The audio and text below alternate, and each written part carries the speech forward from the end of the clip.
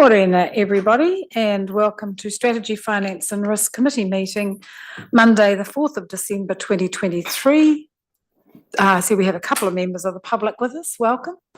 Just a reminder that if the alarm sounds, we make our way out the back there, the nearest emergency exit, and the assembly point is across the road from the building. Make your way through the roadworks carefully, taking account of the staff.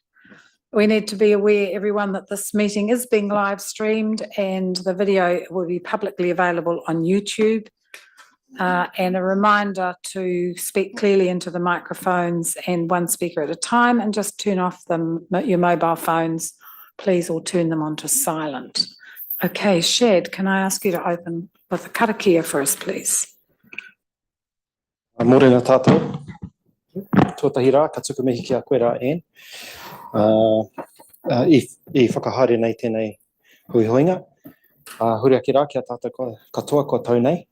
Tēnā koutou, tēnā tātou katoa. Nō reira, me tīmata rā tātou hui, nō reira kia nui tātou. E te atua anei rā mātou uponanga ina tini ki a koe I tēnei ata. E te atua ka tuku rā ngā whakamoemeti ngā whakawhetai ki a koe, toro mai rā tōringa kaha ki runga I a mātou. Hei āwhina hei tohu nei I a mātou roto I nei mahi. Kia whaihua rā hi te ka mātātou katoa. Nō reira, te atua tēnei mātou ina tini ki a koe. Rōre ki tuanga tapu. Āmene. Thanks, Shad. And so now call for apologies. We have a few today. Dr. Wayne Bilby, Commissioner Bill Wasley, Ms. Martere Duncan, and Mr. Bruce Robertson.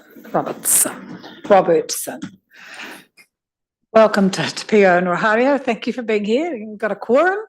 Would someone like to move then? Stephen and Rohario, thank you. We accept those apologies. All those in favour say aye.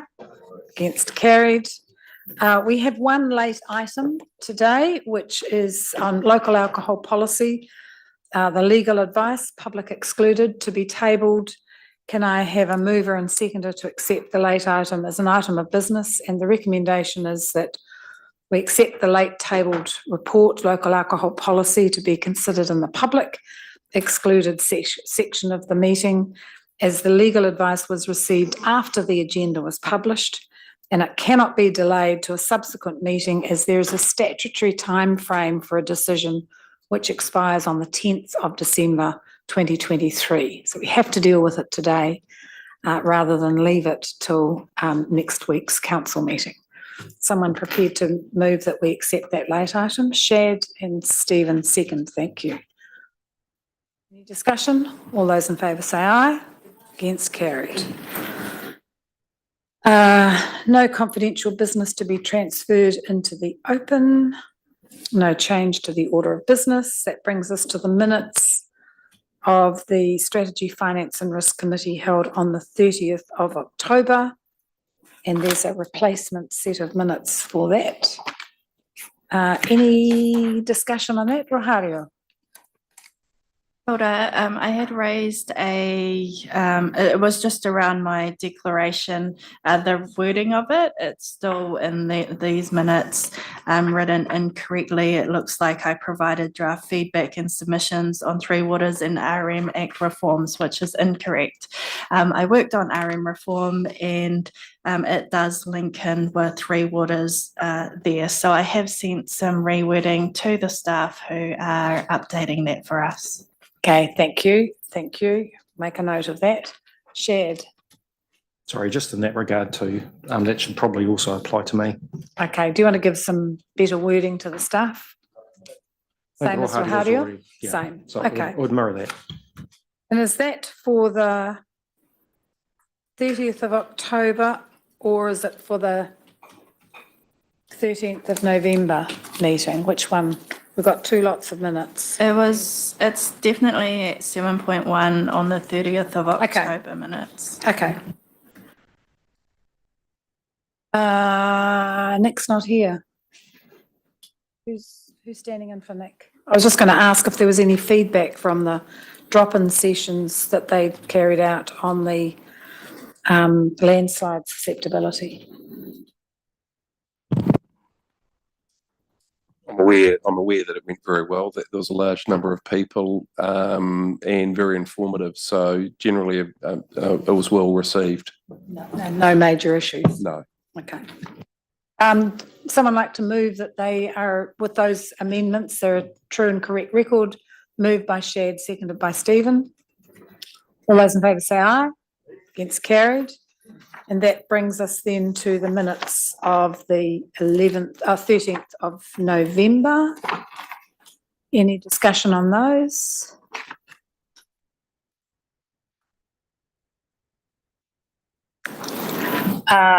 Someone like to move true and correct? Stephen, and seconded Rohario. Thank you. Any further discussion? All those in favour say aye. Against, carried. Thank you. That brings us to the first item of business, which is our work plan.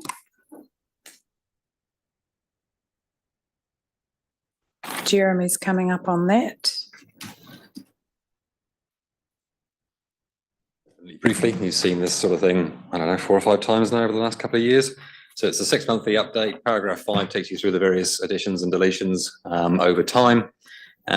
We have consciously started to think about July 2024, and we've delayed introducing a couple of things so that this council doesn't start a process which this following council will have to pick up. There's that whole transition of governance arrangements. So there's a few things in the right-hand column when we get to the policy stuff, the level of service policies, the sponsorship stuff, trees and vegetation, that we won't be able to get through enough of it with this council. I think this committee's got about 3 meetings next year.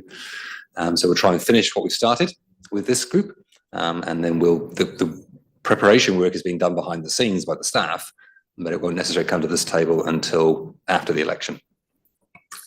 Okay, so I've just got a couple of things. I just wonder, given the late item on today's agenda, whether we shouldn't be removing local alcohol policy from M.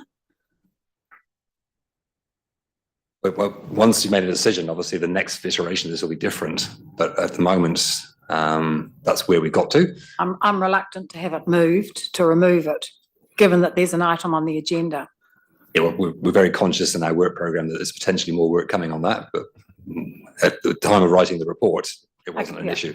I'm just suggesting we remove it from the recommendations. We're receiving the report, but I think we should be noting then that there's probably further work to do on it. And we did take out the election signs policy. That's been pushed further out. I was going to come to today's meeting, but that's now been pushed out to February. No. It should be pushed out into after July 20. It should be done by a democratically elected council. All right. Okay. Any amendments can be done under delegated authority. Okay. Minor amendments. I know, but I just want to make it clear at a public meeting that we're not going to be dealing in any way, shape or form with election signs before the July election. And you put in you've added new line items relating to trees and vegetation policy. How does that relate to the action and investment plan work that's been signed off by council? Policy level is a much more fine-grained. There's a lot of work in the policy around particular species and that sort of stuff. So it's the implementation of some of the work which came through the AIP. So with the AIP in place now, we've got strong direction, and now it's some of those fine-grained rules that the staff follow that just need to be tidied up and brought into alignment. But we've done that. Policy now. Okay. All right. And then why are we removing risk deep dives as a category? At the moment, Chris said he didn't have a schedule of upcoming items. So he just said, don't promise something which we can't deliver at the moment. So there's nothing on his agenda. Clearly, this can come back in again if there's a demand for something. But at the moment, there's nothing on his schedule to bring you. Is that because we haven't decided on an area? Because normally we have a discussion about an area that we want to do a deep dive risk on. Answer that question. I'm just reporting back, so that would be a Chris or Alistair. Okay, so if we did decide in the new year, then we could bring it back in. Okay. It just seems crazy that we would take it out as a category when 6 months out, we may decide that there's something in the new year. I don't know. Okay, so the recommendation is that we receive the report and we note the outlined work program, but we are certainly moving election signs policy out until after the elections in July for a democratically elected council, incoming council to work on, and we will be coming back to the local alcohol policy given the late item. Any other questions for Jeremy on the work program? No? Someone like to move the recommendations? Stephen? Shad? Thank you. Any further discussion? All those in favour say aye. Against, carried. Thank you. That brings us to priority 1, annual report. I can see our priority 1 colleagues sitting there.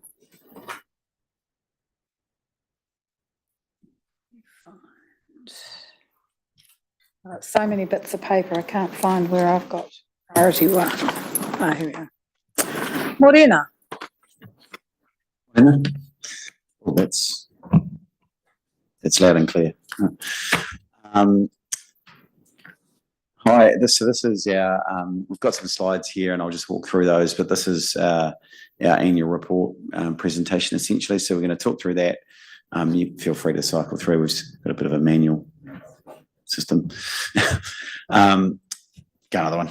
Yep. So we'll just provide a bit of discussion on economic metrics, what we've achieved according to the outcomes that we're required to by the contract, and then a bit about what to expect in the year ahead, really. So onwards, I'll just go through. Has everyone here got our annual reports? Does anybody need a copy? Okay, good. Yeah, so we'll take that as read. I just wanted to highlight a few things. So normally you would see a bunch of economic metrics from us and they'll relate to the sub-region. That's because the economy doesn't know any difference between council boundaries, but we thought it useful to put Tauranga city metrics just there out of interest as much as anything else. But broadly, the shape of this economy in kind of strange times isn't too bad. So we're still creating a bunch of jobs. Unemployment's very, very low by historical standards. It's probably gone up a bit. These are 2022 figures. I think we're maybe up to 3.6 now, but anything with a 3 in front of it is very, very low. Mean annual income is something that we really look at. That is what you earn if you're in the workforce. I'll talk a bit more about that in the coming slides. So that side is strong, and the GDP bit you see at the bottom is strong. The parts that are a little weaker in terms of our economy are that mean annual income compared to New Zealand, and definitely housing and rental affordability. Now, they have longer term structural implications to the economy, so we report on a year, but things like how much people earn and how easy it is to have a house or accommodation in this economy are very real things that we need to be considering alongside the traditional metrics. If you just go one more slide on.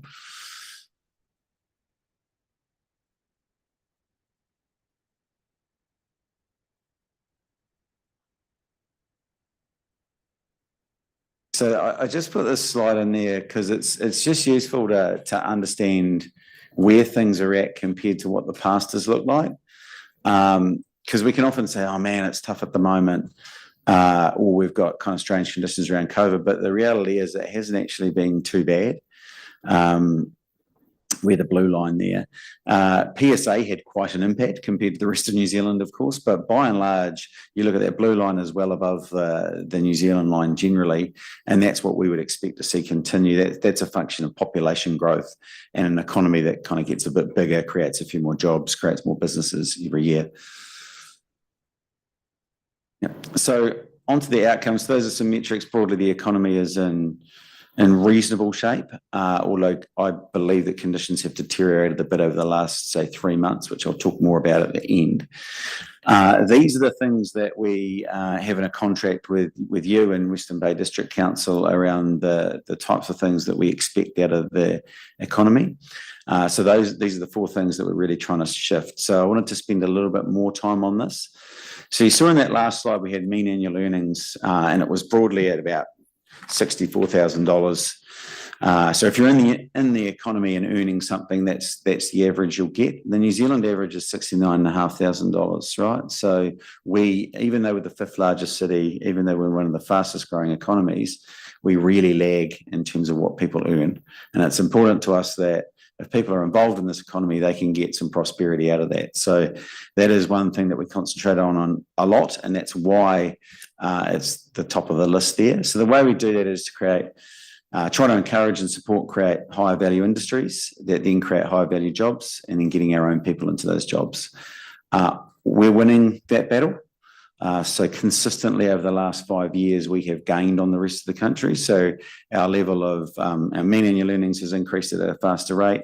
And most importantly, the bit that we look at around the knowledge intensive jobs. So these are the white collar jobs, for want of a better term, increasing at the rate that we'd like to see those at. So that's good. And a lot of the work you see us do around innovation and trying to attract the right businesses here, university, etc., is really focused around that.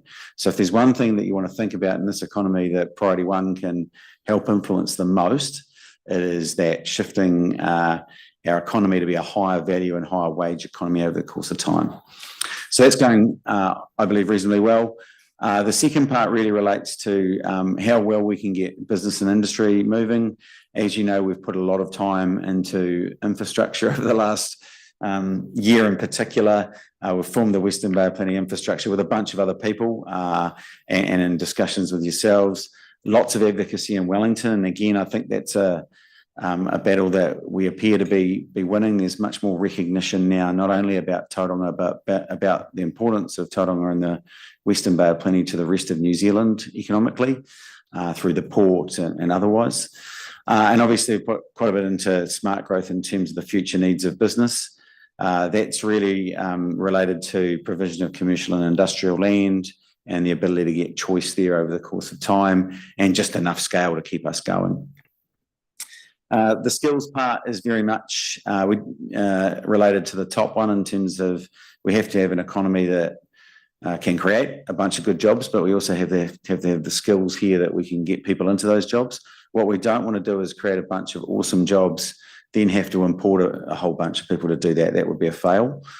So what we're really looking to do is to make sure that we're targeting the right people, but we're mainly growing from within. So we don't talk about it probably to you a lot, but we do a lot around secondary schools. There were all secondary schools in this region are a member of Priority One, which is unique for an economic development agency. And we do a lot of work around, I guess, helping youth with innovation skills, leadership skills, and really also the main part is getting them into good pathways so they can understand what the future work might look like ahead of them, so that they're better prepared for that workforce. And then lastly, improving Māori education and workforce outcomes. So unfortunately, Māori tend to be a curve below the curve, as Tokarawa would say, and that means typically workforce outcomes are worse than the rest of the population. So that's not something we can stand beside and watch. We have to actively get involved there. It's a similar strategy to the top one, in terms of you've got to create better skills in the economy and better jobs for people to go into, and really work on those pathways. So we work closely with Tokarawa around that, and the effort there is mainly around STEAM education and pathways for youth into decent work. So that one I don't think we've gone as well in. There's a bit of a strange, the earnings didn't go as high as we thought they would have in 2022, and we don't really understand why that is, other than perhaps in a really low employment market, people tend to go straight into unskilled jobs. So we think that's our theory around that, but we kind of need to prove that out over the next couple of years. Needless to say, there's a lot of work going into that area though, and will continue to be the case.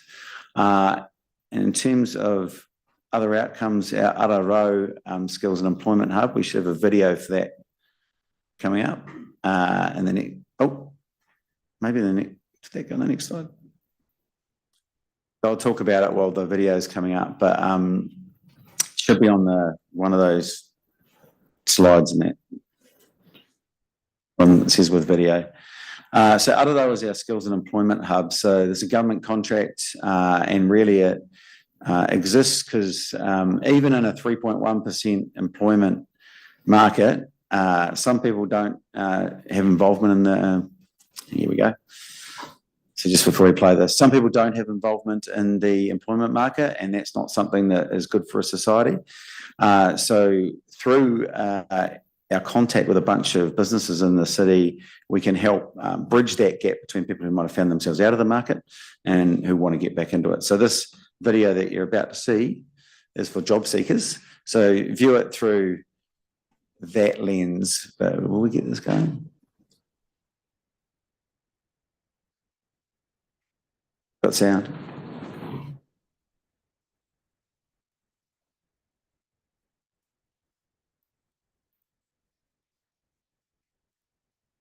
Okay, we'll keep going then. If you can get it going, then that's good.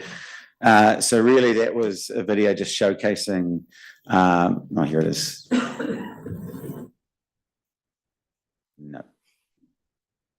Anyway, that video showcases a bunch of initiatives we've done with youth, with employers, to get them into that pathway between. And the key to that is you've got to have employers that can provide some degree of wraparound service so that. Oh, okay, well, that's good. Yeah, is it good? Yeah.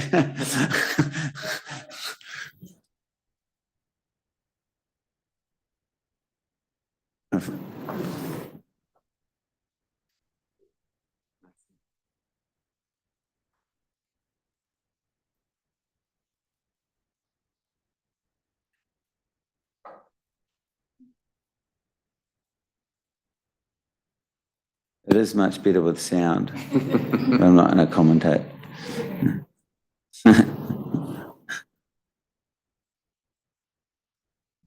What I will say is that one of the key focuses for Aotearoa over the last reporting period has been with NEETs, so those not in education, employment or training. So what we've seen particularly in the post-COVID era is a significant increase in the number of young people disengaged from school.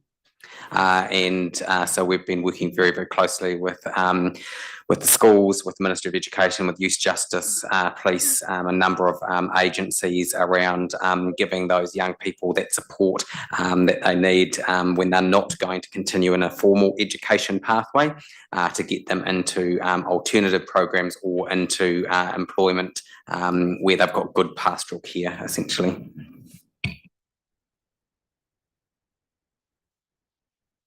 We'll keep going. What was on the next slide? A bit about economic outlook. So I thought it was useful to put this in there because, look, in my view, we've had high interest rates for about 18 months to 2 years now. I think this area has dodged most of the difficult side effects of that, but for the first little bit. But we're now seeing that I definitely think in the last 2 to 3 months, there's been a decline in confidence. Some of that's probably election related, but mostly it's high costs for business and it's high interest rates, which mean they just don't have the ability to do as much anymore, and it overall constricts demand. So there's a tension for businesses because they feel that side of it. They also know that it's a very tight talent market as well. So ability to let go of people is tough because you still need good employees. So I think businesses have definitely, anecdotally and in the data we see, found it much more difficult in the last little while. We would expect that to continue realistically for the next 6 months or so. It's clearly at the top of the interest rate cycle now, but how quickly it is before it comes down, who knows? Maybe they'll get some relief around kind of a bit less red tape and the likes of this government, but that will take a while to come through as well. So I would be cautious around costs for business in the next little while. I think definitely from what we hear, there is some degree of retrenchment going on. It's not wholesale, it's not GFC-like, but is certainly quite a bit of a slowdown, and it's much more pronounced than it would have been a year ago when we saw it happening everywhere else, but hadn't really seen it too much here. What you also see is, so kiwifruit's on the way up, but it has had 2 bad years, and there's a lag there, right? So that kiwifruit's about 12% of this economy, so it's quite large. And the effect of a couple of bad years is you just see less capital investment and less desire to kind of grow a bit more in the future. So it's really hard to plot that through to kind of retail spend and unemployment and things like that, but I would certainly expect to see that persist for another year or so in terms of slightly more subdued conditions, and then they'll be flat out. I mean, the forecast for next year is very, very good, or pretty very good compared to the last year anyway. So you'd expect to see, I guess overall it's a good industry, but some challenges. And then we still remain quite concerned about talent, even in a market where unemployment's low, but we know that businesses are starting to be more conservative. We still lose a lot of people to Australia, and businesses here definitely need more talent. We also have an ageing population. So if we look at big kind of long-term factors, lots of people going out of the workforce, we need to ensure that we're retaining and attracting the right people in this workforce. Otherwise, we'll end up in a real pickle later on. And I would expect to see a rebound in the second half next year. Next slide, please. This is the last one. So what you can expect to see from us over the next 12 months, continued effort around infrastructure. And as you know, we're working with you on a daily basis around some of this stuff, particularly with the new government. So that desire for more infrastructure. I mean, New Zealand has a $200 billion hole, and we're certainly a part of that, as you know. So anything business can do there to help with that is absolutely needed, and that is the feedback that we get from business. Sustainability is very important, and it was, it wasn't in the earlier slide, but we do this because the economy has to be good at sustainability over the next decade, 2 decades, 3 decades, or we simply won't be able to sell much stuff as an exporting area. So our role in that is to get involved, get businesses motivated and engaged with ways that they can have a better environmental footprint. Most of that focuses around decarbonisation and circular economy. The circular economy side is particularly present in the building industry. That's probably the most clear and present one where we can make a difference here. Talent I talked about, we've just launched a new talent platform aimed at helping local businesses attract better talent, but also retain them as well. And then lots more focus on higher value industries, innovation, university, that type of thing. I think the university is in a good space now to expand, but we won't stop that quest for getting higher value industries that pay more and require more skilled people here, an effort to increase their earnings over the course of time. So that's what you can expect to see us doing. 4 things, but quite a lot of them. So thank you. Happy to take any questions, and also just want to say we really appreciate the relationship between Priority 1 and Tauranga City Council. It works really well having an EDA such as ourselves that's slightly separate from council. We can do some really good things like that with that degree of kind of separation and independence, but it only works if we're close together as well. So we do appreciate it. Thanks. Thanks, Nigel. Questions? Stephen. Thanks, Nigel. Excellent presentation, and I really just want to acknowledge in particular the work that Priority 1 have done around the infrastructure story. I think it has gone from a lack of understanding of the issues to very clear understanding within central government of the challenges that the city faces, and having the power of the joined up voices all united in conveying that message, I think has been extremely powerful. So thank you for that. I really like the data-driven approach that you take to identifying your priorities, and I think you're totally on the money in terms of those priorities. My only suggestion, you make the point in your presentation about the significance of the housing dilemma and the fact that we're at least 10 times the average income, partly driven by our incomes being so low, and you're very focused on lifting that. But also the ratio of house prices to income is, I think it's the worst in New Zealand, if not, it's in the top 3. And so I think the story that you're doing around infrastructure can and should, and I know you do this, but I don't know that it's actually registered enough, the link between infrastructure and the cost of housing. And I cite, for example, you're aware of the work obviously we're doing in the Western Corridor and the potential for 25,000 homes in addition to the intensification along Cameron Road. That is predicated really on State Highway 29 being delivered sooner rather than later, because the lack of the transport infrastructure enabling land is what's driving those house prices to go up. In the 5 years before the latest recession, house prices in Tauranga went up by $80,000 a year. So our failure to deliver the infrastructure that opens up land to contain house prices is what's driving that very increase. So the more we prevaricate in finding funding solutions and planning solutions and joining those up to deliver the infrastructure that will open up the land, the higher and higher and higher the house prices will be in the city. And I don't think that story is clearly understood yet in Wellington. I think collectively we need to do more in getting that understanding politically, but also within our community. Because if we can't find a way to fund the infrastructure, we'll end up with high house prices. So the community will pay much more expensive than actually dipping their hands in the pocket to maybe pay a toll or pay a bit more in petrol tax or whatever the means is by which we're going to fund it. That connection and story, I think, still needs to be made, which is why I'm making this sort of speech today, because I think it's important that the media pick up on some of these issues as well.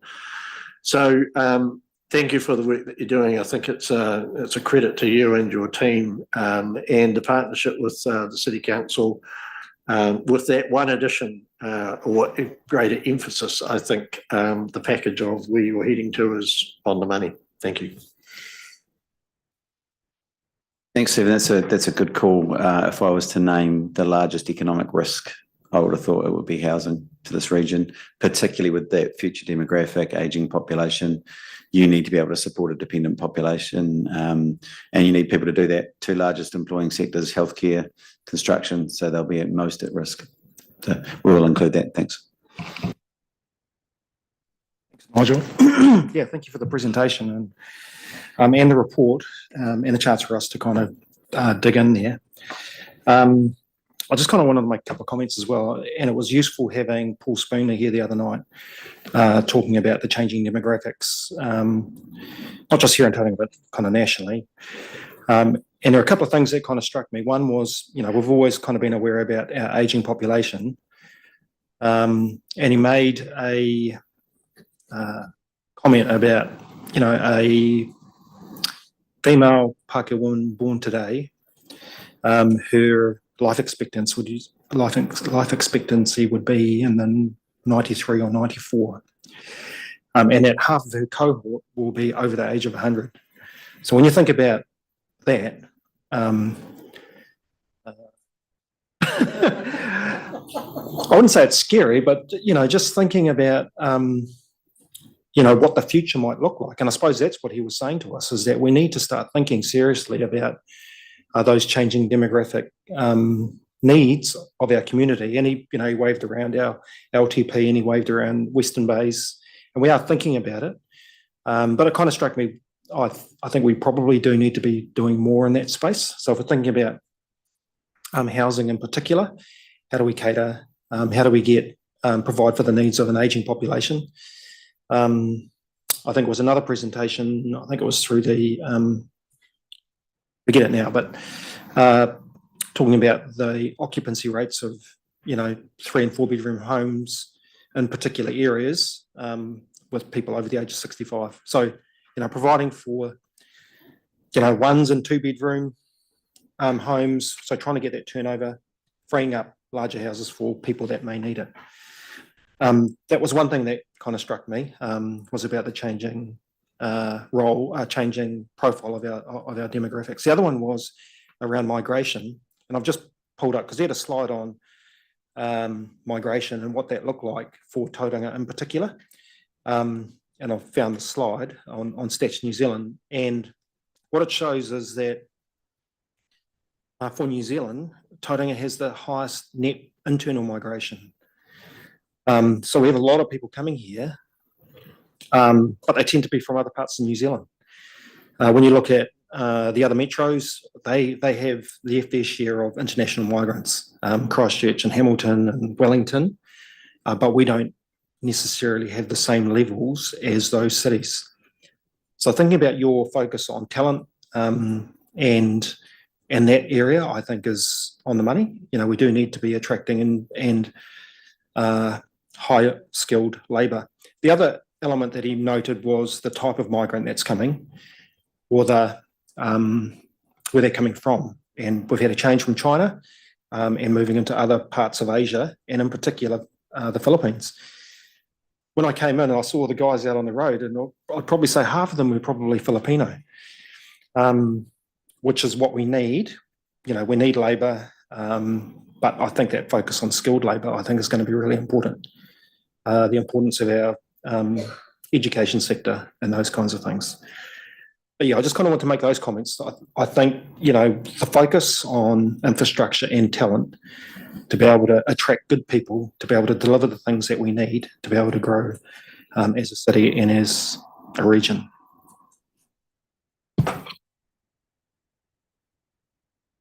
Kia ora korua. I'm Rohario Murray. I'm one of the tangata whenua reps on this committee. And thank you very much for your presentation and the opportunity to read through your report. I loved it. Also picking up on your comments made around, I think it was low as a Māori employment stats within Tauranga, and how you will be looking at that or working on that in the future. It would be good to have an understanding of what you have planned to try and address some of those issues. And, you know, I love seeing that there's a steer towards encouraging more Māori to take up STEAM subjects. I previously worked at the School of Engineering at University of Auckland for 5 years, recruitment and retention of Māori and Pacifica students in those subjects. So the key does start at school in terms of those maths and science subjects. But yeah, that is one point that I wanted to make. The second point was really around what your understanding is of the future workforce here. I know Shad's picked up on migrants, but if we're trying to look at encouraging, like improving the statistics of Māori employment, then bringing in people from overseas to do jobs here isn't going to solve that issue. But what is your understanding around what the next generations look like? Because I go on TikTok from, you know, time to time, and we see all these videos on the differences between the boomers, Gen X, millennials, and Gen Z, which seems like Gen Z is totally different to the Generation X, which I come from, which seem to be the ones who do all the hard work. Gen Z seem to find ways to, I don't know, I won't, you know, they're a whole new generation. And my question is, you know, how are you factoring that into, you know, the future of Tauranga? Kia ora. Thanks for that. So I might have a crack at the earnings part, and then Greg runs our talent side, so he can talk about the rest. But broadly, in terms of earnings, it's a very similar strategy. You're right. We don't want to import a bunch of people to take jobs that we could have people into here. So you got to focus a lot on education, and particularly those pathways, as you said. So a lot of effort into that. I did want to mention one part that I think local authorities could do to help out would be to have procurement policies that include local Māori businesses. There's very low-hanging fruit there, and if you look at the level of infrastructure spend that's going to be required here over the course of time, we are going to need to be really, really good about finding people to do that to start with. But if we can engage local companies within that, that's even better. I'll let Greg answer the question about whether Gen X is doing all the hard work or not. Nigel. So a couple of things, I guess. So, yep, the the future is Māori. So we have the second highest proportion of Māori youth outside of South Auckland in this region. And so that's why there's a lot of effort working with organisations like Toi Kairawa Trust and also Pacific Growth and others to really put that focus on ensuring we've got some really good pathways from secondary school and onwards. So Māori and Pacific, our Māori and Pacific kids can see themselves in those high value roles of the future. I'd congratulate Tauranga City Council on your internship program this year. 23 interns, I understand that you've taken on. That's fantastic. You know, again, a lot of the work that we do is working with organisations like yourselves and other large employers to encourage them to do programs such as that and to get involved with our youth, both while they're in school, in tertiary education, and then in the early years of their career to provide them with that support. But it's also a real benefit for employers to get access to youth earlier and earlier, right? So quite a focus in the area, definitely. Certainly in terms of your earlier comment shared in terms of, you know, the ageing population, we've launched a series called Business Beyond Usual with a lot of our business members.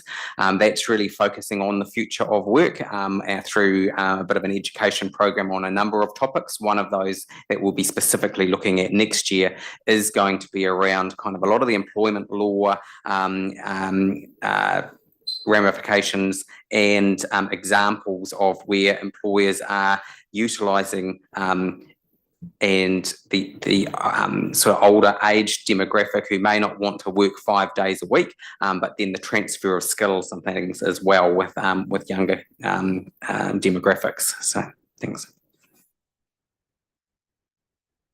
Not going to get involved in the generation arguments.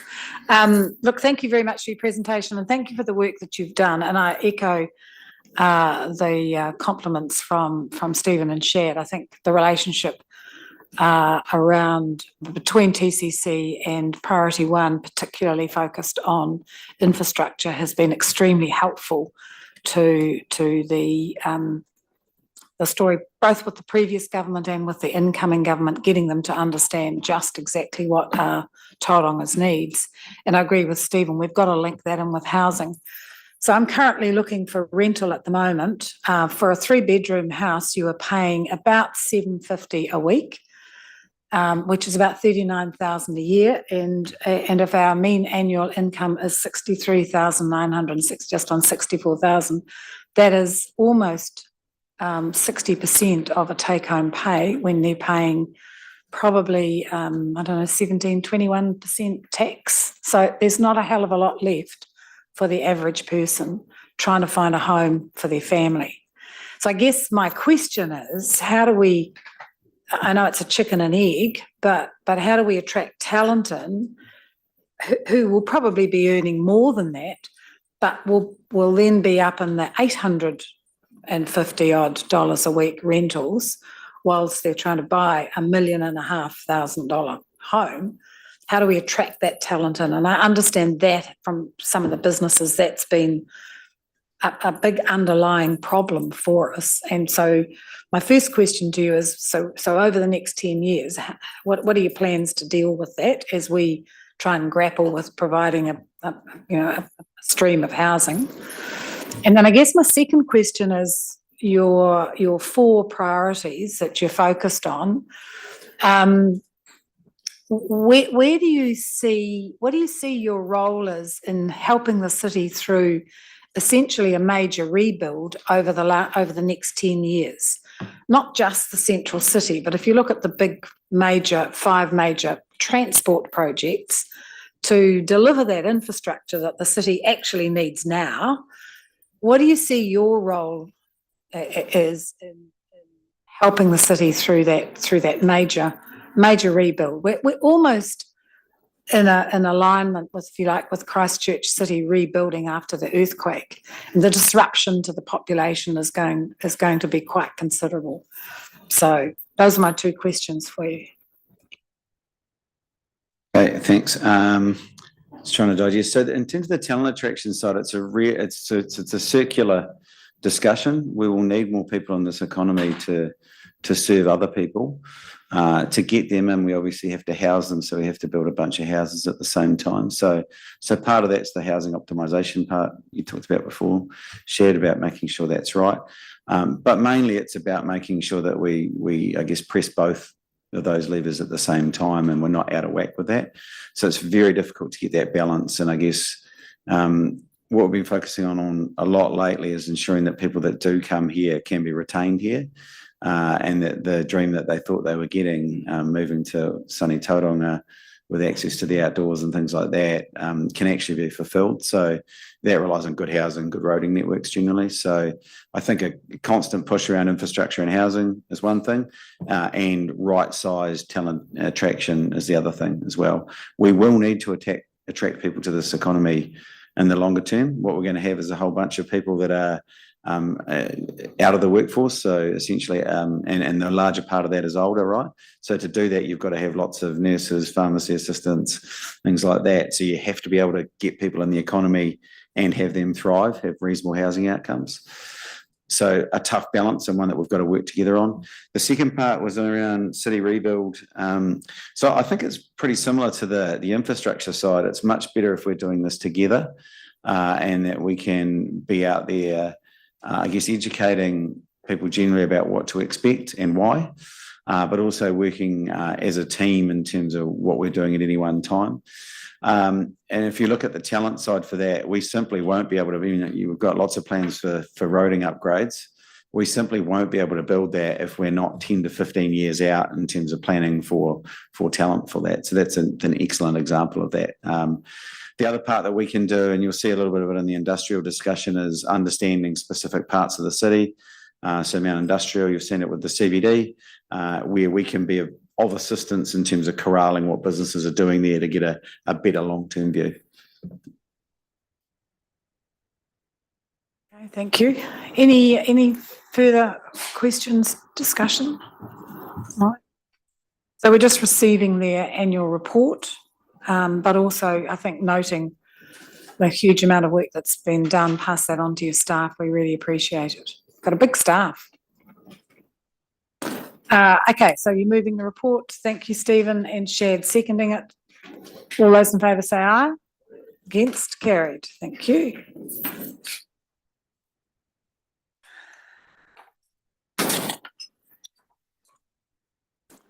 That brings us to the Mount Industrial Planning Study. Christine, Carl, David.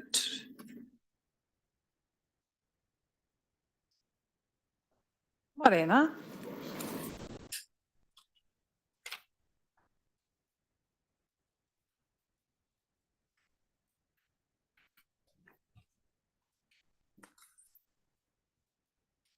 Kia ora koutou.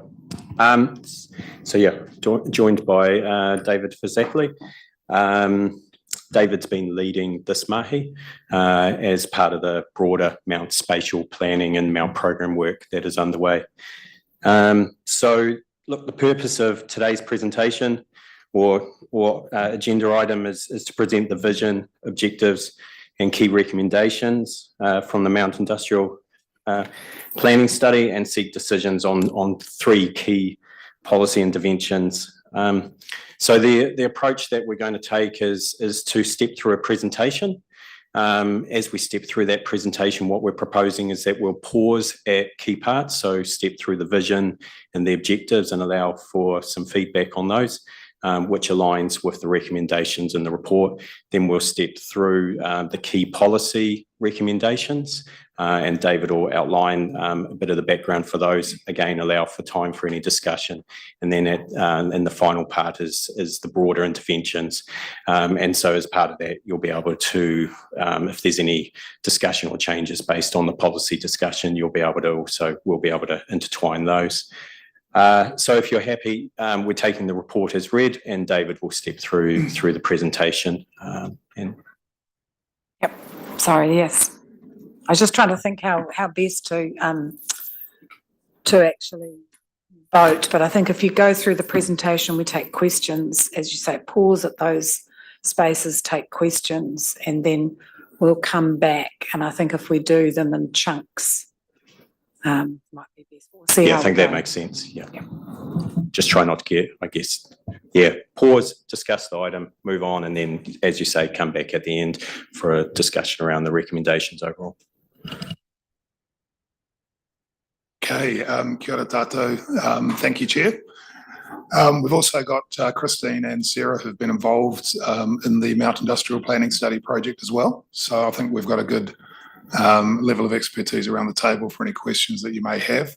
Of course, this report follows on from the workshop that was held with the committee members on the 30th of October as well.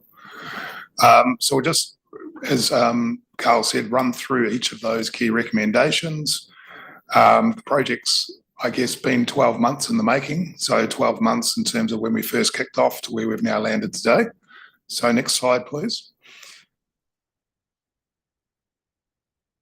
And it's part, I guess, of the wider Mount Arataki Spatial Plan. So that's where you'll see the final Mount Arataki Spatial Plan, hopefully picking up on the recommendations coming through the Mount Industrial Planning Study.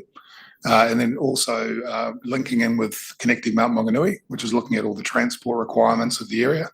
And then most recently, in terms of the industrial blueprint, that priority one are in the process of preparing as well.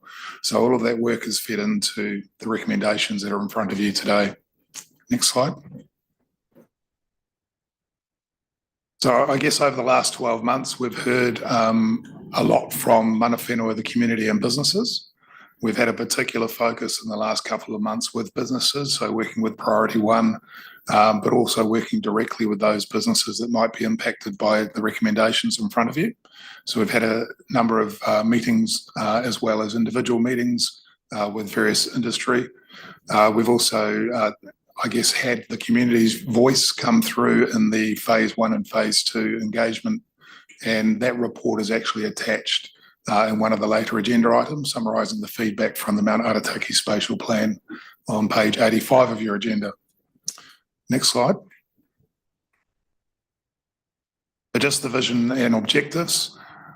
What we started out with, next slide please, were key challenges. So at the start, we pulled together all of the information that we had available to us. A lot of that information came from sources such as the Regional Council. And you'll see in attachment C, we've mapped where all of the current regional consents sit. We've also had information around things like hazardous sites, looked at the planning of those areas, brought in information around population growth, the number of workers and businesses in the area, and fed that in. So we've come up with these 8 key challenges. Those key challenges are, I guess, what we've asked the stakeholders to reflect on when we've talked about interventions. So next slide, please. Can I just ask a question or make a comment? To me, the one that's missed out of that is the fact that we've got most of our businesses who don't want to move, who are very happy where they are and want to continue where they are. So it didn't even come into the conflict, but it seemed to me that that was actually one of the challenges that hasn't been addressed. And then secondly, under land use conflicts between industrial and other uses, you've used a planning term of reverse sensitivity. So it reads as if that's actually an action, where in fact, when I found further on in the report, it is actually a planning term.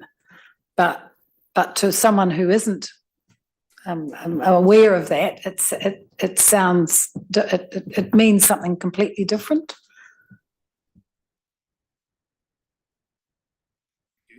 Certainly taken that, both those points on board. So just moving into the vision. Thank you. So the vision was developed originally looking at 3 different scenarios. So when we had workshops with the industrial stakeholders in March, May and August, at the May workshop, we presented 3 scenarios. So those scenarios were based around what we heard during the phase 1 engagement from the community, as well as what we heard from stakeholders and individuals in that initial phase 1 period. So from that, we looked at 3 scenarios. Looked at the business as usual. We looked at expansion. So what would happen if the industrial area is able to grow, the port expands or continues to expand. And also then the third option, which was around environmental limits. So what would happen if we came in and actually imposed much tighter environmental limits? So from that, we came up with a balanced, or what we considered to be a balanced approach, and that's reflected in the vision that's before you in recommendations B and C. So just up there on screen, if we just pause and allow you to consider those. So those are the first two recommendations in the report. Recommendation C is about recognising that vision will require a partnership approach, and that's certainly been the case during the project. A lot of engagement with the regional council, with mana whenua, with businesses and other stakeholders like Waka Kotahi and Toi Te Ora.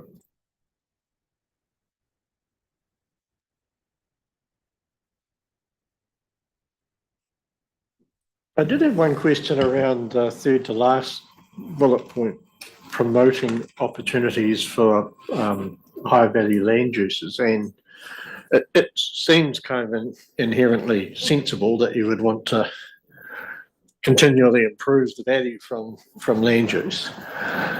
But I'm just wondering what our role is in promoting and how we might do that. And then what is a higher value land use? In whose eyes? Is it economic? Is it environmental? Is it social? And how do you value that land use? I'm not quite sure. So the first part's the easy part. So it's certainly economic. It's about how do we, grow in terms of some of those land uses that are currently there that might be occupying a large site that could be used more efficiently or more productively.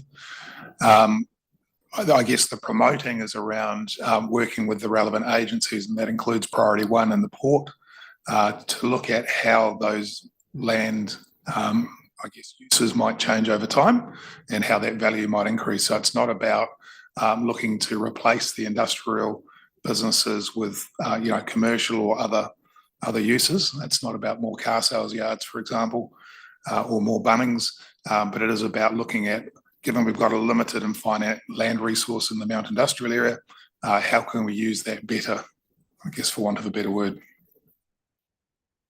I'll just add briefly. So some of the discussions we've had with key stakeholders and businesses in the area have talked about, I guess, the changing form of, say, logistics, for example, going to taller, larger buildings with more capacity and so forth. So there has definitely been that discussion around, I guess that sort of industry and light industry is evolving. And then we also have areas such as along Newton and McDonald, which are in close proximity to residential, but also in close proximity to public transport, to the centres and so forth. So there's also that potential for change there over time to be, I guess, higher employment yield and so forth along some of those edges where we're looking at more transition areas. Kia ora korua. Looking at bullet point number 2, recognising the importance of the area to mana whenua, how does that, given especially all the feedback in your previous slides around health and well-being to tangata whenua, how do you line that up with, managing land use activities there, promoting opportunities for higher value use, supporting business growth? Like, when you've got all of that packed in one vision, how do you balance that when sometimes those values conflict with each other, or those principles?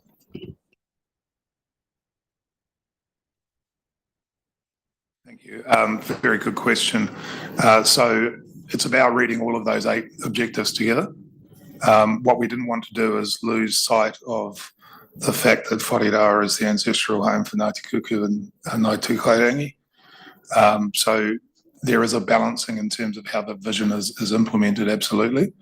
One of the examples, I guess, is that we're aware that those values have been lost in places. So, for example, waterways, Puna, springs, can we recognise those previous sites that are culturally important? So that's one way which doesn't necessarily conflict with the other objectives.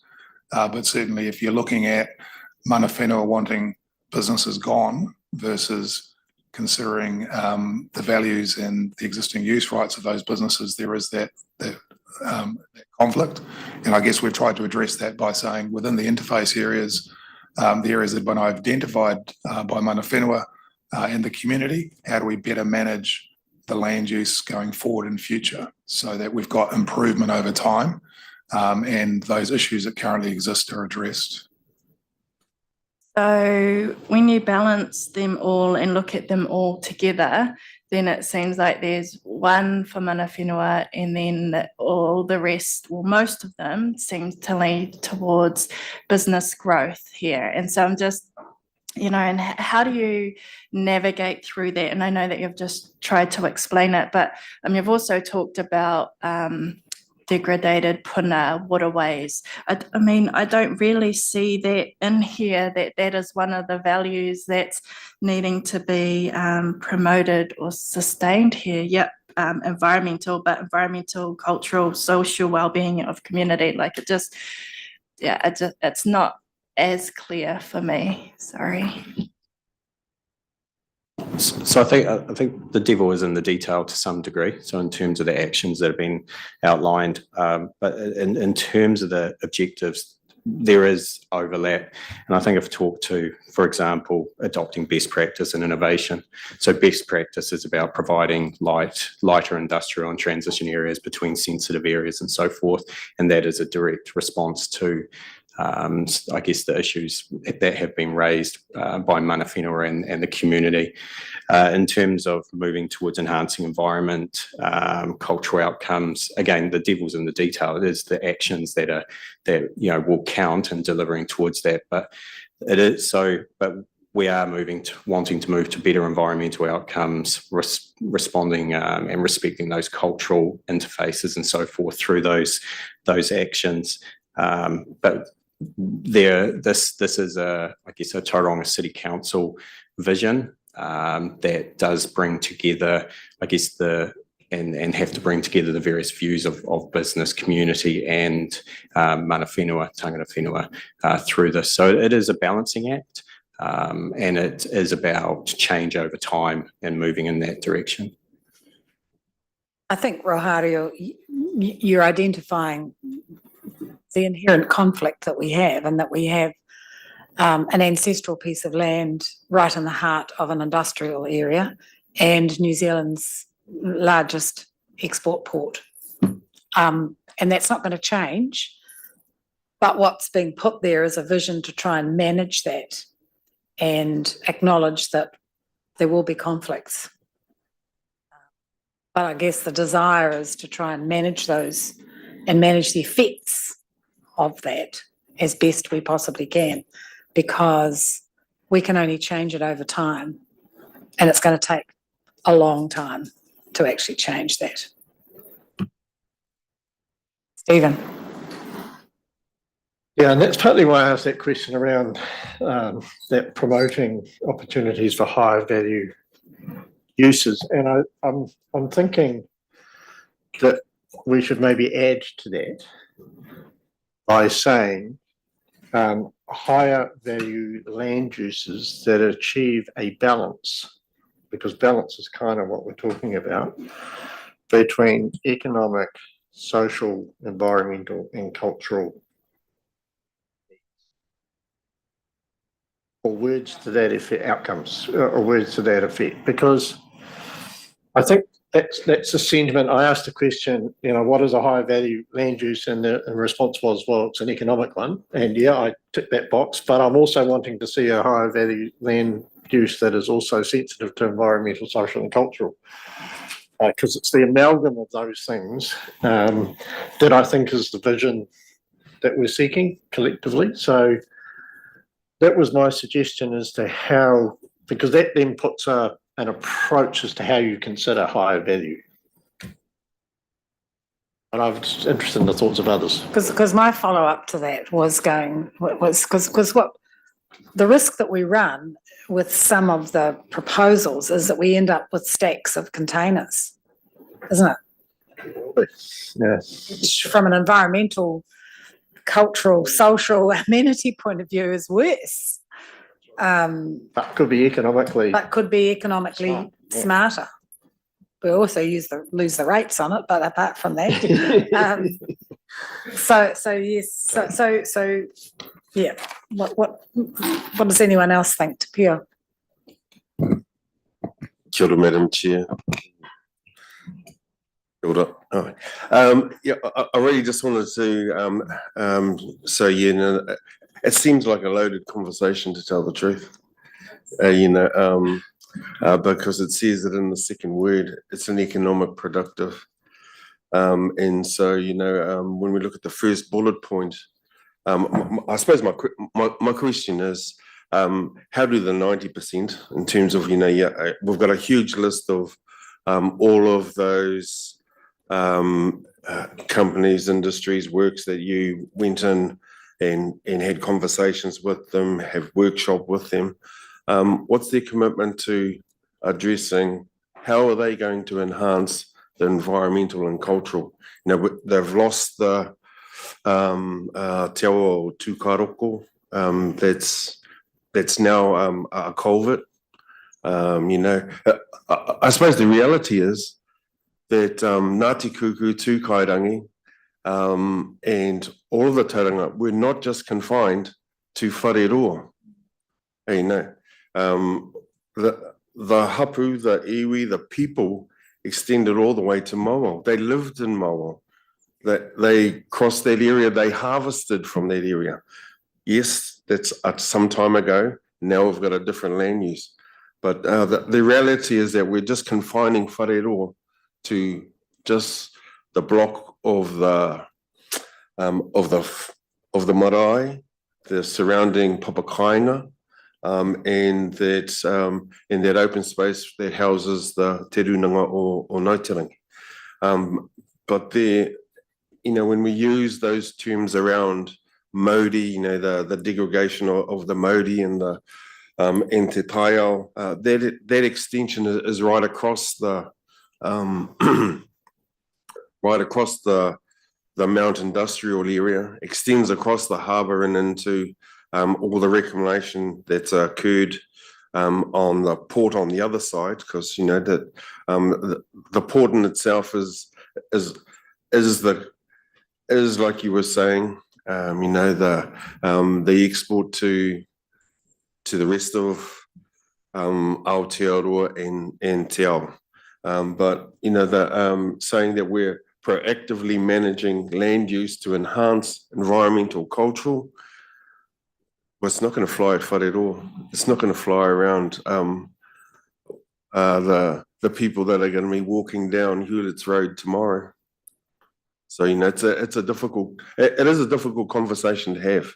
But just thinking that those bullet points in terms of a vision are going to satisfy the Māori community, I think we're dreaming.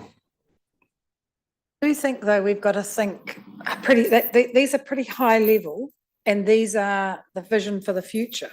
So accept what you're saying about what's there today, but what we're saying is, as we look to the future, these are the things we're trying to achieve. And I think when you get to attachment B, that won't satisfy either. There will be more that mana whenua will want to do to recognise, as you say, that area that's now covered with industrial activity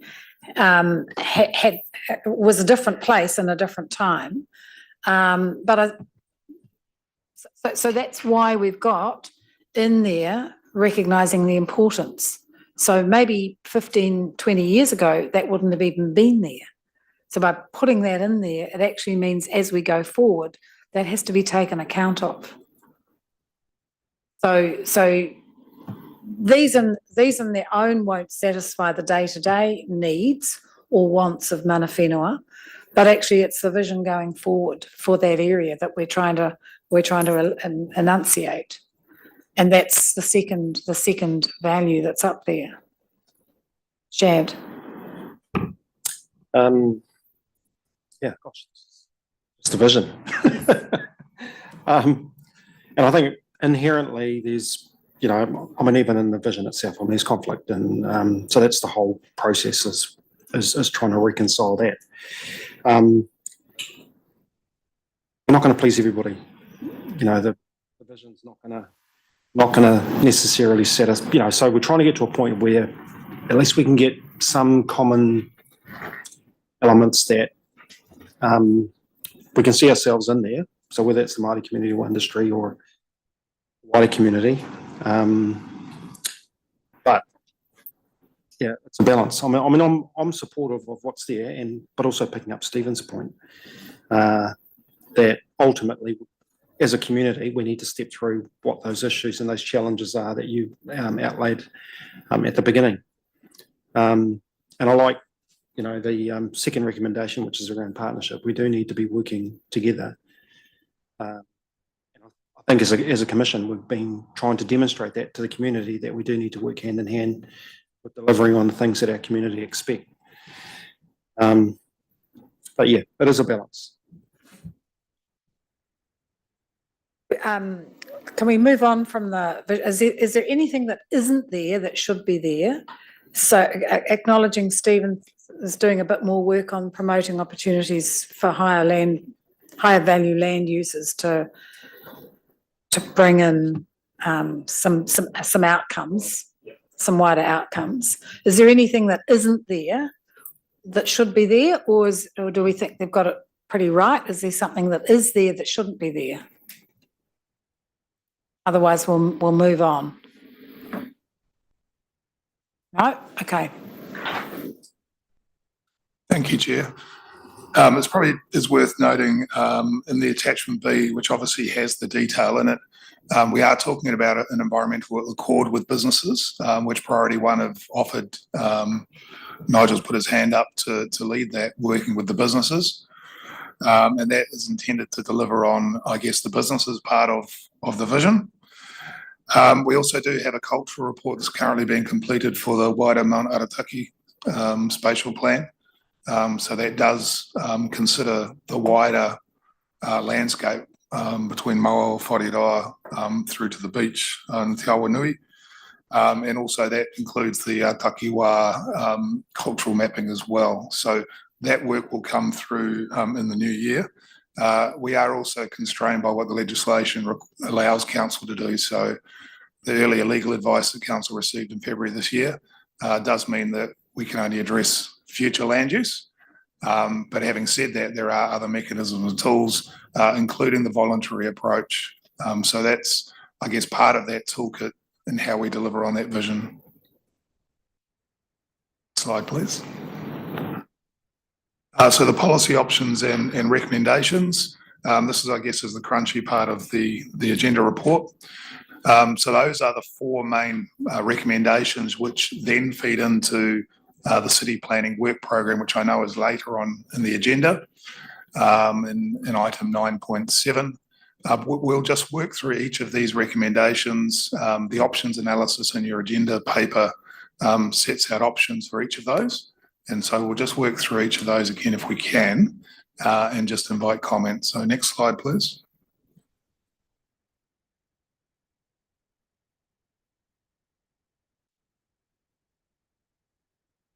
So we'll start with the national planning standards. So Tauranga City Council, if it undertakes a further plan change, needs to adopt any requirements that are in the national planning standards. Those standards, as we talked about at the workshop, right at the end, up there, have different zones. So at the moment we have one industrial zone that's blanket across the whole city. That includes a range of activities from manufacturing, from chemicals and oil storage, through to warehousing and logistics. It also allows for other activities that may come in. So Bunnings, which obviously got a resource consent, is an activity that's in the industrial area. You've also got those car sales yards that I mentioned earlier in the industrial area as well. So this is simply just highlighting that there is a range of zones that council could choose to implement. It's intended, and again, this is part of the next agenda item later on, it's intended to look at these zones across the city. So we just got that in the back of our minds. Next slide, please.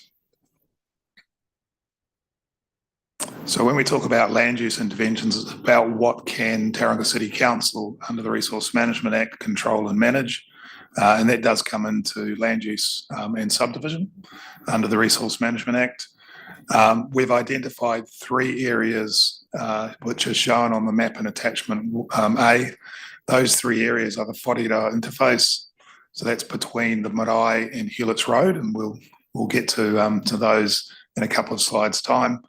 The Newton Road and McDonald Street interface. So that's where we're in close proximity to a number of schools and residential areas. And then there's also the area which is north of Tautura Street, opposite the coal yards by the port. And there is an industrial zoned land block there, which is north of where the Bowl Greens and Tonkers. So those recommended land use interventions are intended to look at how you might transition over time to lighter industrial uses or uses that don't necessarily have the same environmental impact. What it must be recognised, I guess, is that a lot of the focus is around discharges to air. If we're talking about discharges to air, transport is a lot of those contaminants and pollutants, particularly the PM10s. Not to say that there aren't impacts from industrial activities, and we've seen that recently. And it's certainly of a concern, and a significant concern to the health and well-being of the communities, including Whareroa and the Mount. But it is just one part of the industrial area. So we are looking at all of the uses in the industrial area. So that comes to noise, climate change, amenity, dust, odour, and other effects. It's not just about looking at discharges to air, but that is a lot of the focus. So we'll just move into the next slide, please. So these are the main 2 interface areas that we have identified.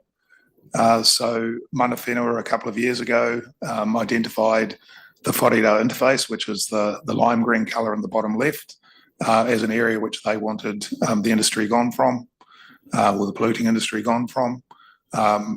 That area we've identified, and we've shown some distances on the map for context. If we were planning an industrial area as a new greenfield area, then the guidelines are that any new heavy industry would be 500 to 1,000 metres away from any sensitive land uses, so any other neighbouring land uses. So that's just for context. And light industry, typically you want to be about 300 metres away from those activities. So these 2 interface areas, the other area being Newton Road and McDonald Street. The area shown in the yellow colour is the current commercial zone, and the area in light blue is the current industrial zone. So we believe there's an opportunity there to create a greater separation distance, which comes into the options analysis later on. Slide.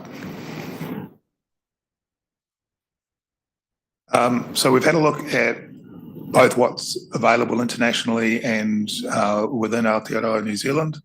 I guess the 2 most relevant plans are the Auckland Unitary Plan and the Wellington City Plan, which is currently going through a process of adopting the national planning standards. Auckland was a precursor to the national planning standards, but in effect is what the national planning standards have been based upon.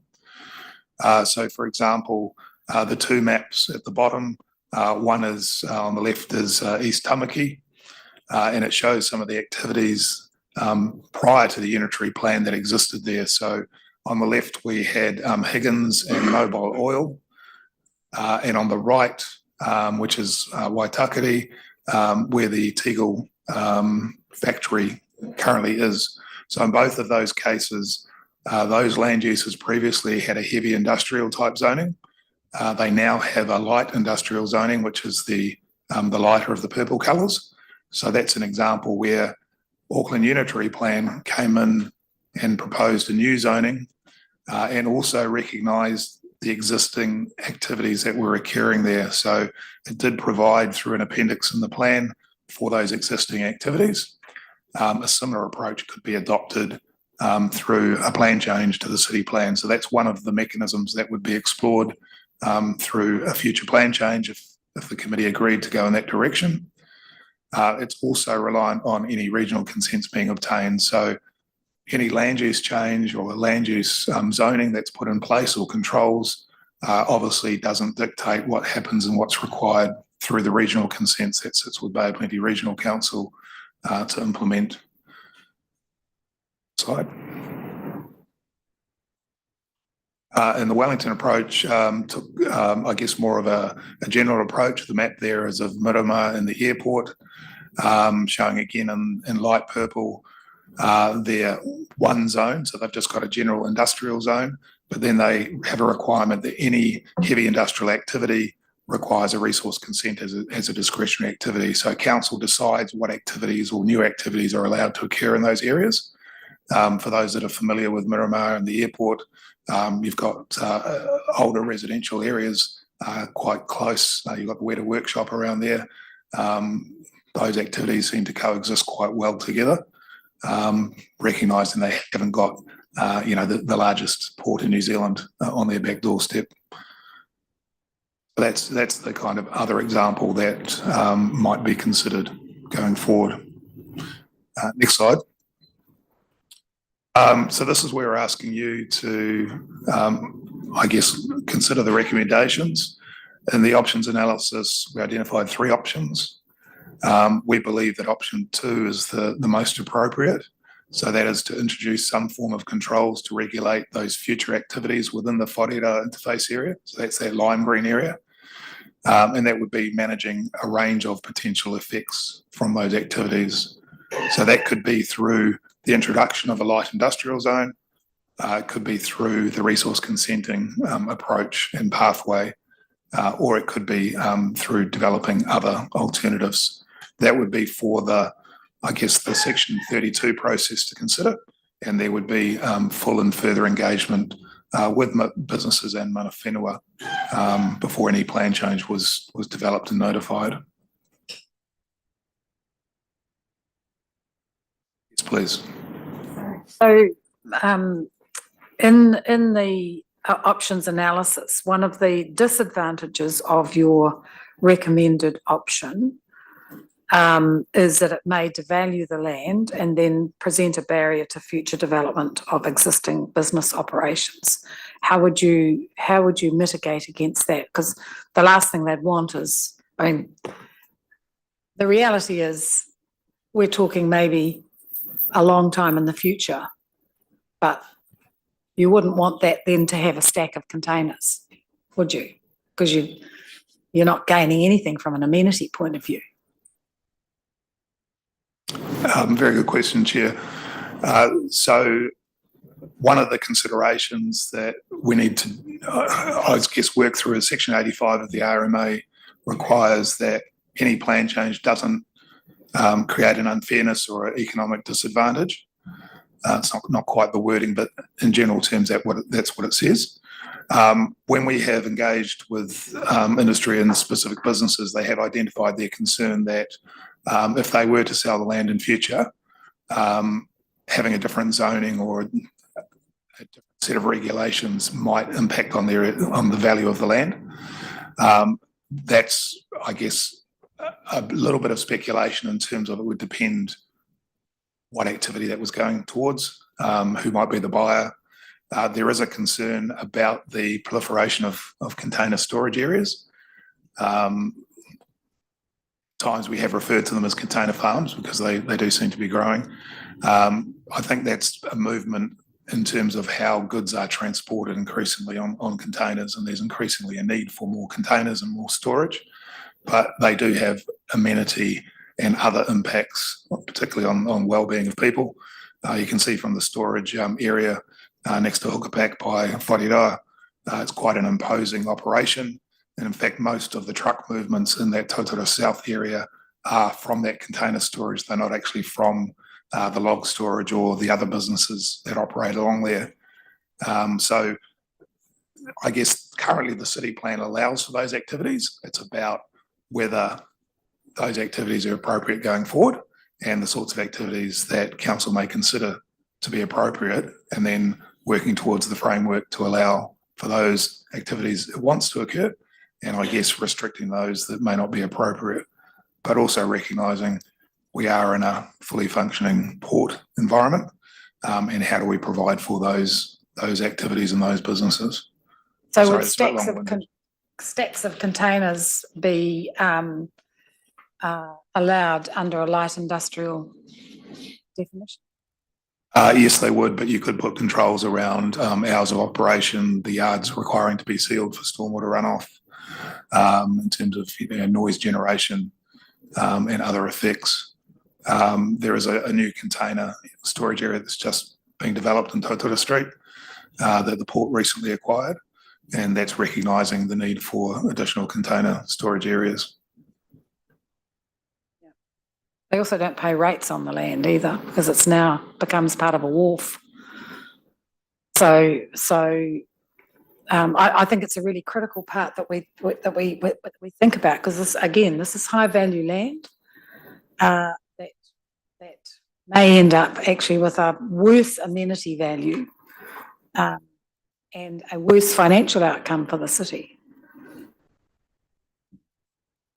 I might just add one comment as part of the Section 32 analysis, and because this topic around the economic value and the uses has come up a number of times, probably look at some sort of economic analysis to understand, what different industries might thrive in that area, but also taking into account which ones we might put some bespoke rules around to avoid those type of issues. Would the Auckland District Plan sort of pinpoint type special placeholder, if you like, for that particular industry? Would that deal with it better than a general change of industrial activity? The Auckland plan has taken an approach, I guess, of providing a light industrial buffer area where they've pinpointed, if I'm understanding correctly, is just identifying where a heavy industry site currently exists. So it's recognising the existing use rights, recognising the ability for their ongoing operation, but they still are subject to the regional consenting. Yeah. Then Rohario. Kia ora. I really just wanted to ask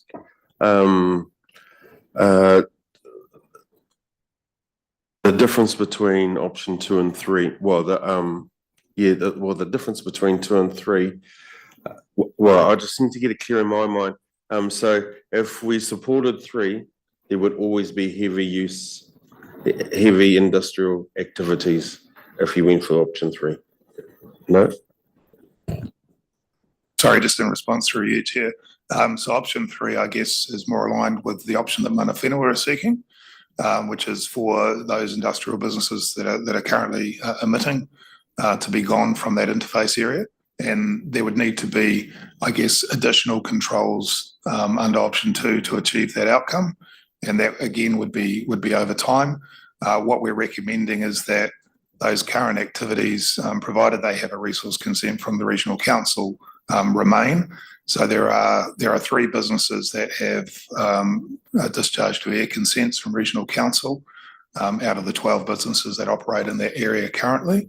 But there are, I guess, a range of effects to be considered from all of the businesses. So it's not just about picking on the air discharge ones. Option 3 is, I guess, constrained by the existing use rights that those businesses have.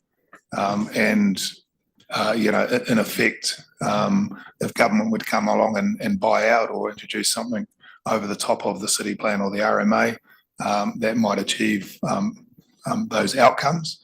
But currently under the sitting plan, council is constrained by how far it can go.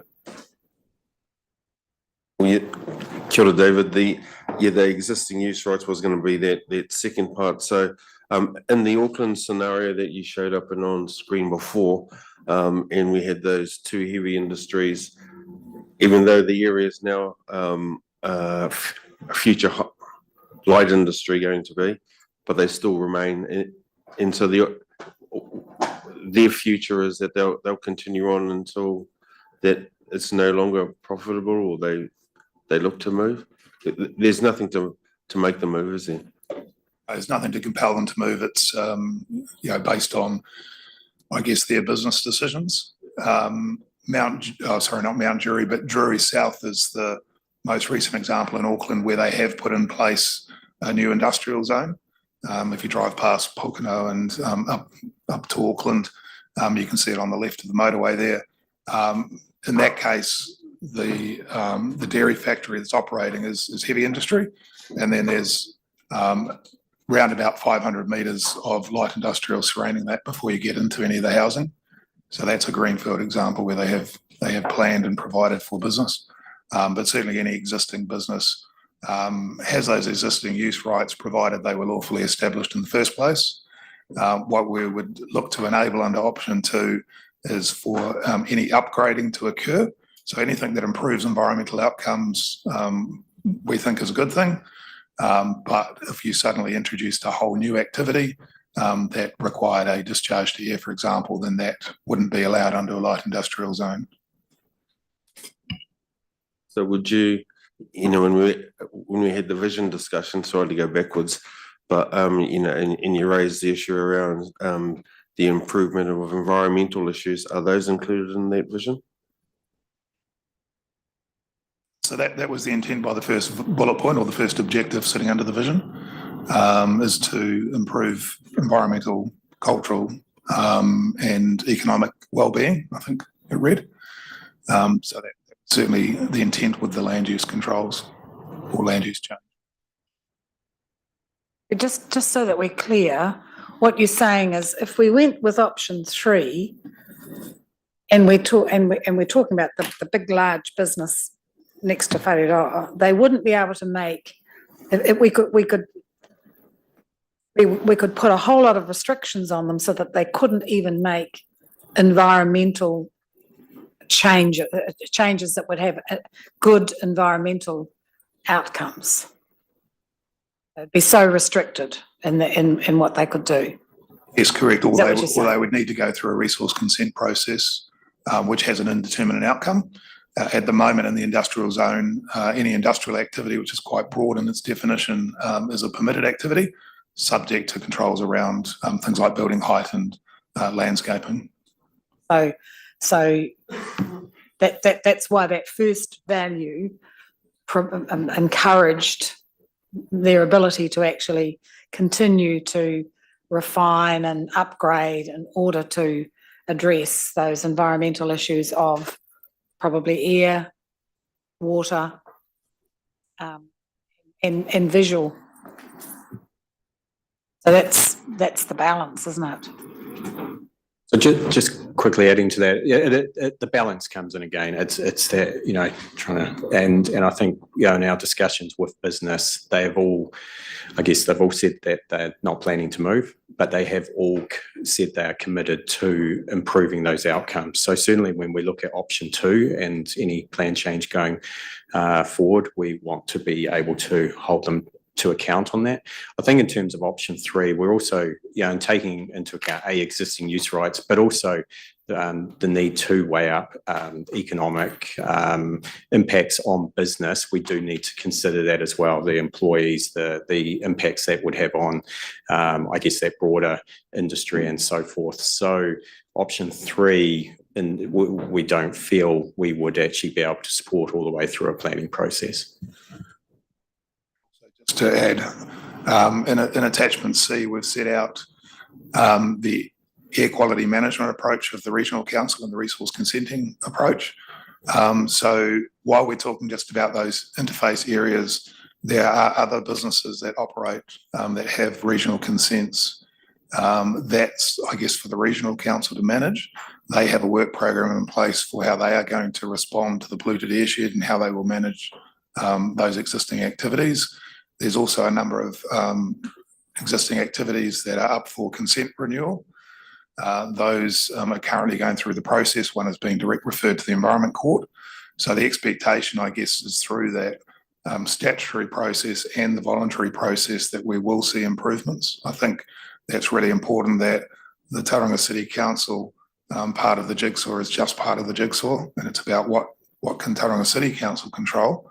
But in effect, we have looked at everything to reach the point in which we are putting forward these recommendations.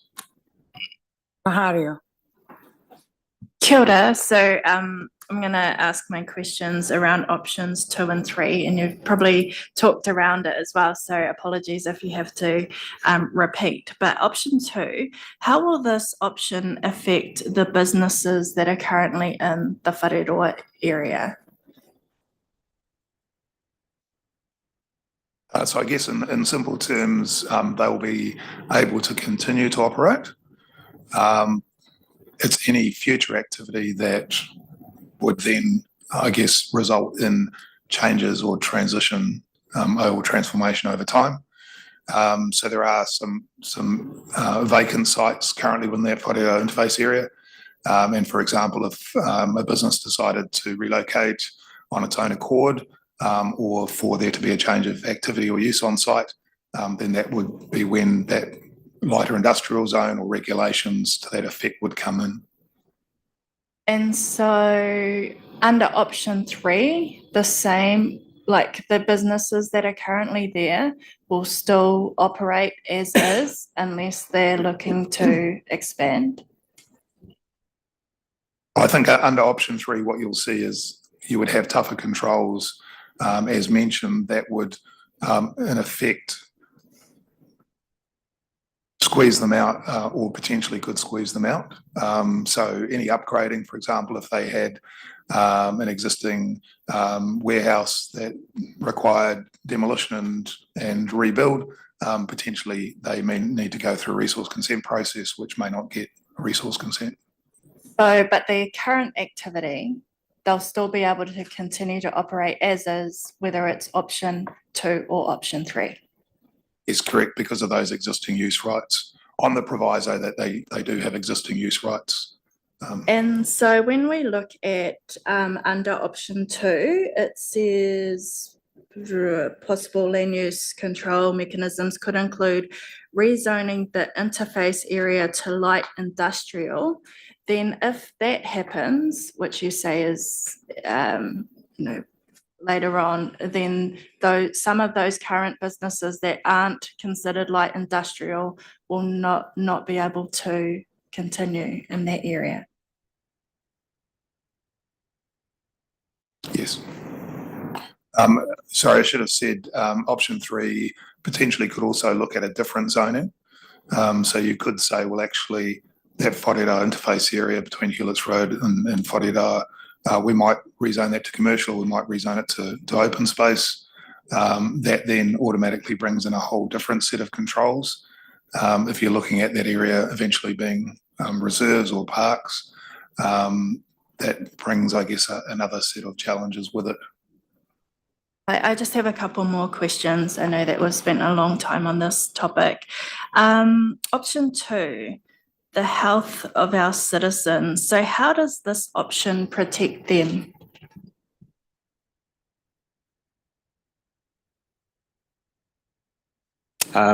Look, so it's about 2 things really. It is about generational change around within that interface area. And so, yeah, achieving that move towards a lighter industry, which will reduce impacts such as noise, odour, improve air quality and so forth. Also removing, I guess, potential of man-made hazards within close proximity is important. It's also around moving those businesses, I guess, in the direction of performing better from an environmental perspective and starting to put that expectation around them. It shouldn't also be read alone. So it is reading it alongside other actions such as the environmental accord, working towards that, which would be about businesses operating in a better way and more environmentally friendly. And by putting this rigour around it now, you're forcing those businesses to make decisions for the future now, as opposed to just simply continuing as they are. Yeah, my main focus was really around the health and well-being of residents of Tauranga, especially with all the concerns that they've raised around health issues and the pollutants. So I see under option 2, you have that Whareroa Marae community, reducing the impacts and risks. That's an advantage there. However, it's not the supported option by mana whenua. Are you able to talk about, just elaborate a little bit more on what those advantages are?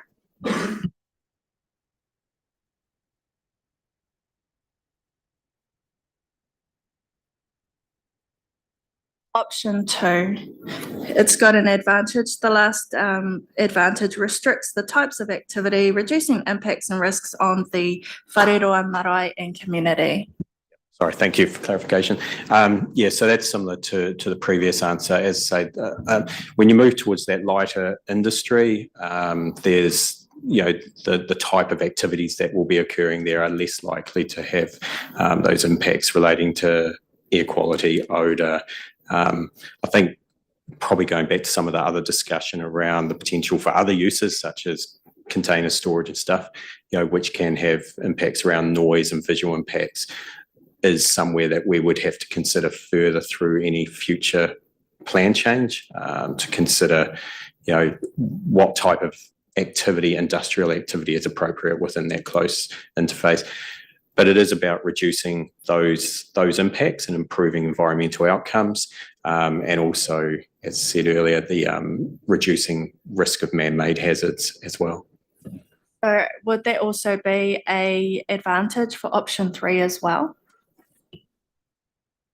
Yes, I mean, in terms of option 3, relocation, change of zone to open space, commercial or fully removing, yes, I mean, those advantages are there as well. Okay, yeah, I just note it's not in this table. And my last question, you've got a disadvantage for option 3, unlikely to meet, oh no, not that one, would not remove existing use rights of existing businesses to continue to operate. Is that an advantage or a disadvantage?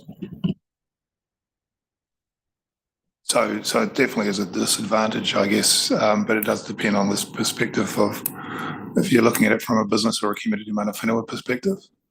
But just to recognise that existing use rights may prevent the implementation of that option. Kia ora, thank you.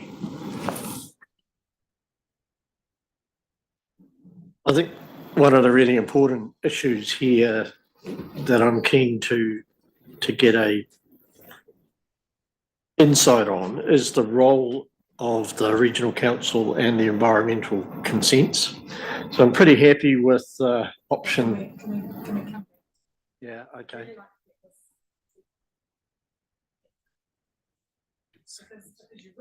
Yeah. We're only focused on the bits that we can do, but there's a lot more, both from business and from the regional council, I think, in the values accepted that we have to do that. But I'd really like to get us through the options if we can. Okay. Then the only point I'd make is that I'm actually supportive of option 2, given that it progresses towards the vision that we are seeking here. But getting the timing right between the land use changes and the regulation around environmental consenting and where that's headed, I think, is key. That's really.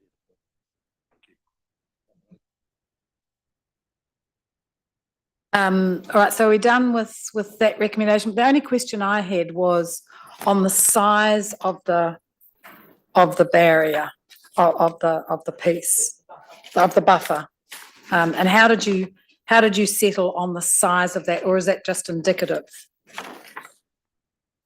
Can't find it now. Yeah. So it does relate back to earlier iterations by mana whenua in terms of the land that they identified for change. Notwithstanding, we do understand that potentially their position has changed slightly in terms of extending that area. Also, in terms of looking at best practice, there's varying, varying opinions on what best practice is. And if you look around Australia and other areas, it will range between 200 and 500 or even up to 1,000 metre distance.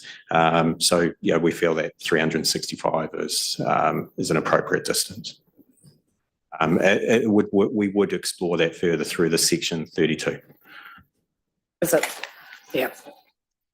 All right, What this does is it sets the direction, then the team Detail. that are working on that plan change then would pick that up and say, this is the broad direction we want to go to, and work through the detail. And then that would also come back as issues and options. No different if you think about Te Papa spatial plan, set the broad direction. Then when you were working through the plan change 26 and then subsequently plan change 33, we brought back to you the detail and said, well, how do you want to apply this at a geographic and a street level? So that would come back to the governance of the day, building on the direction that's set here. all right. So let's move on. Slide, please.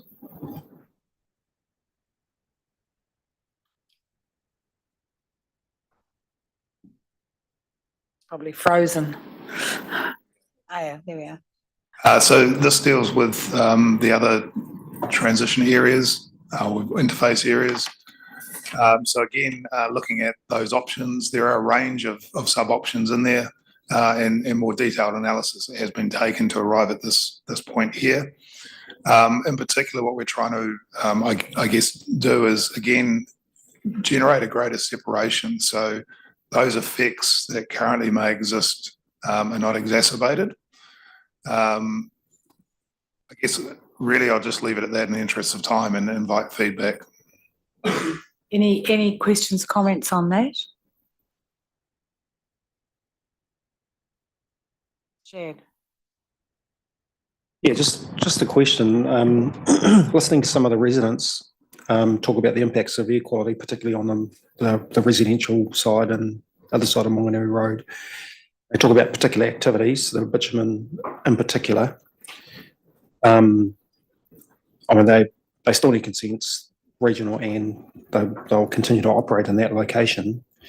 This doesn't necessarily address that because they're actually outside the buffer. So the buffer would be useful, and I'm supportive of the buffering, but it wouldn't necessarily deal with the ongoing activities from the likes of some of the bitumen activities. Yes, correct. So the two bitumen plants are currently going through the resource consent renewal process. One's been direct referred to the Environment Court. Hearings coming up for that shortly. And the hearing on the other one, the council hearing, has recently been held and currently awaiting decision.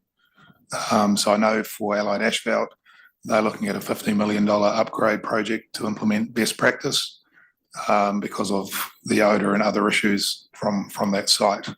And that's on Aerodrome Road. If you look at it in terms of the interface areas, as you move south of McDonald Street and Newton Road, you're then into the Amanu Golf Course. So you have got a greater separation between, I guess, those activities and the residential. Not to say that those current activities aren't generating cause for concern, because they are. But that is something that industry are aware of and are working actively to implement, as I say, in the case of one of those businesses, $50 million to ensure that they won't have an impact in terms of odour and air quality. Thank you. So just picking up on those points, I mean, where P1 will pick up the accord or the industrial accord with all the businesses. So kind of those non-regulatory approaches to try and improve the performance of some of our industries in those locations, and then also the regulatory side is, yeah. Okay, anything more on that? So on to the next one.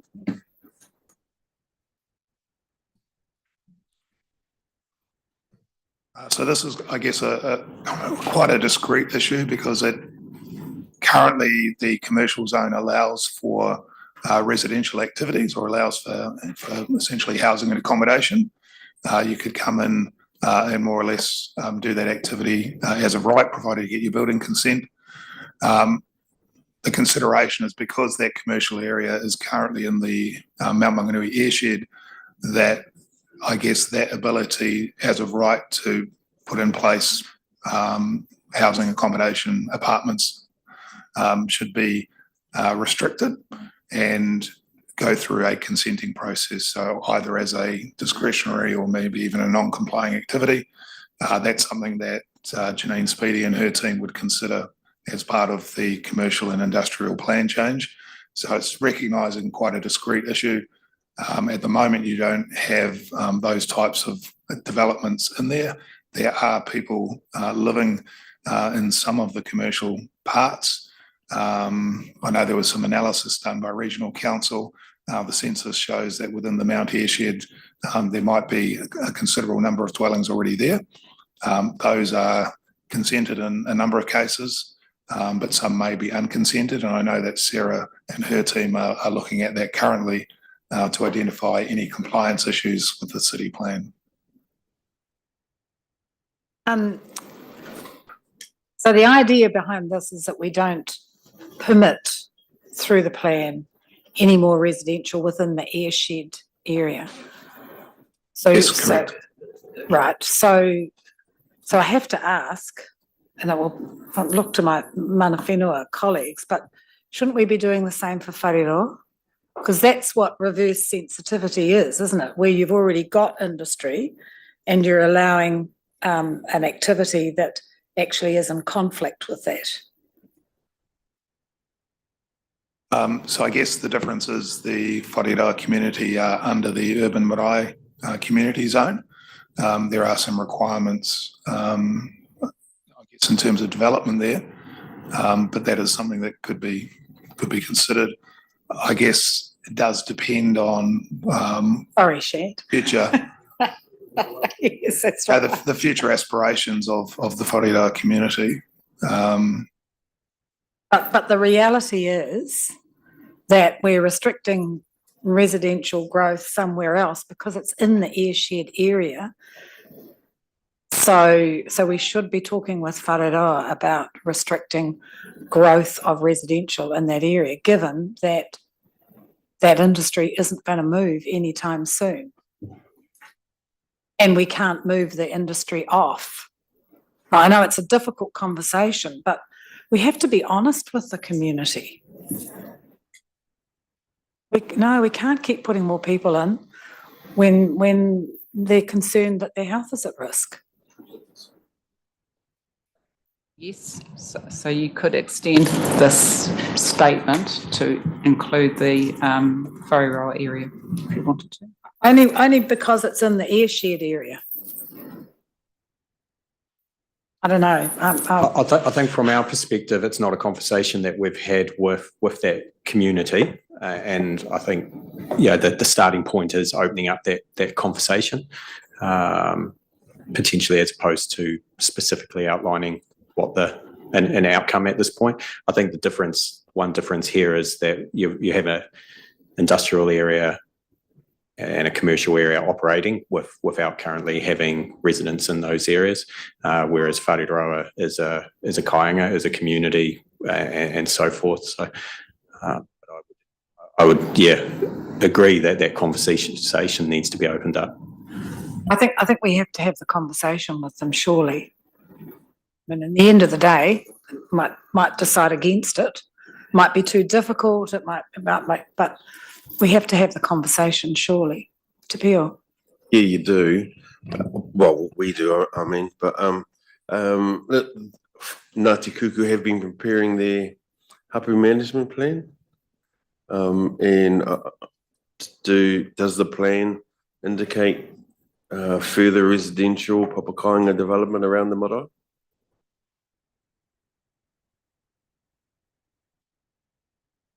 Sure of the detail on the marae itself. Their position has been to see those polluting, industries removed, and they have talked to kāinga and other uses in the periphery within Ngāti Kuku have within their plans. However, again, we'd need to go back and have that kōrero directly with them around their aspirations. And I think in light of the discussion and the decisions being made within this context.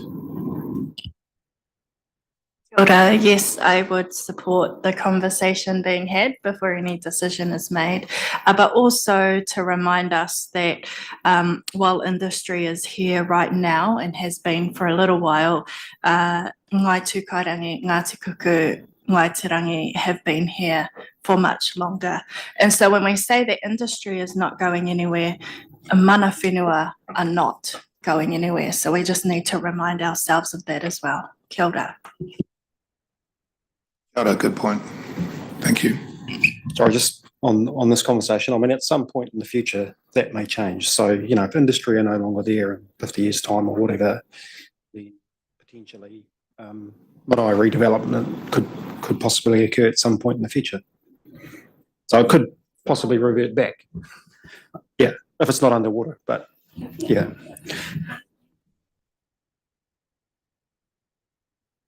So we might need to have that conversation, identify what's in their hapu management plan, what their ambition is, aspiration is. Yeah. Anything else on that recommendation? Picking up on that, did you want to extend that? So you've got to restrict there, and then are you adding on and enter into a conversation with? Yeah, I think we need to be careful. Yeah, it would be just to have the conversation. So one's setting a direction and the other one is setting that you want to have a conversation. Yeah.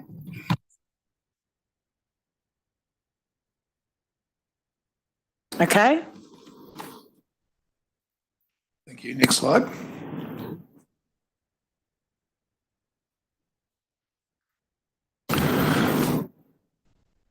So the last of the policy recommendations relates to coming back to those existing rights of businesses.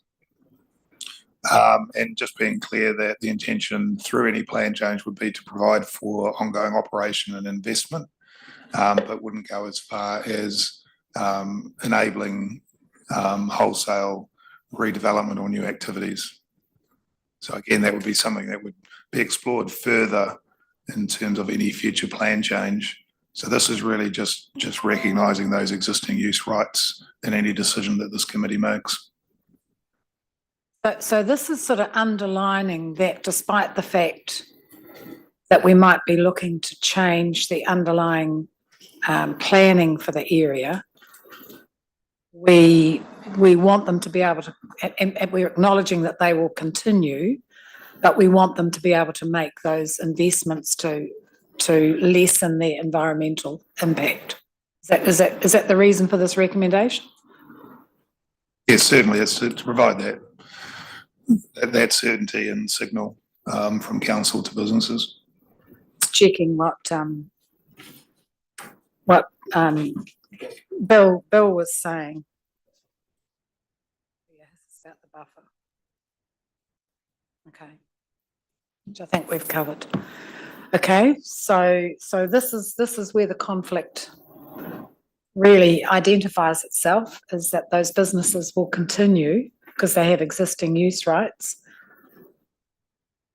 But we want to make sure that they are able to make changes to the way they operate that improve their environmental outcomes.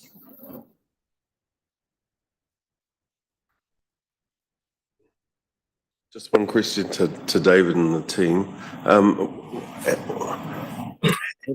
Have Balance given any indication around on-site plant improvements and like the upgrade of the two big storage sheds and what they do and stuff in there?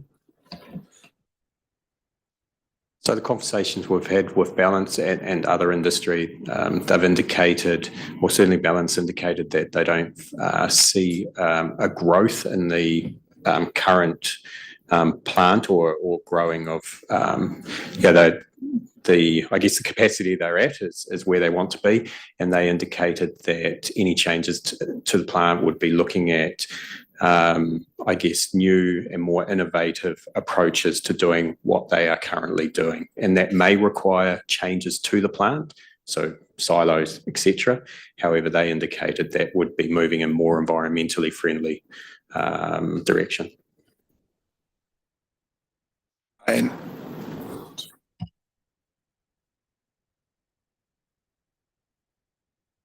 Kia ora. Just looking at option 2 there and, existing businesses where environmental impacts are effectively avoided or mitigated.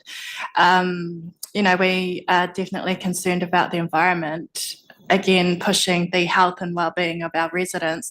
Could you say where the environmental and residential health impacts are effectively avoided and mitigated?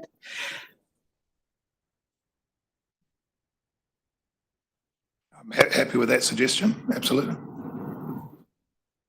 I don't know how you would measure that though, so that would be my next question, but kind of going on that track, there must be a way, or there could be a way, but I know environmental was a way to monitor, measure, but that's probably the direction I'd probably be looking for in an option. Difficulty with health though is A, we can't measure it, B, we're not responsible for that. Wouldn't we be better to have something that we can actually hold ourselves to account on, or hold them to account on, like effect on residents, which could include health if we can get good data? Sounds good, Anne. I'd support that. I mean, I'm leave it to the planners, but I think that's the direction that we're going, because it's actually the effect on residential residents that we're concerned about.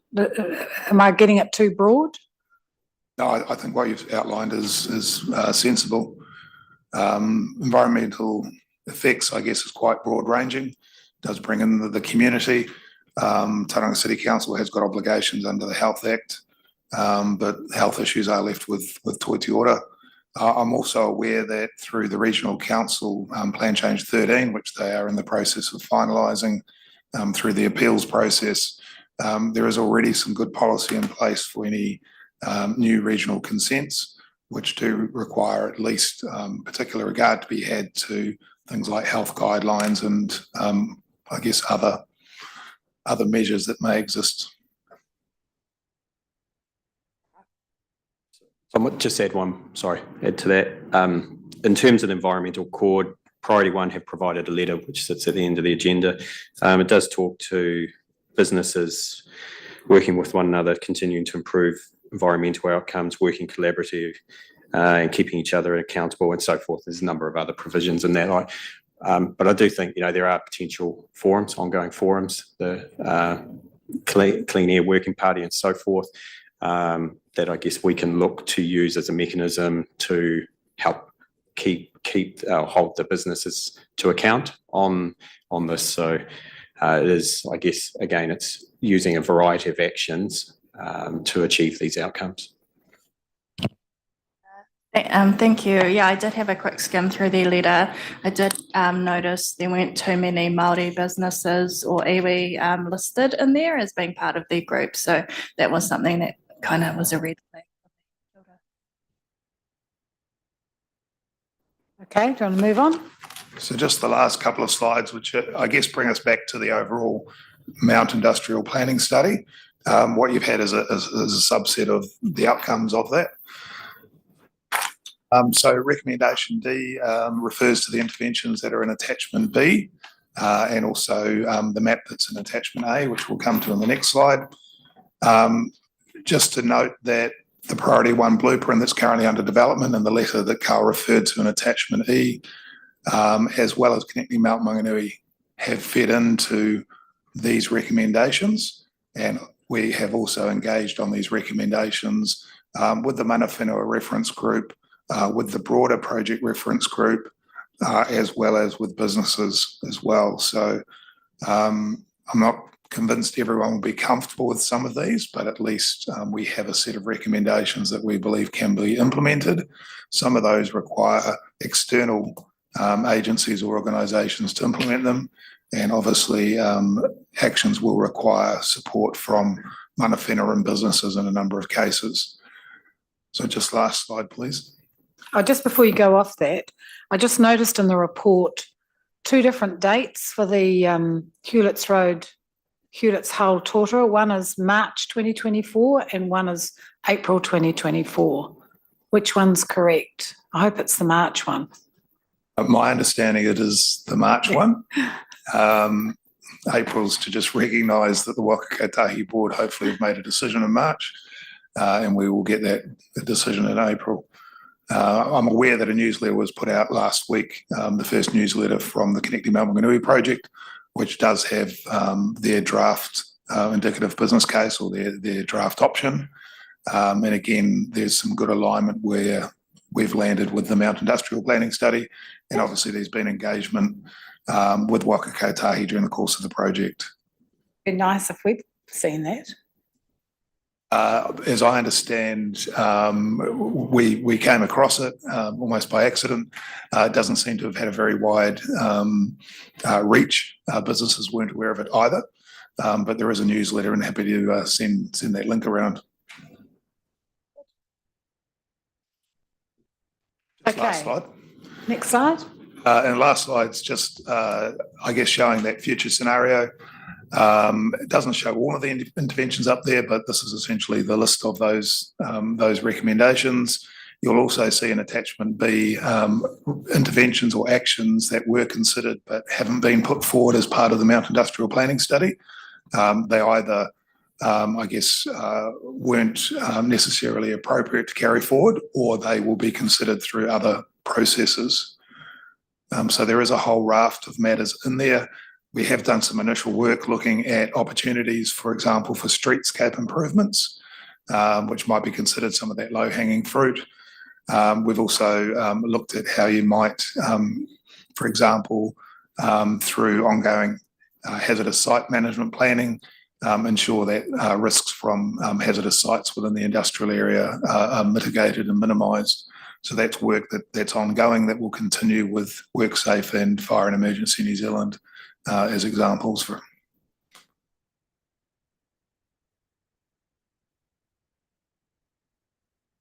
So one thing I have asked is wherever you have a Māori term, it's important that we have an English translation. So if we're signing up to recommendations, everyone needs to understand what it is we're signing up to. So the Māori o Te Wai, I think there's a lot of misunderstanding as to what that means. So let's have an English translation. Let's learn from the past. Thank you. And through you, Chair, we can certainly make that adjustment when the MSP spatial plan, the Mount Taranaki spatial plan is put up, which has the industrial recommendations included. I guess, are we on to attachment B? Is that where this is bringing us to? Yes, that's the end of the presentation, Madam Chair. Okay, so I just really want to understand where you've got. So there's two things that I don't understand in here. I don't understand why we've spent an extraordinary amount of money putting a cycleway into Tortora Street, and yet I don't see that being identified as one of the main multimodal or different types of transport, either here or in the report on the Mount Spatial Plan.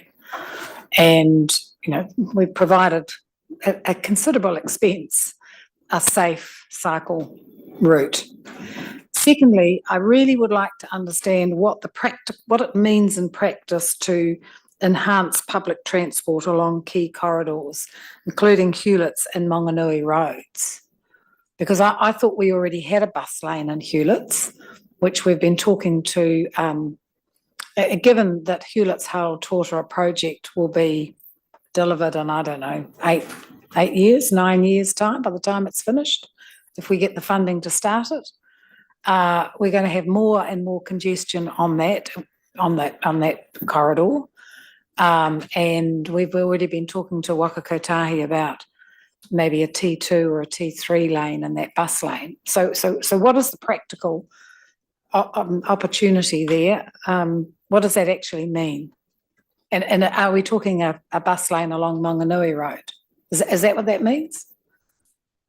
So, yes, Madam Chair, in terms of that second question, so this is picking up what currently is part of the preferred option through Connecting Mount Maunganui. It doesn't have the detail as to what that will look like, but understanding of what you've just articulated is correct from what we understand with our conversations with Waka Kotahi and Regional Council. But Carl may wish to add to that. You can understand my nervousness at signing up to something and I don't know what it's actually going to do. So I'm reluctant to have a recommendation where it isn't clear what we're doing. So they haven't even given us the courtesy of giving us their preferred option, which might have the detail. So I think from our end, yes, this has been us working with Connecting Mount Maunganui team. In a way, it's almost saving space for the outcome of that project. Let's save the space and not recommend that we pick it up until we actually have a look and see what it means.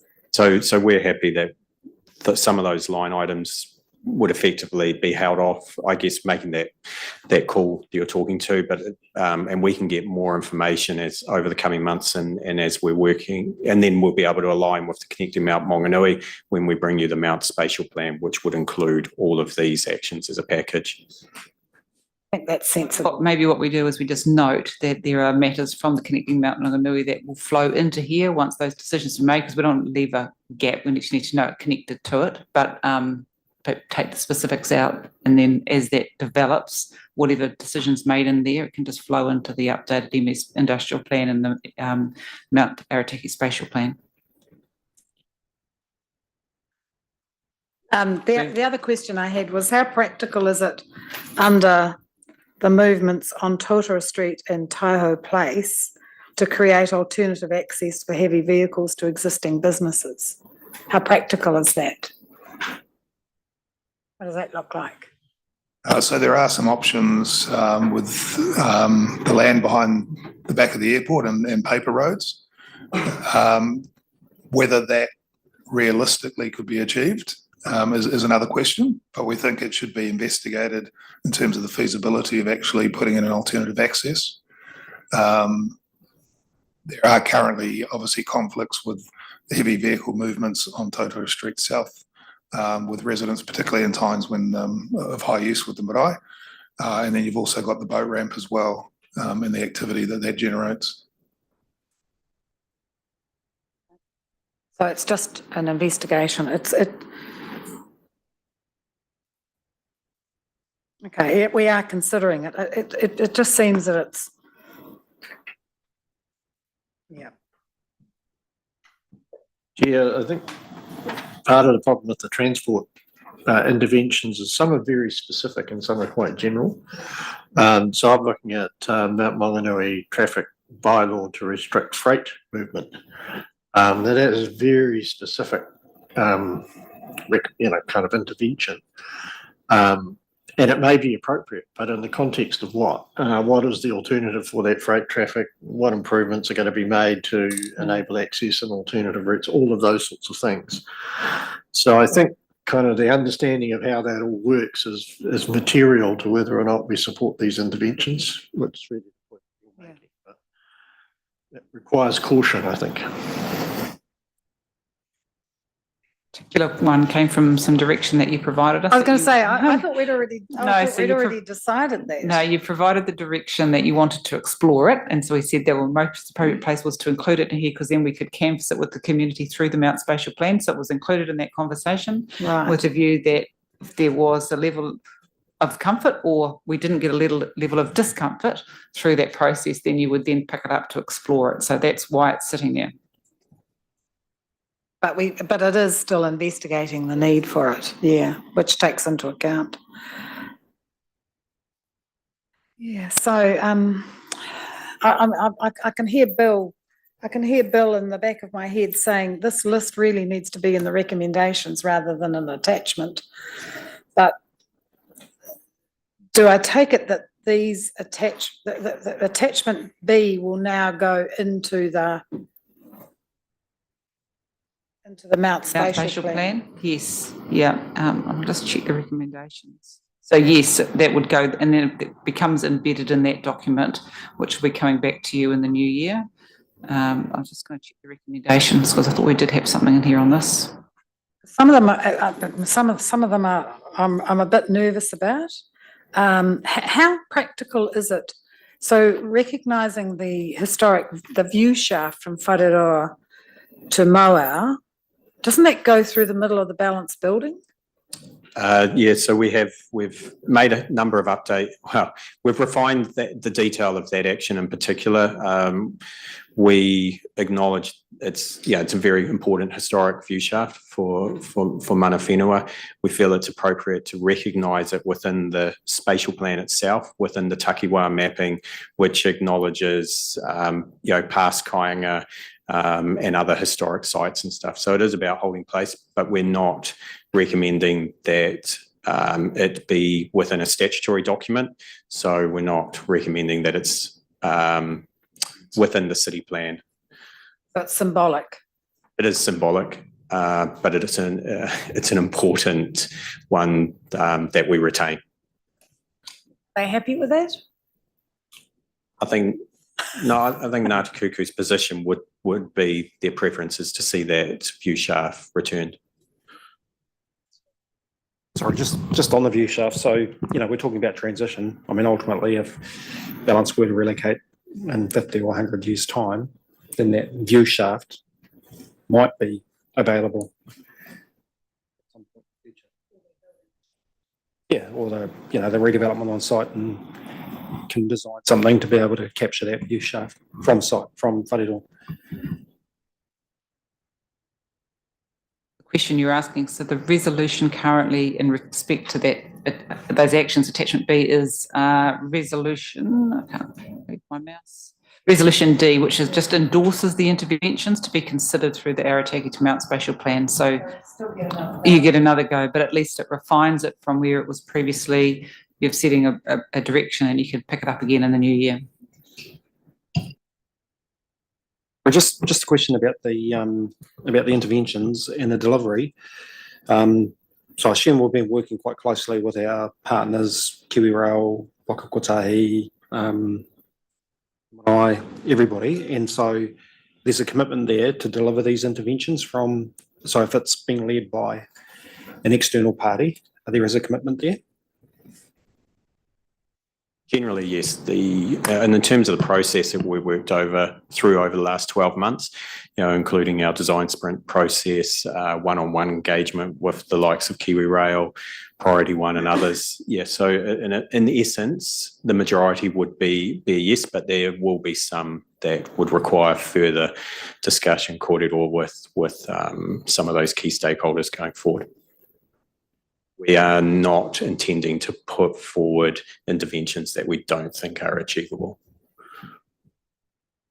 The bit that's missing then, and this brings into play what Stephen raised earlier, the bit that's missing, I'm aware that the Regional Council have put some monitors into the residential area, but I'm not sure of the efficacy of those monitors and whether they're actually going to be telling us the data that we need.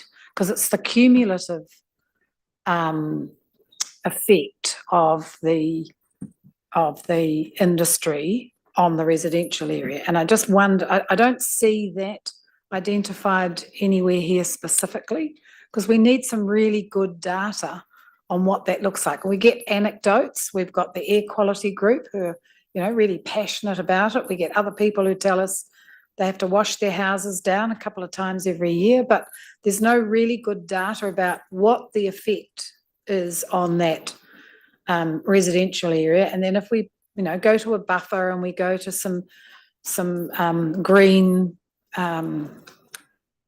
corridors, we want to be able to measure that we're having a reasonable effect. Yeah, so good question, Madam Chair. So there is an action in there around ongoing and enhanced monitoring of air quality, waterways and lands, including adjoining residential areas and attachment B.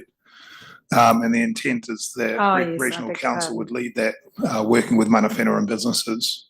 So that's improving the current network, and Sarah can talk more about that. But it's intended to actually identify what are the impacts that are measurable in the residential areas. Yeah. Recognising that those air quality effects are generated from a range of sources. As you quite rightly say, it's the cumulative effect, whether it's coming from one particular site or coming cumulatively from a range of sources, including transport. Might just need to beef that up a bit so that we're a bit more specific about getting that good data, because we want to be able to track it over time so that we can then say to people that, it is having an effect. the environmental accord that the businesses do. We want to be able to show that that is having an effect. And increasing enhancing monitoring was also a specific recommendation out of the health assessment. So I think all parties will be taking that on board. Okay, all right, Te Pio. Kia ora. I just wanted to ask, Rohari and I were just having a little kōrero before, and that airplane that sits next to the wharero marae on the map, and was just really just asking, whenever we've had hui down at the marae, and then planes are flying across, interrupting whatever the event is that is occurring on the marae. Have we got any stats and data around flights over the marae? Another transport option in it. So have we got any data around that? We haven't got the data that specifically talks about the number of times they may have approached from that east-west runway. We have got numbers from Ray Dumble, the airport manager, in terms of the number of flights, both Air New Zealand and the more smaller planes and gliders, but not specifically over which. Are they coming in from over the ocean, or are they coming in through the harbour and over Whareroa?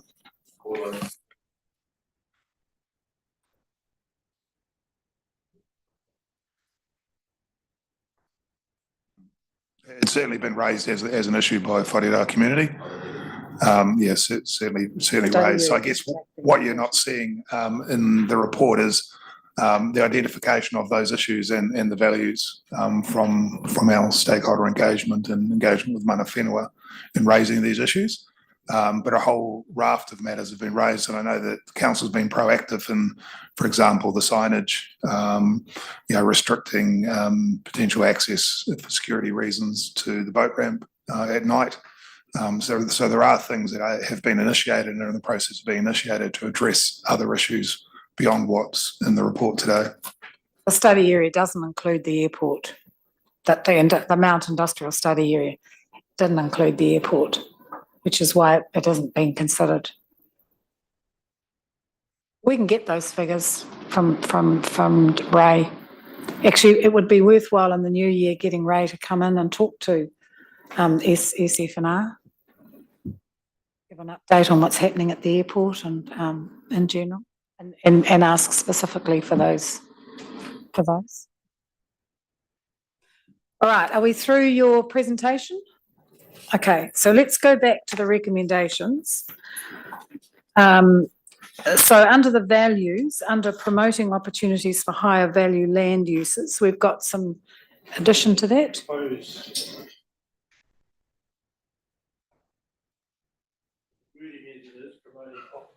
You got your mic on? So the wording as it is, promoting opportunities for higher value land uses, and then adding the words which balance economic, environmental, social and cultural outcomes. I'm not quite sure if it's which or that, but. No, I'm never quite sure either. Economic, environment. Social. And cultural outcomes. Cultural outcomes, yep. So that's one change. So that's the values. Then recognising that the vision will require partnership with Bay of Plenty Regional Council, Toi Moana, mana whenua and stakeholders. I'm happy with that, but I think, and I'm not proposing a change to the recommendation, but I think it needs to be noted that the land use change is going to be slow and relatively blunt in terms of achieving the outcomes in a timely way. And the more material impact will be, in fact, the resource consenting, environmental monitoring and standards. And so elevating the importance of that work needs to be conveyed somewhere in this process. Well, it sees the appropriate place to do that, yes. Because the vision does require partnership with the regional council, and they can make the most immediate, have their responsibilities can make the most immediate changes to the environment. Whereas, as you say, the land use changes with existing use rights will take decades. There an element of acknowledging over the short, medium and long term? Some. Yeah, I think that's what we're saying.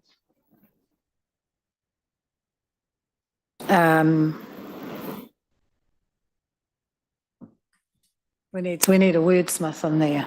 Christine, you're the wordsmith. Those words, with each impacting at the end, with each impacting differently on the short, medium and long term. Yeah, so that's so C would be impacting in the short term. What I was thinking is recognises that achieving the vision will require partnership with Baipeni Regional Council, mana whenua and stakeholders, noting that impacts will be different over the short, medium and long term. I mean, noting that those impacts will be different. Because we don't have much ability to impact in the short term as Tauranga City Council.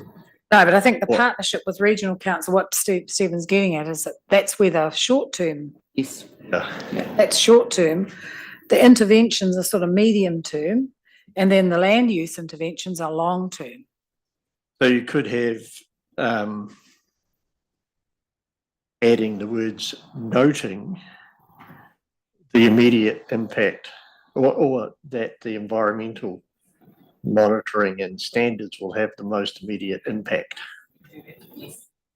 And that the city plan changes will have a much longer term impact. Yeah. So you noted the two distinct, noting the two distinctions. It makes it clear where the priority is. I think that's. Yeah. Yes.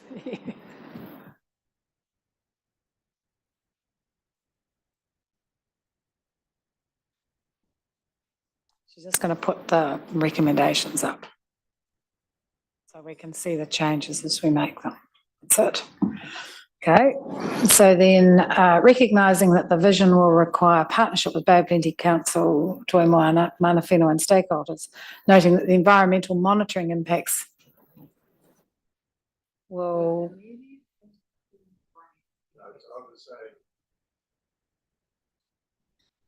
noting that the environmental standards would have the most immediate impact.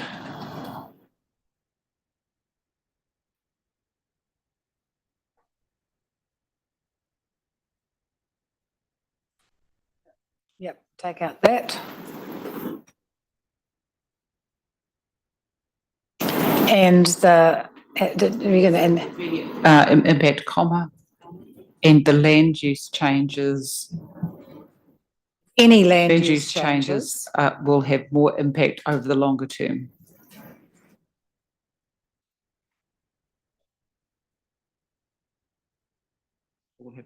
Will have most impact over the longer term. Yeah.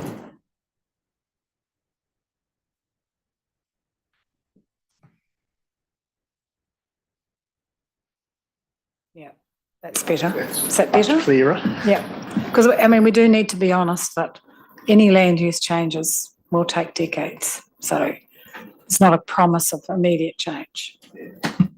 Yep.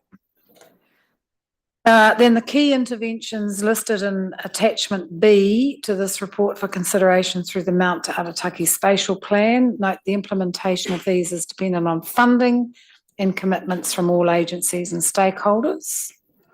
So we're endorsing it other than the ones that we don't know what they are. Approving the following land use policy interventions for consideration. And that is the 4 that we've just discussed. So first of all, we have to adopt the national planning standards, don't we? That has to be a part of what we're doing anyway.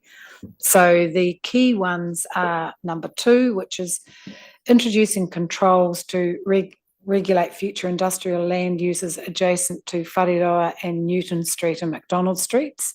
So that's as per attachment B.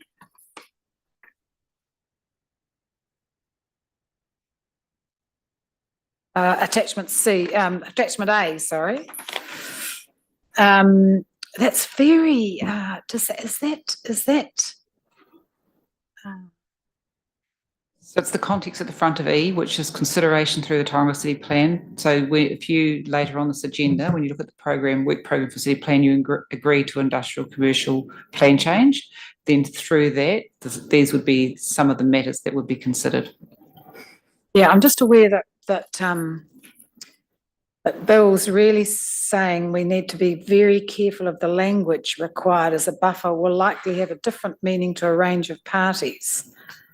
Concerned about creating expectations on what the regular, well, we've dealt with that, focus should be on those, I don't know.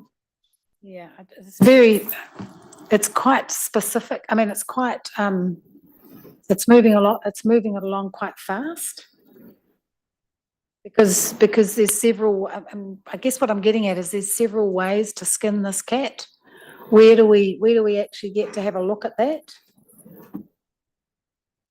Isn't there another step before we head into the city plan? So as part of that city plan work, then there will be issues and options. So what you're sort of sending here is a direction of something you want to have considered. So that's really the front context of the resolution, which is approves interventions for consideration through that city plan. So I just think we need to be a bit more specific that we're going to have another step before we get into the city plan. Don't we? So if you approve the piece of work, which is to do the commercial and centres work in the next report that's coming, then there would be a piece of work that starts looking at all of these issues, and all this is saying is, as part of that work, this is one of the factors to be considered, and they will all come back to you for direction and decision making.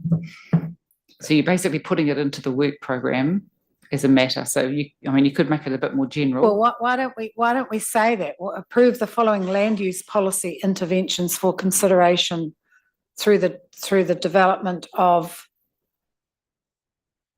the, what's it called? City plan. Yeah. Commercial and industrial plan change, but that's just a placeholder. Yeah. Janine will talk to that in that item. Certainly happy under number 2 after those first 2 bullets, if you were to delete for the purpose of providing a buffer, etc. That then allows some flexibility as you work through the city plan process. Yeah.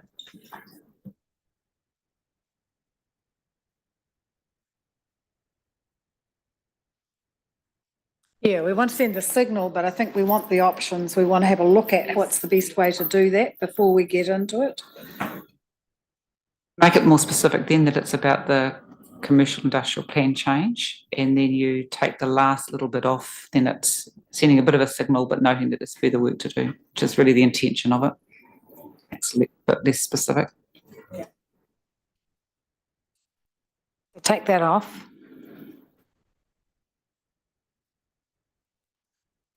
Do we need to add in city plan work program? Yeah. Yeah, but I just want this to relate to that.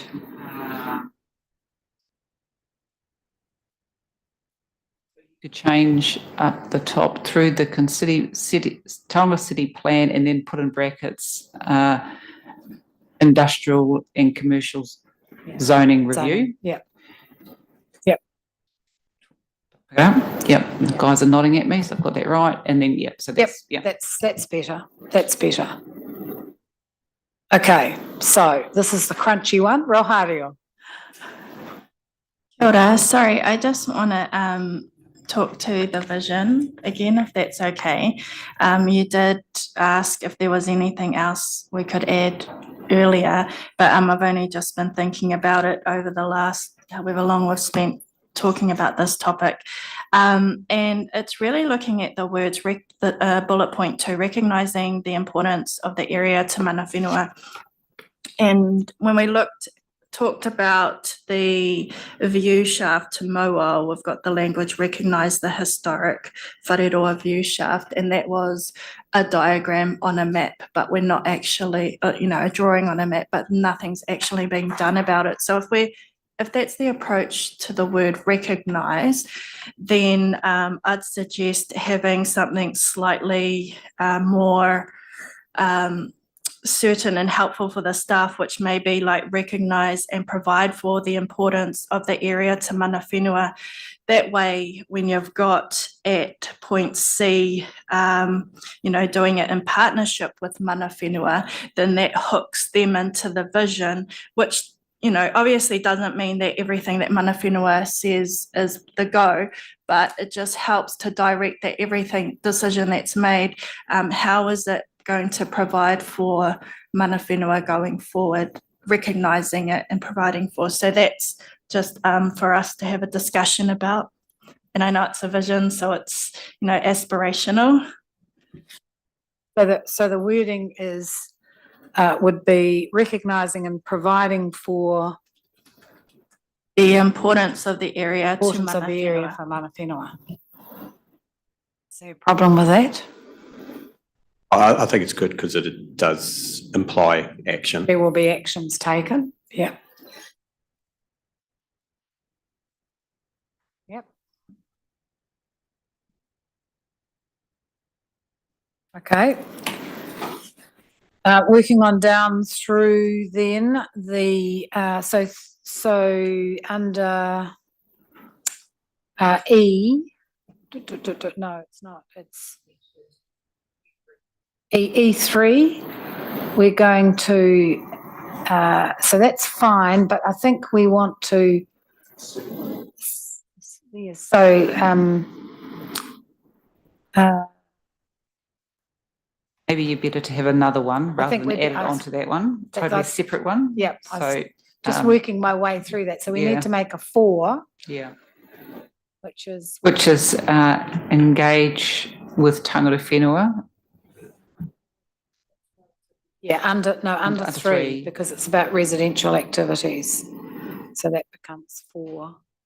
So engage with the tangata whenua in a conversation around Mana whenua? mana whenua. Yeah. Yeah. Or should we be specific about the hapu? Be specific about the two hapu. Suggestion to use whareroa specifically. Use whareroa, then that does it? Okay. Engagement with whareroa around future aspirations for residential activity. Yep. So it'd be engage with whareroa. Doing word, yep. Right.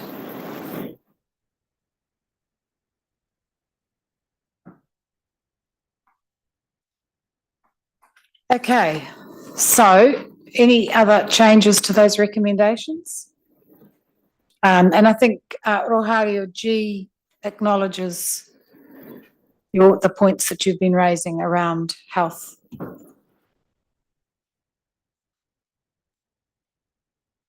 Okay, I'm happy to move those recommendations. You second them, Stephen. Any further discussion? I'll put that then.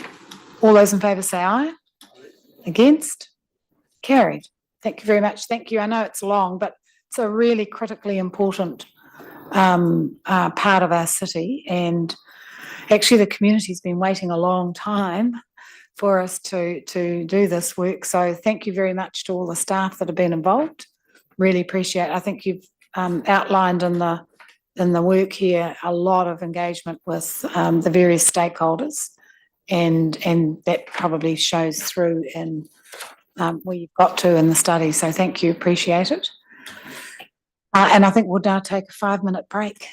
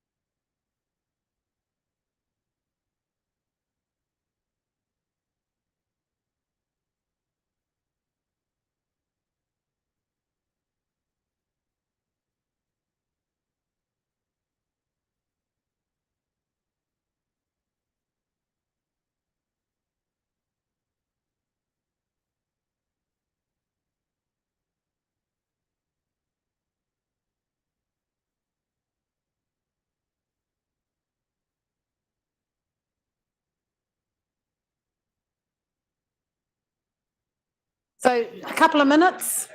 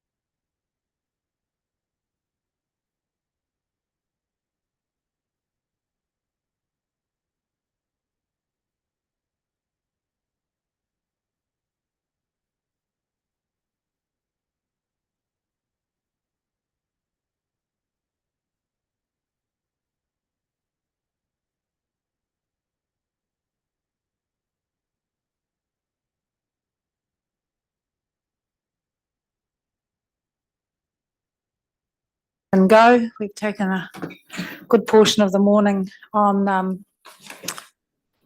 the Mount Industrial study. So let's do the DC grants on Papakainga housing and community housing. Kia ora.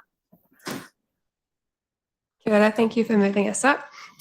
So we have reviewed the grants for Papakainga community housing for a second time, and we're just wanting to ask for a few small amendments. So they are primarily around a decision that has been made recently to allocate another 500K per grant for 3 years. So just wanting to write that into the policy. And then we're also wanting to ask that it moves from an annual review to a 3-yearly review. So we've already had 2 reviews and there've been very minor changes that we've made or suggested. And so that's for both the policies. And then for the community housing policy, we're wanting to update the definition slightly, and this is to align with the Community Housing Regulatory Authority. So our definition was slightly different to theirs. And finally, to include leasehold home ownership schemes. So there's a CHIP which currently doesn't meet our criteria because they have a leasehold ownership scheme. And there also is another issue we'd like the committee to make a decision on regarding GST. So if you look at option 2G, the status quo is that the grant is given excluding GST, but the committee may decide to include GST if the community housing provider is not GST registered. So that's on page 140 of the agenda. So this is an additional recommendation. So you haven't made a recommendation. You haven't given us a recommendation on that. Why not? It's one we missed. Oh, okay. So if you had found it, what would you be recommending? I think the status quo is what we recommend. I think on the GST, if they're GST registered, you pay them the GST and you get it back. So it has no net impact. So we'd be comfortable with that because it doesn't have any additional ratepayer cost. Right, Paul? I can apologise, I was out of the room, but normally we would word these as GST, if any, which would allow us, as Christine says, to claim back if there was any GST. But this is focused on where they're not GST registered, allowing them the grants to cover the GST. Yes, so to clarify, so because it's a retrospective grant, they pay for the DC, including GST at the start, and then at the end of the financial year, we work out who gets the grant, and at that point, they would receive the grant. And if they're not GST registered, then the grant will only cover the exclusive portion. And so one of the CHIPs has come to us and said, actually, we're out of pocket because we pay the GST at the start, and now the grant is not covering it. But you would also note in the report that we've written about a bit more detail about the CHIP, which might impact the decision. But the other thing is that they might not get all the DC back because of the way it's distributed anyway, so they could still be out of pocket.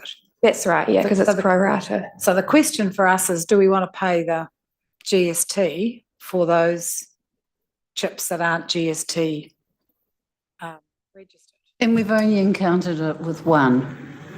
But paragraph 32 describes the situation a bit more fully. So they're quite a large CHIP. To peel. Well, I'm not after a large chip. I like kumara chips myself. However, I just wanted to ask in terms of the GST. So when the Papakainga grants are made, I mean, obviously they're to individuals. They're paying the full DCs up front, and none of them are going to be registered for GST. Yes, so the difference is the way the grants are set up. So because the Papakainga one is first and first served, they will make the application and it will be discounted at the same time. So there's no GST that changes hands. So whereas the CHIP one, it's retrospective. So they pay the GST at the start and then we refund them later on. Are you sure that happens? Effectively, the Papakainga grants are an internal transfer, so there's no the applicant should not be impacted by GST at all. Yeah. Saying there isn't a great case for us to change at this stage. It isn't a big problem for the wider CHIP. Okay. All right. So is that clear to everyone what we're proposing? What's being proposed? Changes? That leave that CHIP out in the cold regarding the GST then. They're not exactly poor. Personally, I'd rather make the change if there were a lot of them that were being affected.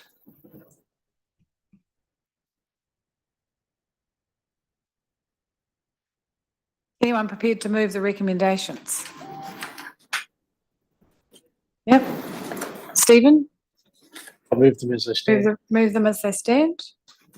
Seconder? Shad? And that takes it to a 3-yearly review. All right. Anything further? I did just want to reflect on, so in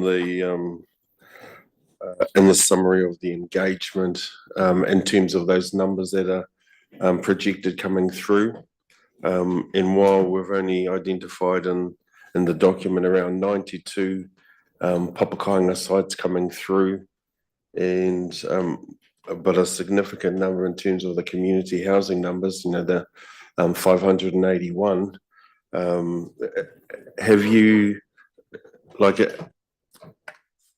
and we're doing some work with Tauranga City Council, and it's going to come up later on in the document and on our agenda, around is there ever going to, around 500 homes would that exceed the cumulative value in terms of the balance in the Papakainga?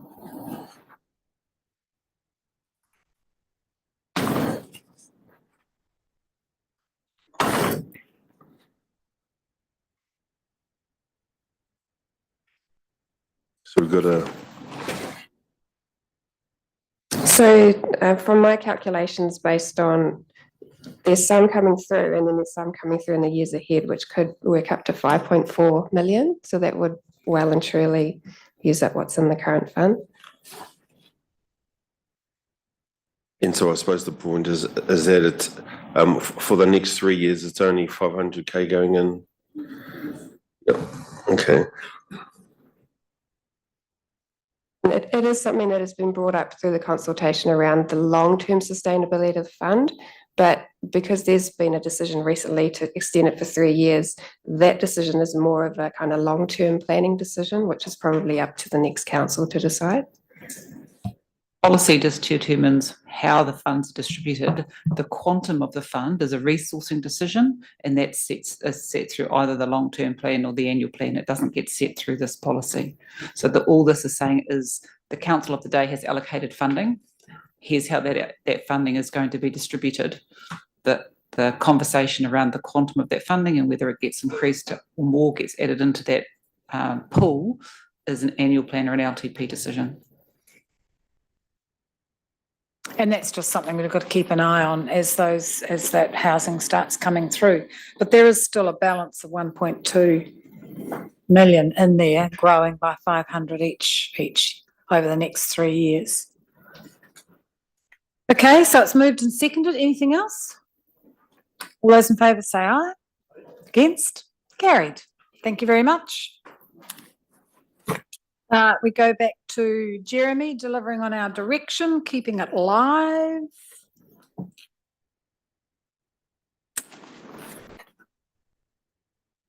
And Carlo. Thank you. Just want to do 2 or 3 things with this report today. One, looking backwards and just saying for the committee's purpose, this project has now pretty much come to an end. We've been a journey for the last couple of years. Council adopted things back in August, and this is just effectively wrapping that up. Carla will talk a bit about the Kupanga in a moment. And the other thing is to talk about the forward-looking, how we're going to keep it live, keep it monitoring process. On the backward-looking stuff, we've got it available on the screen as far as how it's portrayed on the website. I'm not sure whether you've got time now just to skip through that, given the way the morning's gone. But if people want to look on the website, all you got to look at is either type in vision or our direction, and it's all on there. All the action investment plans, each of the lead strategies, linking down from the community outcomes through the strategies down to the action investment plans. All the action investment plans are searchable alphabetically as well. It's all in there. So I probably won't ask your indulgence to spend 5 minutes clicking and clicking in front of you. If we go to that page though, Anahira, so you go to our future, and then bottom left-hand corner, our direction. There, see our direction, yeah. And then if you just scroll down through, I think there's a pretty picture of, keep scrolling down through. Stop there. Right, stop. That's the Kupanga, which we've talked about a number of times. Mr. Ellis, would you like to speak? Morena tātou, e mihi ana ki a tātou I tēnei wā. Kia kōrua o mātou Kai māngai mō tō mātou hāpuri Māori I mihi ana, o tira ki a tātou katoa. Yeah, first day back from COVID. Good to see you guys. I feel like I've broken out of jail, so I'm feeling pretty good at the moment, but looking forward to lunch. This is actually the product of a lot of discussions, including with the commissioners, just to try and have something that represents a strategic framework that's relevant to Tauranga Moana, but also invokes hopefully quite an easy understanding pretty quickly. I think early iterations were quite complex, but we hope that with a little bit of talent from Josh Smith that we've been able to portray things here in consultation with mana whenua, but also in wider consultation with the community. We didn't want to underplay the complexities of running a city this size and with the growth challenges amongst us. So there were a few water and moana based themes that were suggested around things like waka with different oars and things like that.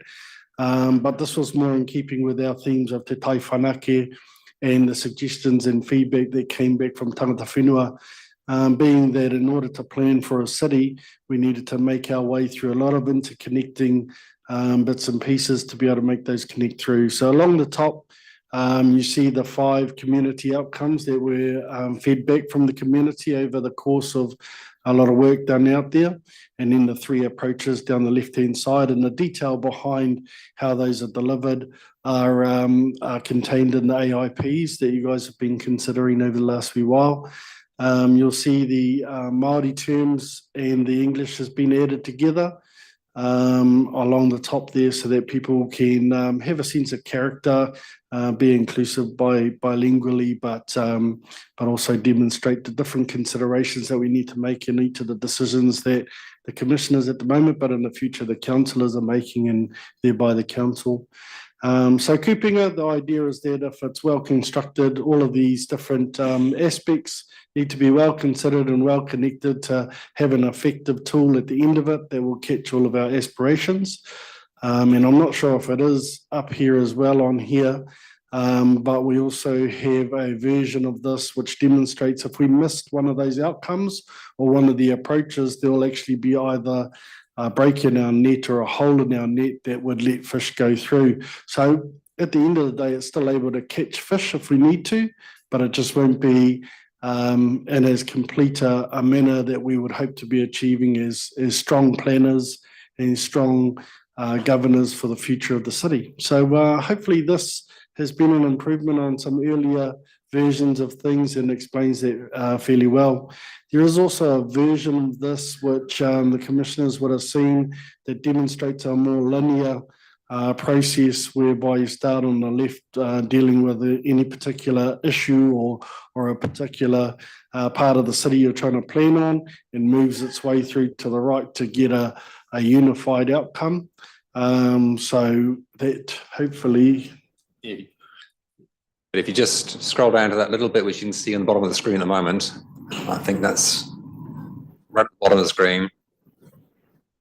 Yeah, the further information on to Kupanga. No, back up again. That one there. I'll just give you the visuals that Carlo's talking about.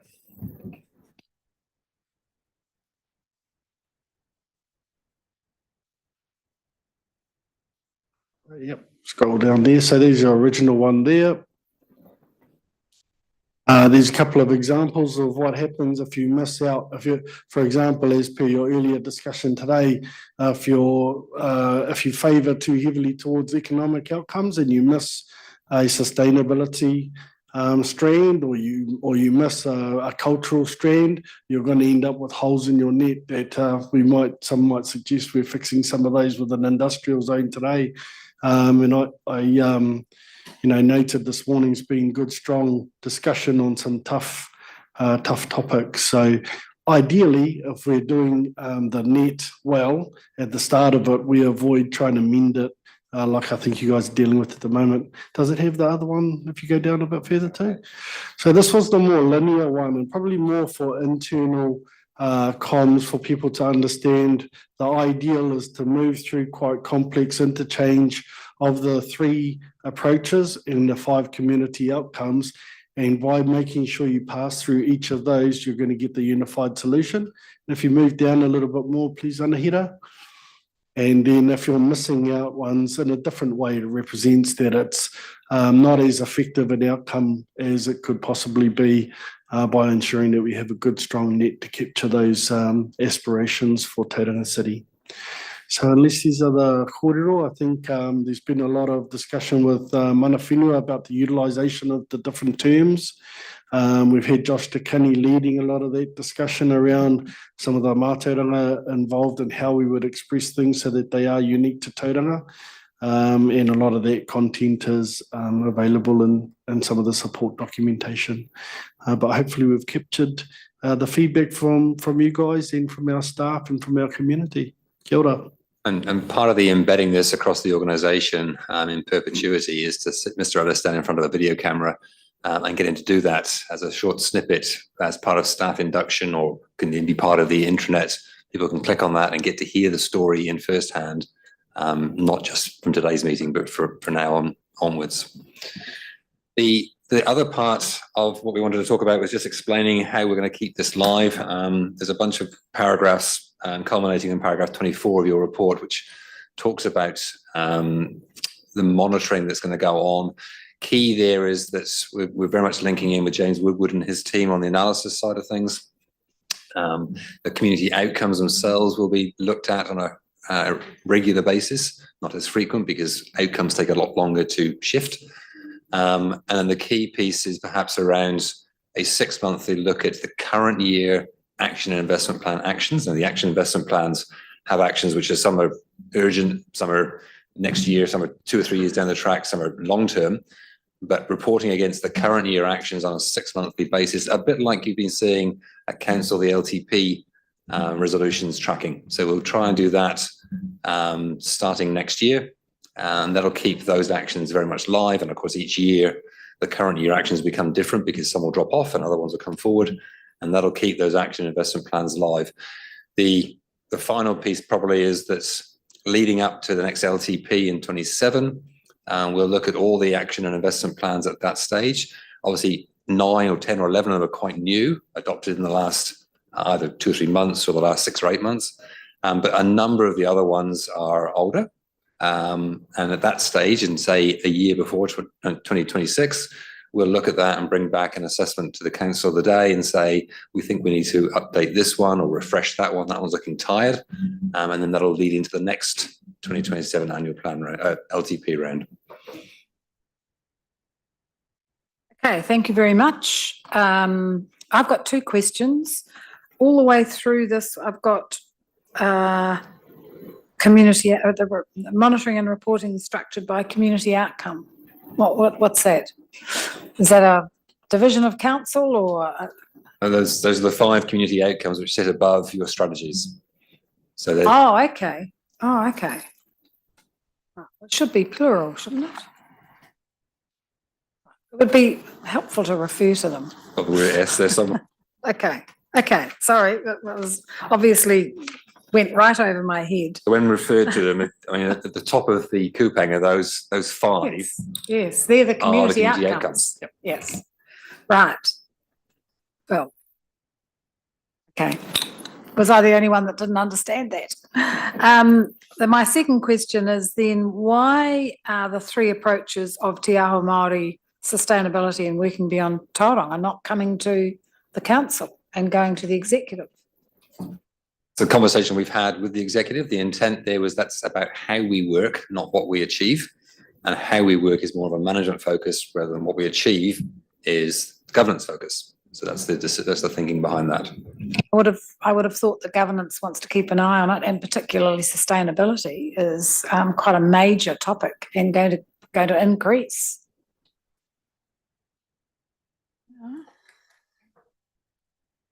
Yeah, I mean, governance has to hold the organisation accountable for working in those ways. So maybe 12 monthly in the annual plan. I can understand why it's not 6 monthly because they're not action investment plans, but certainly in the annual plan, I would expect a report against it. Otherwise, it just disappears into the organisation. I'm fine. I'm just waiting for nods from your right.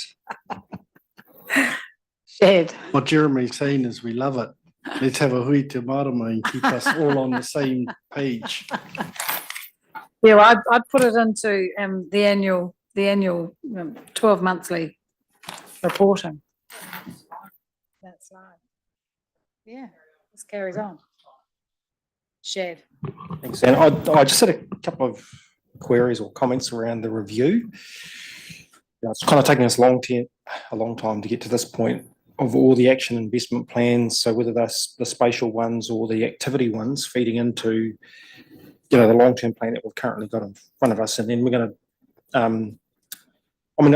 I understand the approach, but I suppose I'm just trying to understand the what's required in terms of the reviews, because there was a lot of community consultation and engagement to help shape them. And so in the next iteration, 27, the next LTP iteration, I suppose what's going to be required in terms of the next review for these?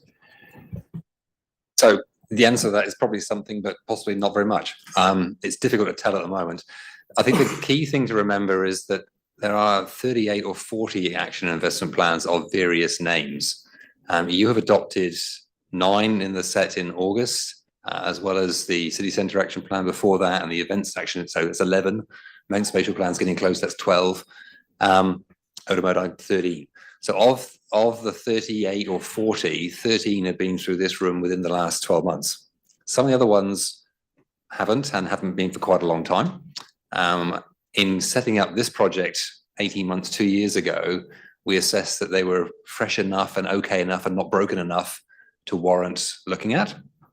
We'll make another assessment with a different governance group in, say, 2.5, 3 years' time, as we lead up to the 27 LTP, so sometime in, say, 26. And we'll assess at that stage whether they still feel fit for purpose. And when I say we, ourselves as a team, the executive team and the governance body of the day.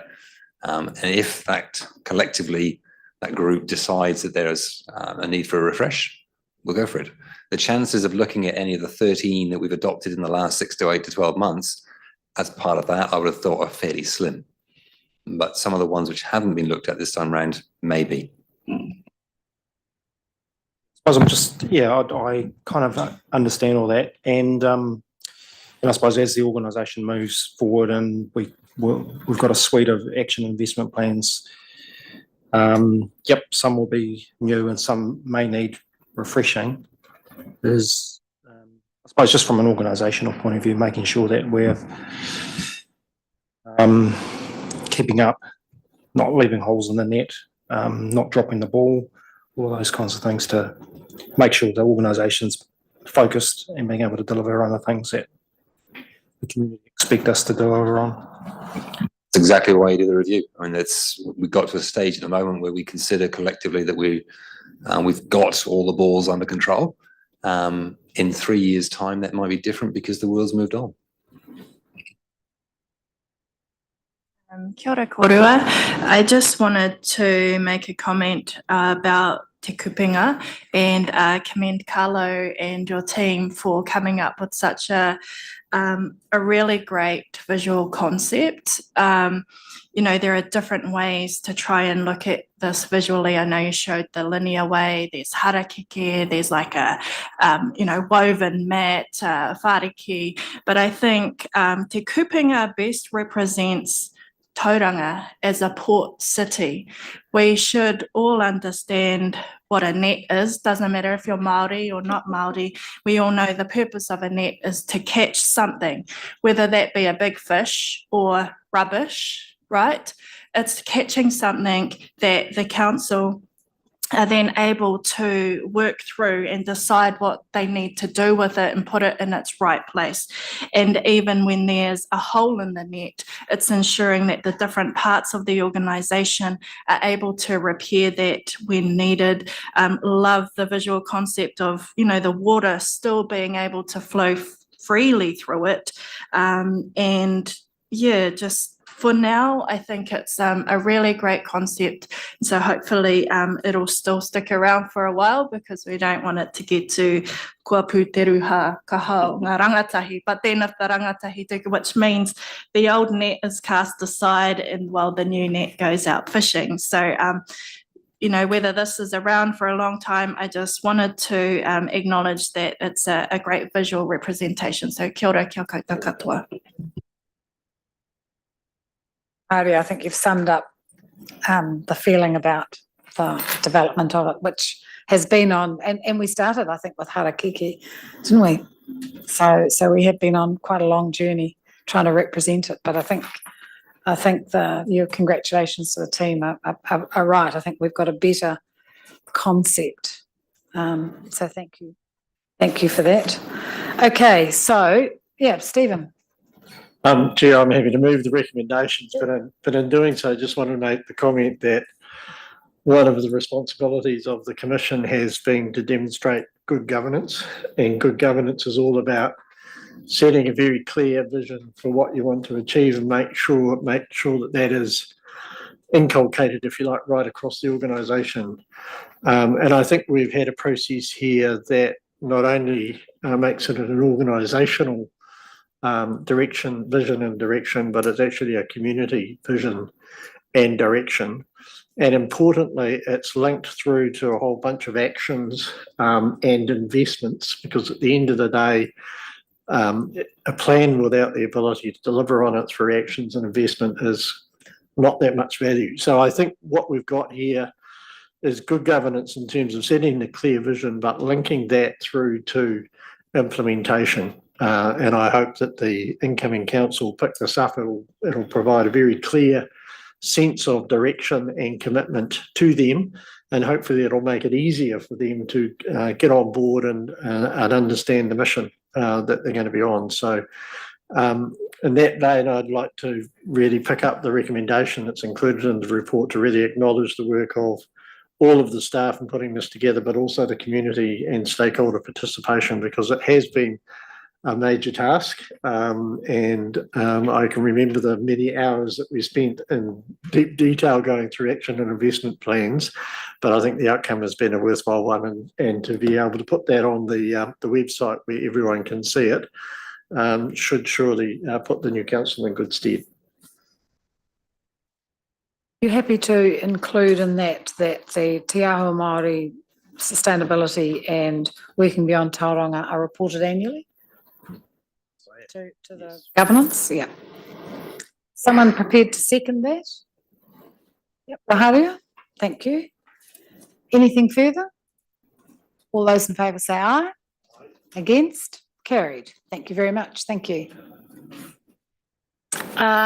So I think we're going to break for lunch now. Yeah.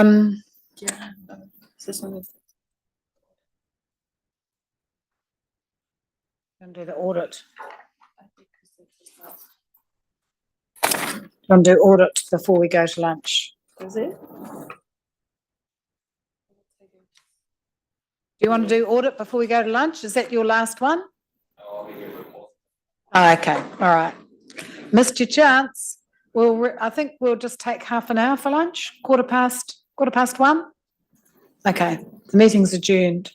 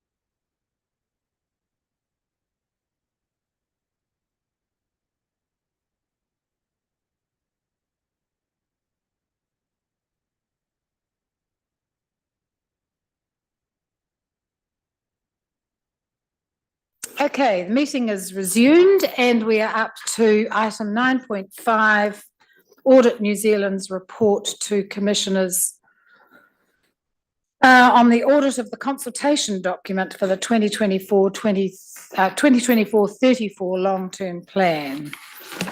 Jeremy's on his way up. It's pretty self-explanatory.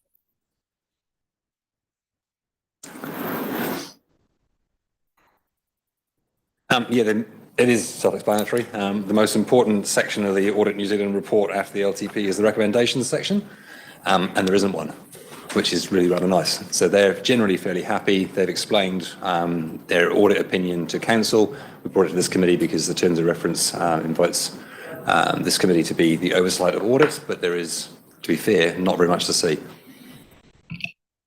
So there's a couple of groups being a bit political out in the community that probably need to read this document.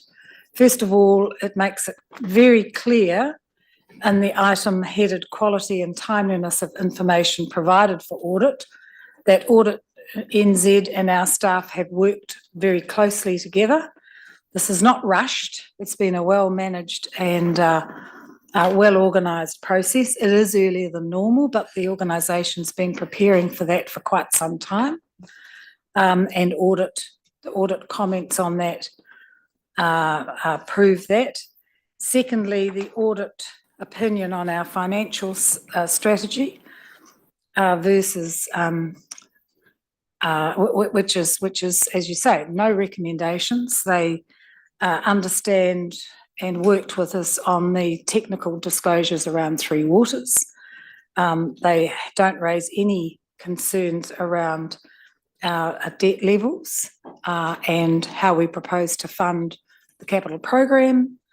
So any accusations that this is a quick and dirty attempt to get something in place before the end of the commission seem to me to be very ill-founded. And people comparing our debt levels to those of Christchurch City without taking account of the taxpayer investment in Christchurch City following the rebuild are pretty specious. So I think it's a very good audit opinion, and I think the public and the ratepayers of Tauranga City can have confidence that we have produced a long-term plan, a 10-year plan for investment and management of this city that stands up to a rigorous audit process. I'm happy to move that we receive the report. I'm happy to second, totally agree with the comments you've just made. And if you combine both the audit report and the Standard & Poor's recent letter, which we received, I think, at the previous council meeting, which rated council at A+ overall, from a credit ratings point of view, clearly demonstrate that the organisation is managing its financial affairs well. And the community can have confidence that through independent review we have confirmation of that. So yeah, it's concerning when members of the public who are not close to the detail consistently raise questions about this when in fact the processes that are in place are rigorous and thorough, and they have addressed those concerns. So I'd like to have it on record that actually the combination of both Standard & Poor's and the Audit Office confirm our sound financial management. Any other comments or questions? I'll put that. All those in favour say aye. Against, carried. Thank you.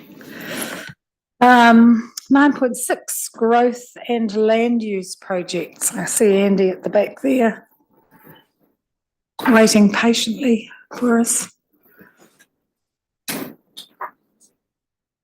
Ever hopeful by arriving early this morning.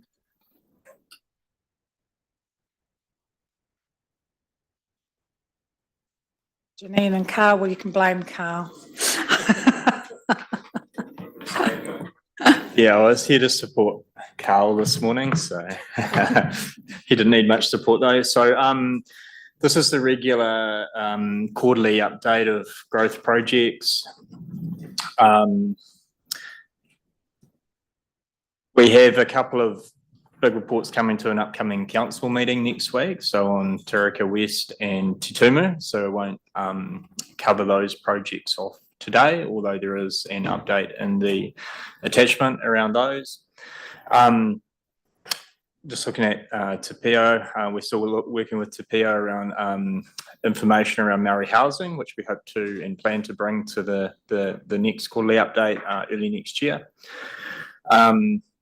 And there are some other, I guess, well, we have a separate report on the agenda around the work program, which I think is the next item, which relates back to this update. We have the smart growth strategy underway at the moment, and probably I believe the hearings are on today and over the next couple of days, and there'll be some key decisions having to be made coming out of that.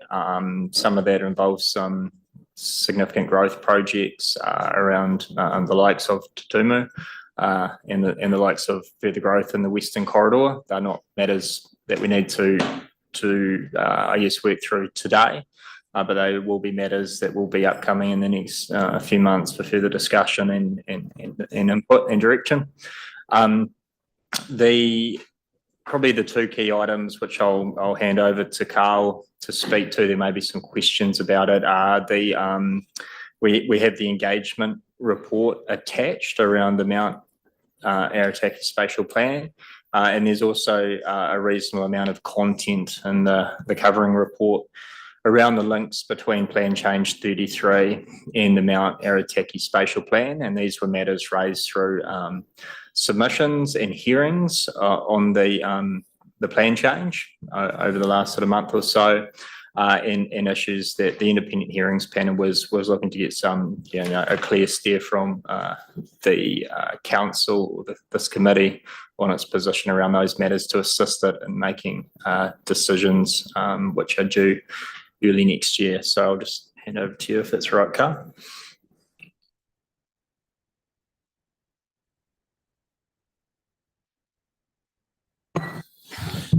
Thanks, Andy. So I'll just touch on the Mount Arataki Spatial Plan Engagement Report first. So that's really included for your information, and it is live on our website now. So that brings together both stage 1 and stage 2 outcomes of engagement with the primarily with the community and key stakeholders. As mentioned this morning, we also have a specific engagement with mana whenua partners, and that engagement with mana whenua is ongoing. Yeah, I mean, I'll take the engagement report as read, but we did highlight some of the key, I guess, messaging that was coming through that. Improving air quality in Mount Maunganui has always come through really strongly, both through stages 1 and 2. Improving walking and cycling connections, and alongside that, the safety. So I think people really, I guess, connect those two elements as it is about safe walking and cycling. And people love the coastal path and would like to see that type of project continued. Opposition and concern for providing housing choice. We didn't specifically get into, and I'll talk to this in a moment, the Plan Change 33, but we asked wider questions around potential for growth, such as along Maunganui Road, and there generally wasn't support for that. Increasing visitor accommodation more broadly wasn't supported. And then projects that may result in conflict of land use, particularly between industry, and we've obviously had a lot of that corridor this morning. So that's how, so we know we are responding to that. So happy to pause and take any questions on that, or otherwise move on to discuss the broader Plan Change 33 and Mount Arataki plan. So one thing that I thought would help with the quarterly update, in the project description, it would help to have just the number of houses I'd sort of identified. Don't mind if it's a range, but it just reminds us of the relative size of those different project areas. Yep, sure, we can do that. And within that area, I was looking at an additional 5,000 residents over the 30-year period. Any questions?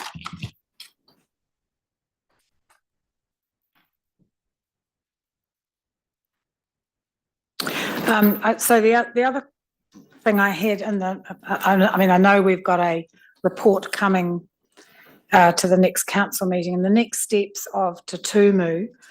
And when we're aware that when we put the long-term plan together, we were signalling with no investment in infrastructure development, we were signalling that pushed the development of Te Tumu out, which of course raised a bit of concern because there's a considerable amount of land there to be developed. But I think it's worth making the point that you've got in next steps, consider infrastructure timing matters through the long-term plan process, and certainly we know they'll make a submission. But I think it's very clear that we're going to have to look more and more to the IFF type developer contribution type of funding for infrastructure rather than relying on ratepayer debt to fund that. And that's quite a big change for developers, but there just isn't the headroom within our debt levels. So we've got to find other ways of financing infrastructure development for particularly around greenfields, and of course that's forming part of our conversations with the incoming government. But rather than just relying on the LTP, which is council debt, we're going to have to be talking new ways of funding infrastructure. Anything else, Stephen, and then to Peel?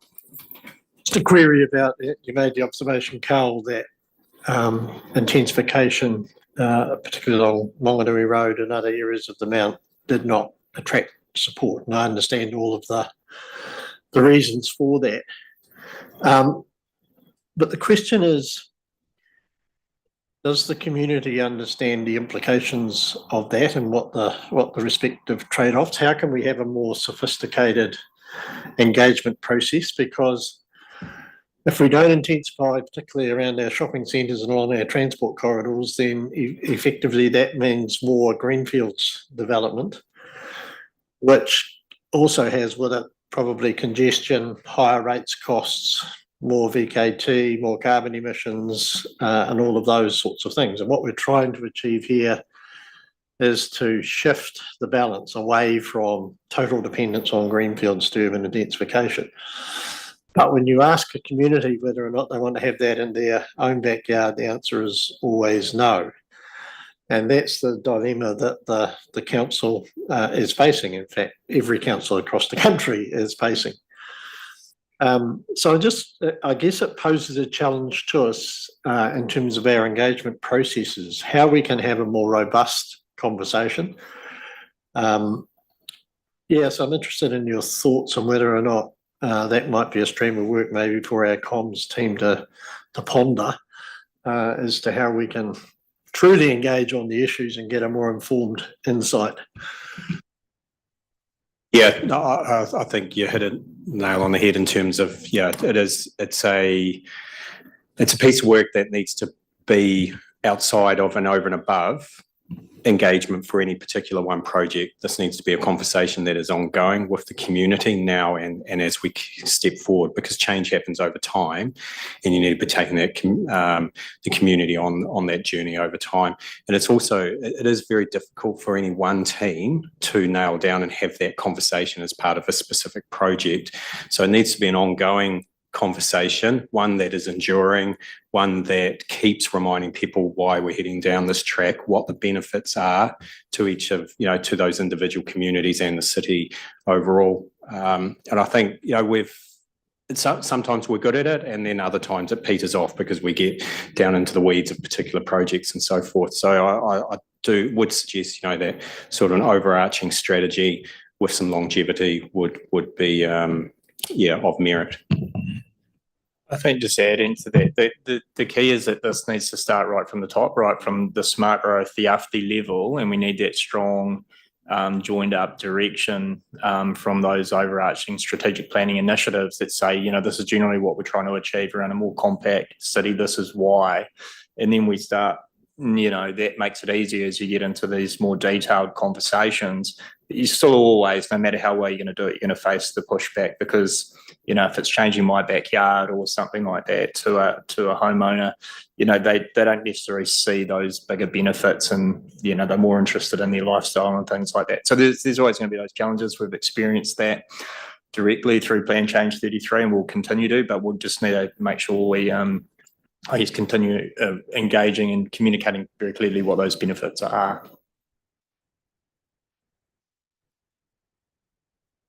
Yeah, I'd probably just add, I guess, finding really interesting ways to get that message out as well. And, you know, often you're talking to a very highly engaged part of the community who are going to be interested in that, you know, level of detail and spatial plans, but actually finding the kind of overall sentiment and putting that into, you know, a short little video clip of what that vision is. So we're trying to reach huge swaths of the public that might not be interested in so much more of an engaged conversation. So that's, you know, one of the challenges we have and my team will have next year. There is an opportunity, as Andy says, though, through the spatial planning that the smart growth is doing. And you can't see why we would walk away from largely the principles of UFTI, which have both intensification and greenfields development simply because of our growth.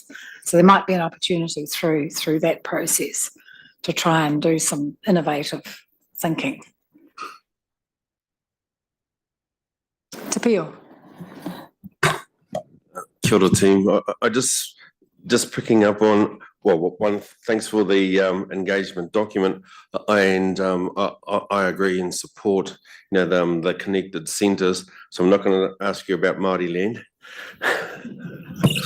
but I did just really want to pick up on, and I suppose as part of it is the opportunity to connect with our rangatahi. So, you know, around having, you know, we're talking about the vision and the opportunity for mai maua ki arataki, and, you know, the opportunity to have those hui or workshops with those schools that reside within the area. I think that would be a good opportunity to add to the document. The other thing I really wanted to stress really is, while I'm sure it would have been discussed that during the engagement, is the connectivity with the moana. So we have our inner moana, you know, our Waikōrere, around Pilot Bay, around Mawao, all the way to Moturiki, then along the coastline. And, you know, it is a beautiful space that supports the intensification along the peninsula. But I think it just doesn't come. Well, I suppose I'm just going to ask you, you know, were people or those respondents, those that were engaged, talking around the relationships like that, you know, with the inner harbour, with Mawao, and along the coastal strip?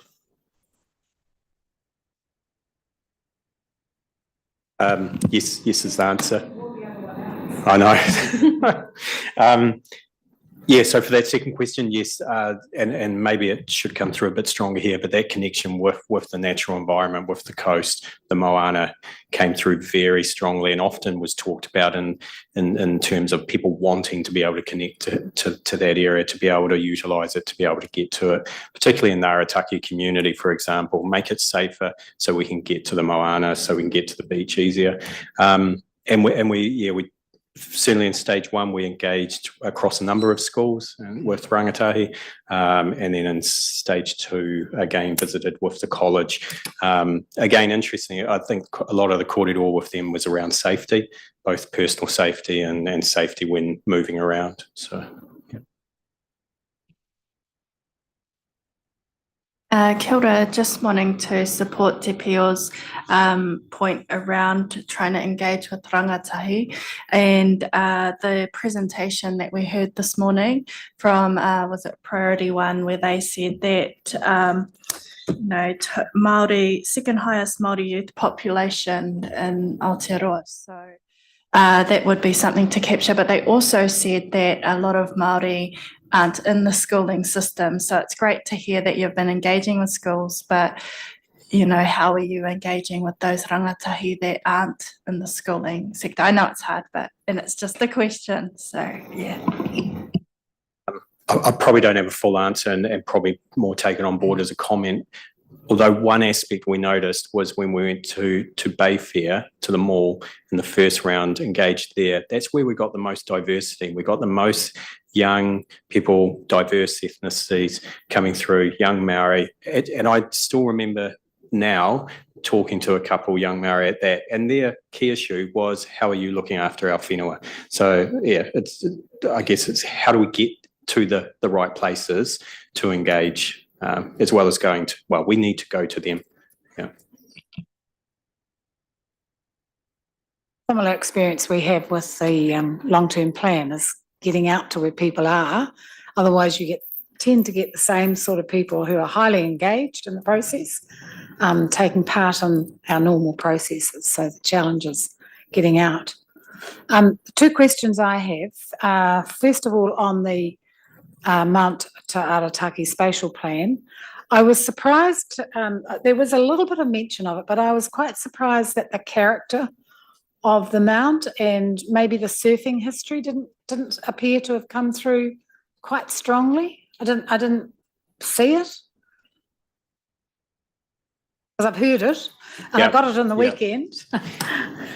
Yeah, maybe, in terms of the engagement, in terms of the questions we're asking, so, maybe we weren't asking specifically that question, it wasn't coming back, but I think in terms of our understanding, our stakeholder engagement, and I think, we're very, very aware of what that culture is, and you'll certainly see that come through strongly in the final Mount Spatial Plan. And the other question I got posed when we were at the Big Little Market in Papamoa around Plan Change 33, and I know the answer, which is if the government does change legislation, then will our Plan Change 33 continue? And I think it's a question that's probably worth addressing, because we will continue. The answer I gave was that we would continue with Plan Change 33 because it's in the process and we need it anyway. But then once the legislation, whatever that looks like, was passed, we would then go back. And I think that's in our work plan.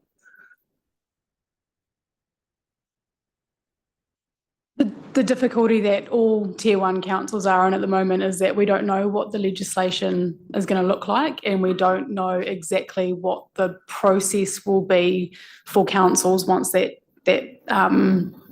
legislation changes. So all Tier 1 councils are in quite different positions. So some are actually at the point where they've already had their councils made a decision on the recommendations, so they're finished, whereas some other councils haven't even got to a hearing and are currently on hold. So we really need to wait for that legislation to see how it's drafted, and then we will have to seek direction from council on how we progress.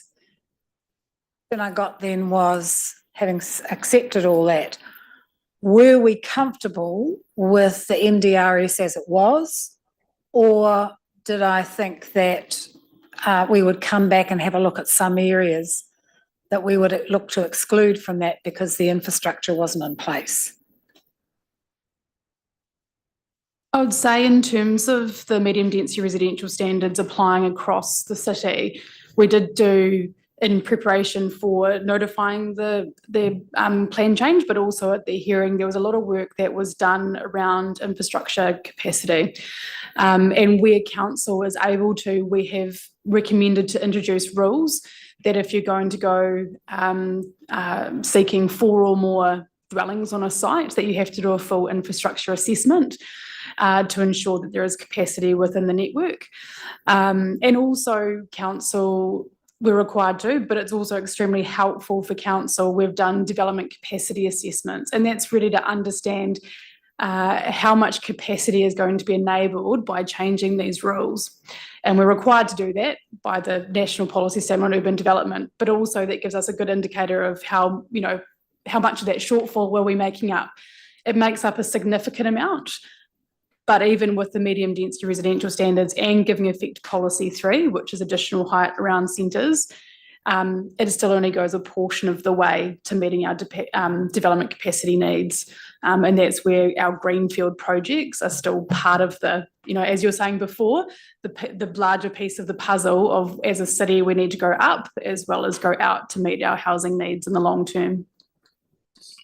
Add to that, just quickly, one of the uncertainties we have about the legislation that we understand is coming is whether TCC would actually have the opportunity to opt out. Originally, the National Party policy was that if you had and could demonstrate sufficient development capacity otherwise, then you would have the opportunity to opt out. We have a major housing shortage, so we will not be able to demonstrate that, even with Plan Change 33 operative. So I guess there's those uncertainties about how that will play out and whether that has changed with the arrangements that the various parties have come to that have formed the new government. So the best thing is to keep going, see what their legislation is like, and then come back and have a look at it. Okay. Yep, shared. I can see Reece sitting at the back there, and I will ask it.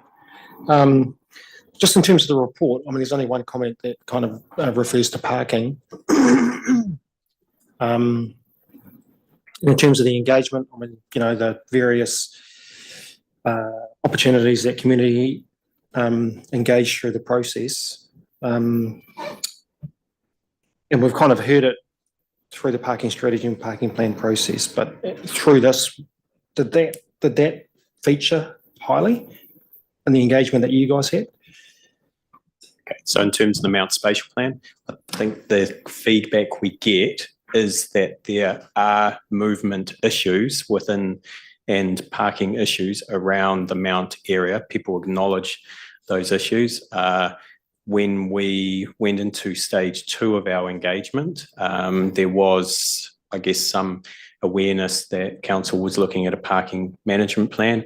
And so through that process, I guess people started to raise concerns around, well, is this going to lead to paid parking and so forth?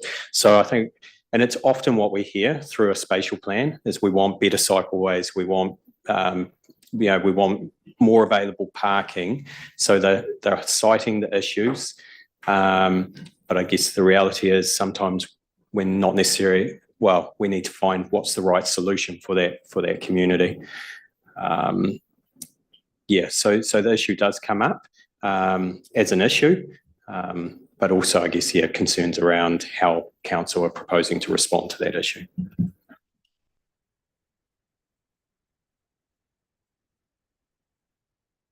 So the recommendations are we receive the report, confirm that Plan Change 33 will identify the future residential zoning for the Mount Te Arataki area, and that the Mount Te Arataki spatial plan will reflect the outcomes of Plan Change 33 process and provide direction on future investment and policy to support the existing community and future growth. Someone prepared to move that? Thank you, Stephen. Seconded by Te Pio. Thank you. Any further discussion on that? All those in favour say aye. Against? Carried. Thank you very much.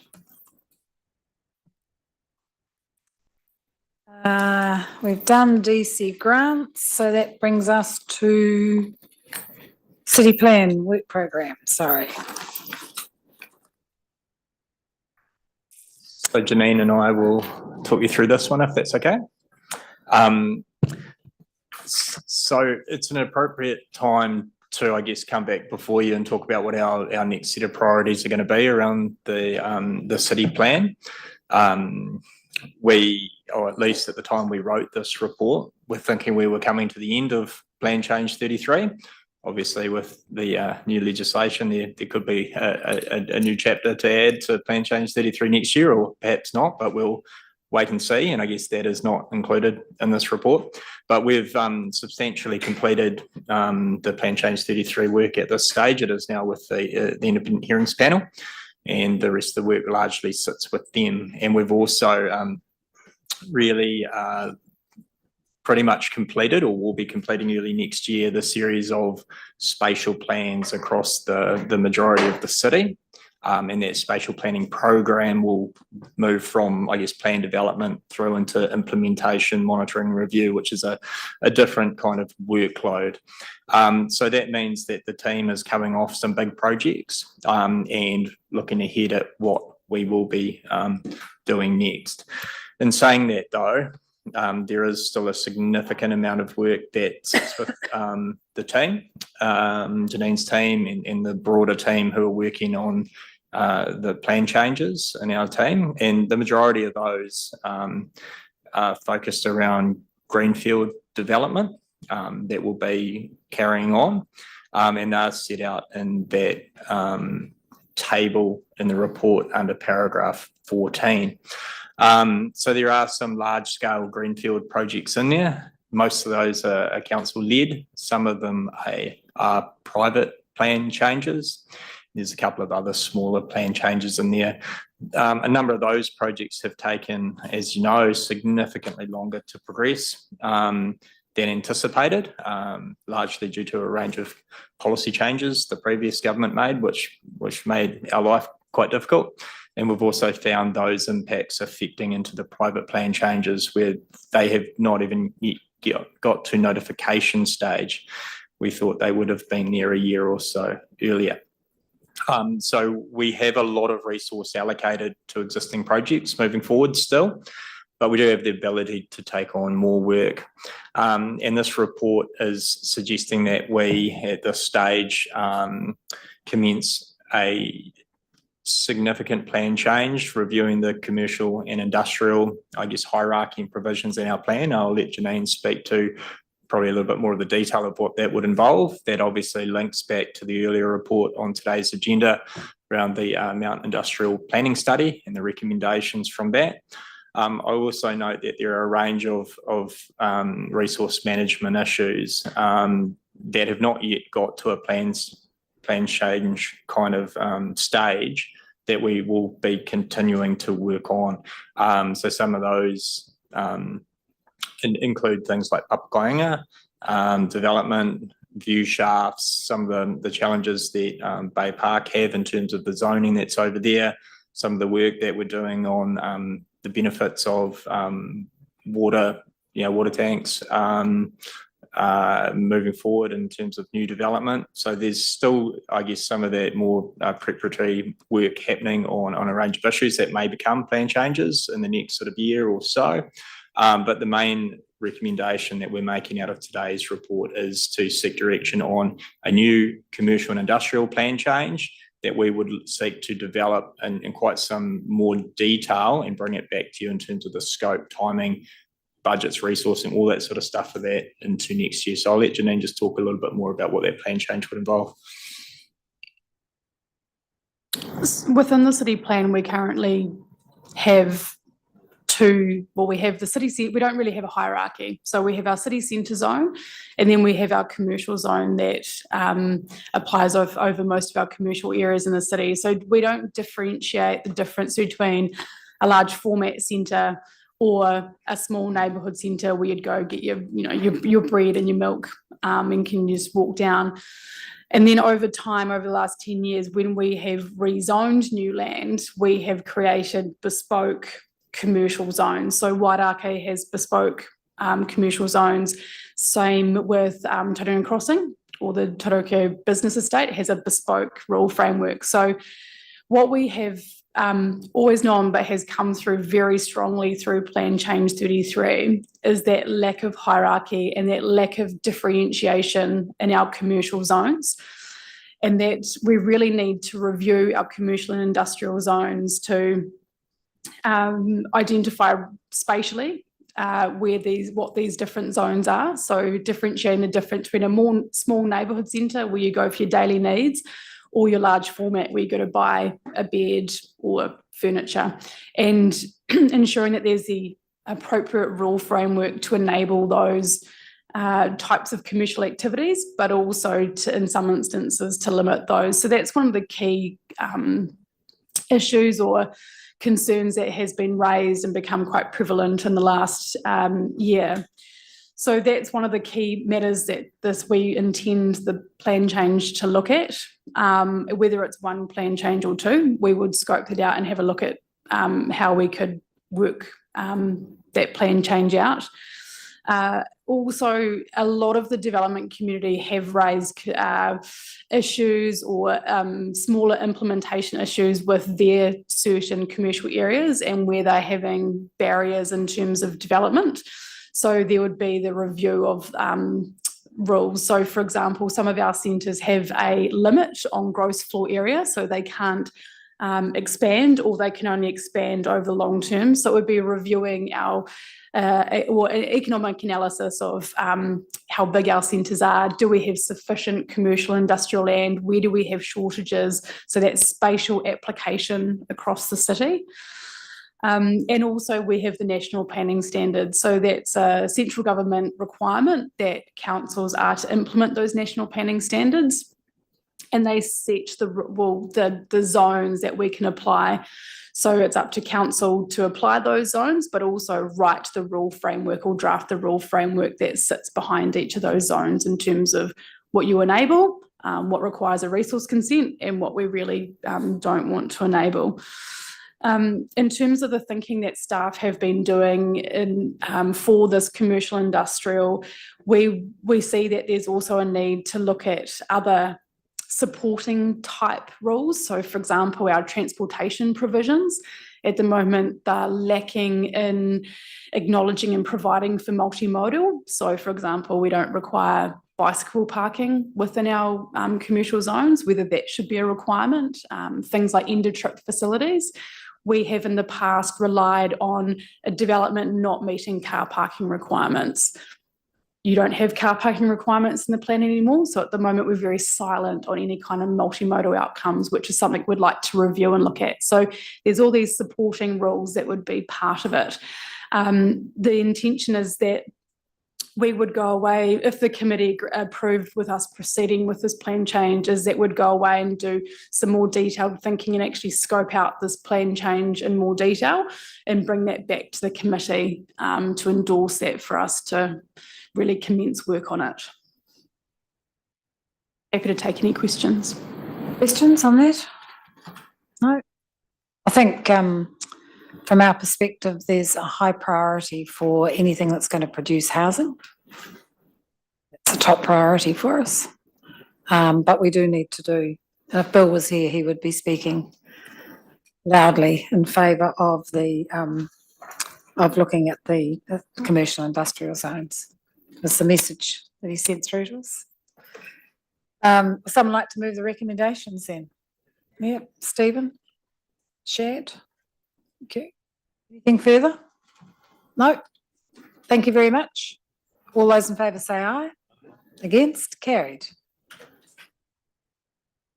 Right. Street use policy. Street use policy. So I just want to make it clear, I have read through, wasn't at the hearings, but I spent my Sunday reading through this.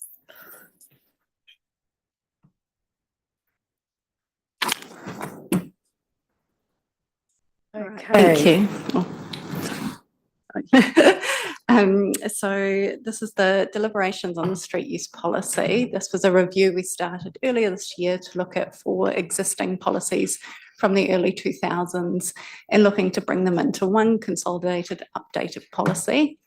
As part of that work, we kind of identified some policy issues that maybe needed another look at. And so we focused our consultation on some of those issues, including the rationale for which we charge for the use of street for street dining, for the use of balcony dining, and as well as the requirements we have for licenses to occupy, whether we want to consider including a smoke-free or vape-free requirement, and just clarifying our position on artificial grass. We had a number of submissions on the policy, particularly in terms of the street dining charging.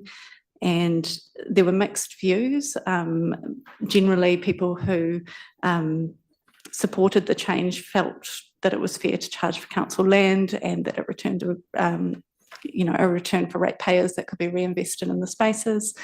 But there was a strong community concern around the timing in terms of the economic conditions of the city and the cost of living pressures at present. And just to note that with the rationale for charging, any changes would be phased in through user fees and charges, which at the earliest would be a process beginning the conversation in 2024, looking to include in the 2025 annual plan.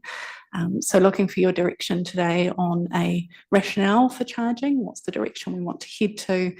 Our recommendation is that we phase in zoned street dining charges. This is reflective of the approach of Auckland Council. And you'll note in figure 2 in the paper, I think 161 on your agenda, there is an outline of the other councils' approaches to street dining for you to have a look at. There's a range of different approaches that can be taken. So our approach would align more closely with the Auckland model that we're recommending. But the recommendations don't make it clear that this is a phased in process. That reads as if it's going to come into effect tomorrow. Apologies. Yes, we could add that in as a recommendation in terms of the. I think that would help. Yes. So you would have a. So A, receive the report, and then B would be approve the following direction.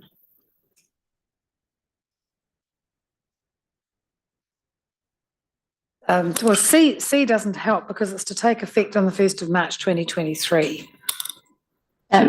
So we could amend C to add following that, noting that changes to fees and charges for street dining would be phased in.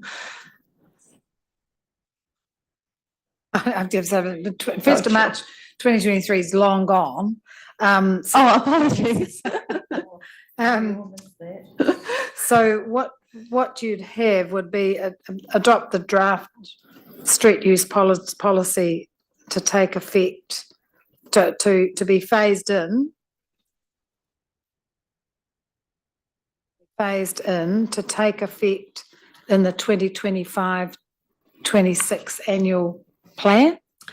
So I think the majority of the policy would still take effect from the 1st of March 2024. It would be around the fees and charges in terms of the street dining. Okay, so you'd need to qualify. So C would be adopt this draft street use policy with charges to be phased in from the annual plan 2025.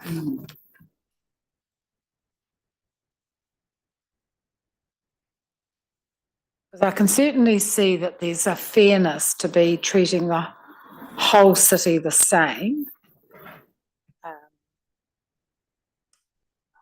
But we do take on board the concerns of the community, and we've just heard from Priority 1 this morning that there definitely has been a downturn over the last couple of months, and that's looked to be to probably continue through next year. So we don't want to be adding extra costs onto businesses when they're struggling.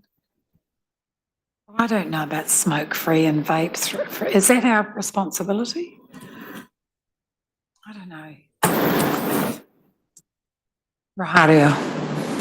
Kia ora. I have a question around the balcony dining options. And when we listened to some of the submissions and read through them, their concern, and I know you've noted it at paragraph 21, was that they're already paying for that and that it would be another cost that the landlord will pass on to them. The option 2, which is the recommended one, is, it's still asking for a rental charge for balcony dining at 75%. So we're still asking for a charge there. I'm just wondering how you consider or take into account that they're already paying. Well, it's assumed that they're already paying for that. It's already counted in their current leases. Yeah, so it is a kind of consideration between charging for land that is commercially valuable or airspace in this case versus the potential of the cost being passed on to the tenant. It seems that, apologies, in fact, this kind of process of absorbing the subsidy is happening at the moment in terms of the property owner still charging for the balcony space to their tenants. And so in getting another bill, there's the option that either they will absorb the cost or pass it on, which again, there's a risk that that would then pass on to the leasee or licensee. So it is a determination between whether you want to charge the commercial value of the airspace, noting a deduction for the cost of the infrastructure, or whether you would prefer to subsidise the use of the airspace because of the risk of that being passed on to the tenant. Because my questions around balcony dining has always been around foot traffic and how any dining that comes out onto the road, it does compromise foot traffic. But if you've got a balcony and if, say, there's nothing under it and it's not impinging any foot traffic, then yeah, we're charging for the airspace. So then, yeah.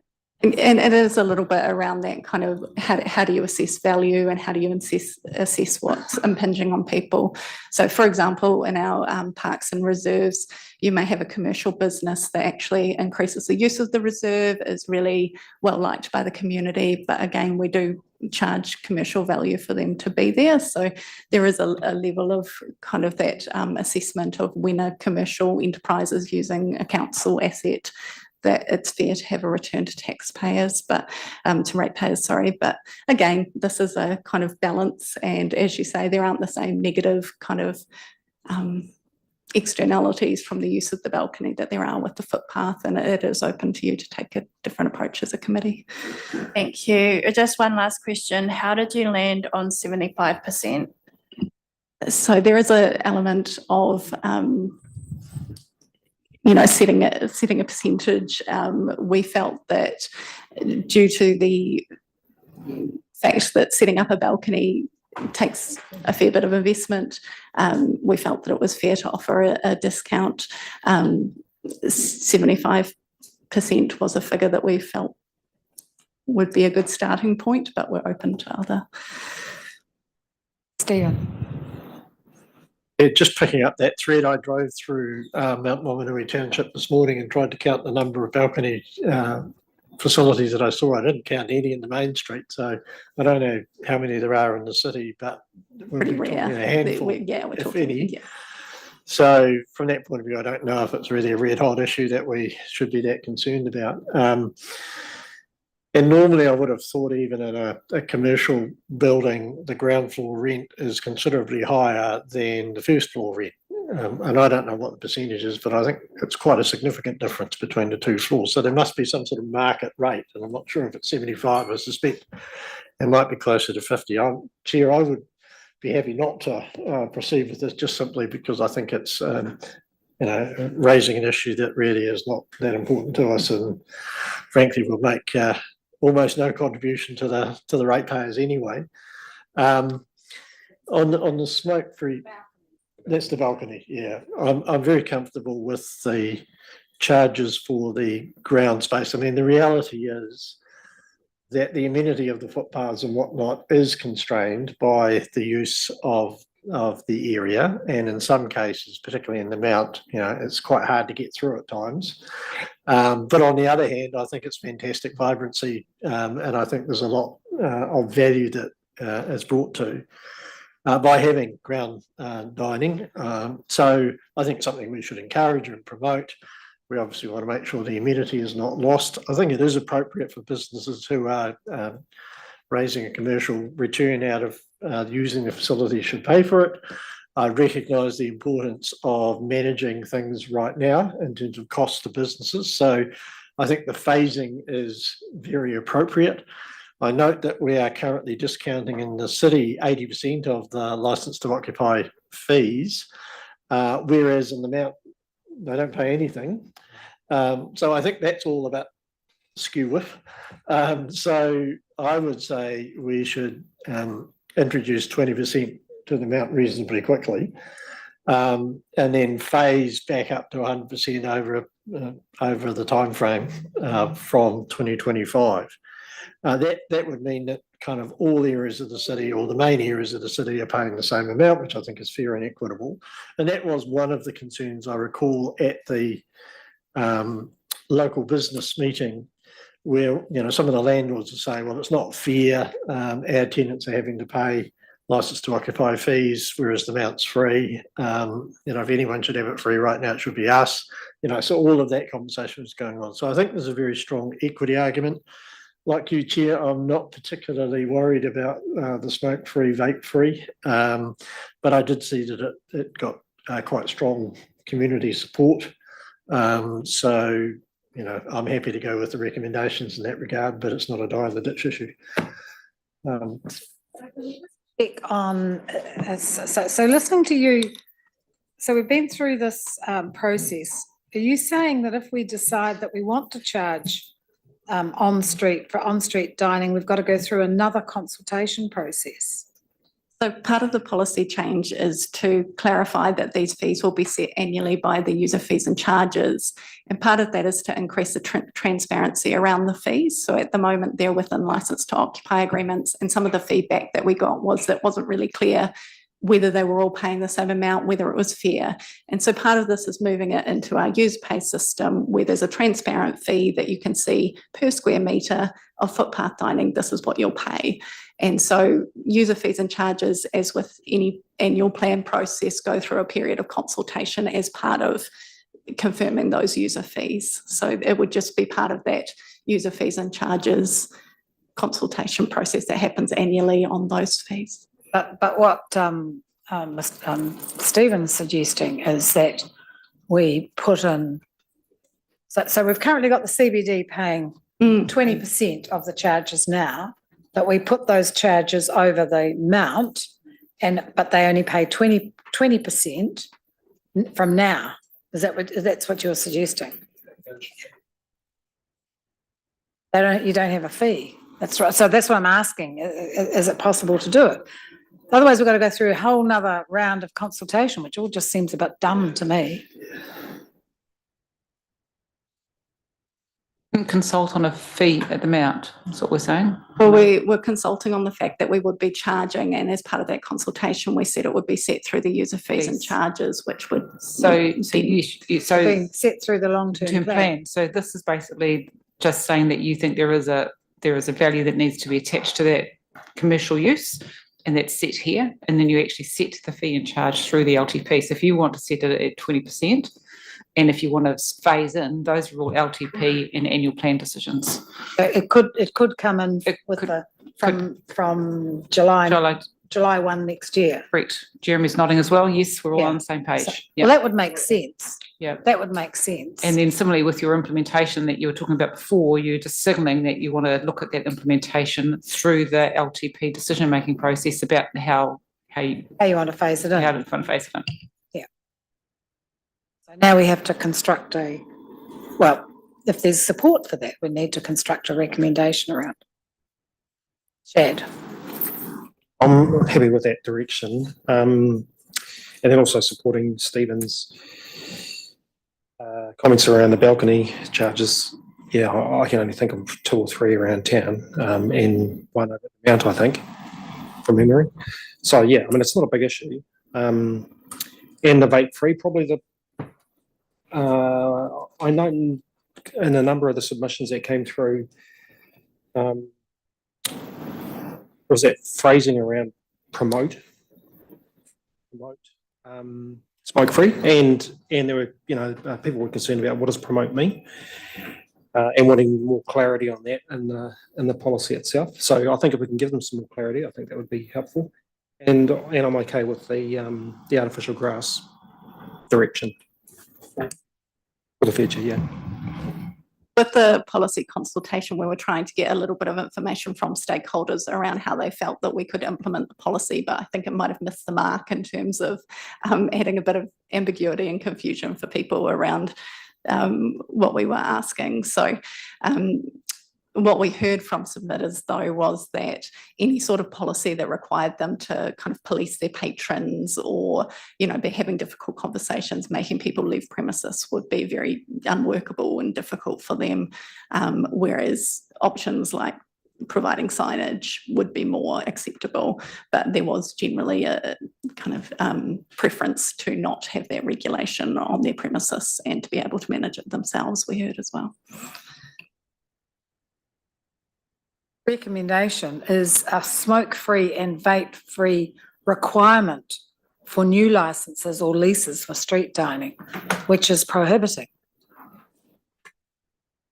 Whereas in the actual read within the draft policy, you've got promote smoke and vape-free street dining through displaying smoke and vape-free signage and removing ashtrays.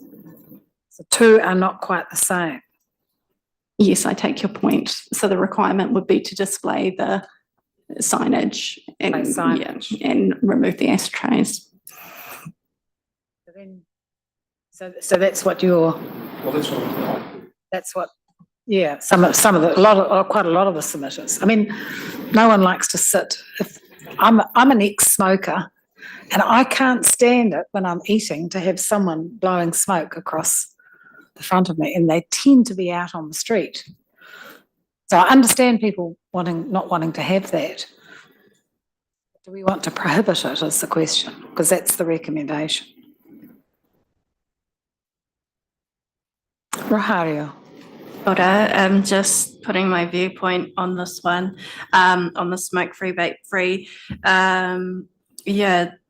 Just going across, looking at the feedback from submitters that were strongly agreed with the submission around it. But I do feel like where we've landed is option 1 is like half of what was consulted on, as well as option 2. So it's not as clear because you've got the removing of ashtrays in option 2, but it's not included in option 1, whereas the display of signage, I'm all for smoke-free dining facilities, but I think probably leaning more towards option 1 if that's closer to what was consulted on, which is displaying that it's a smoke-free restaurant. Then patrons have the opportunity to decide whether they would like to eat there based on the fact that it is smoke-free,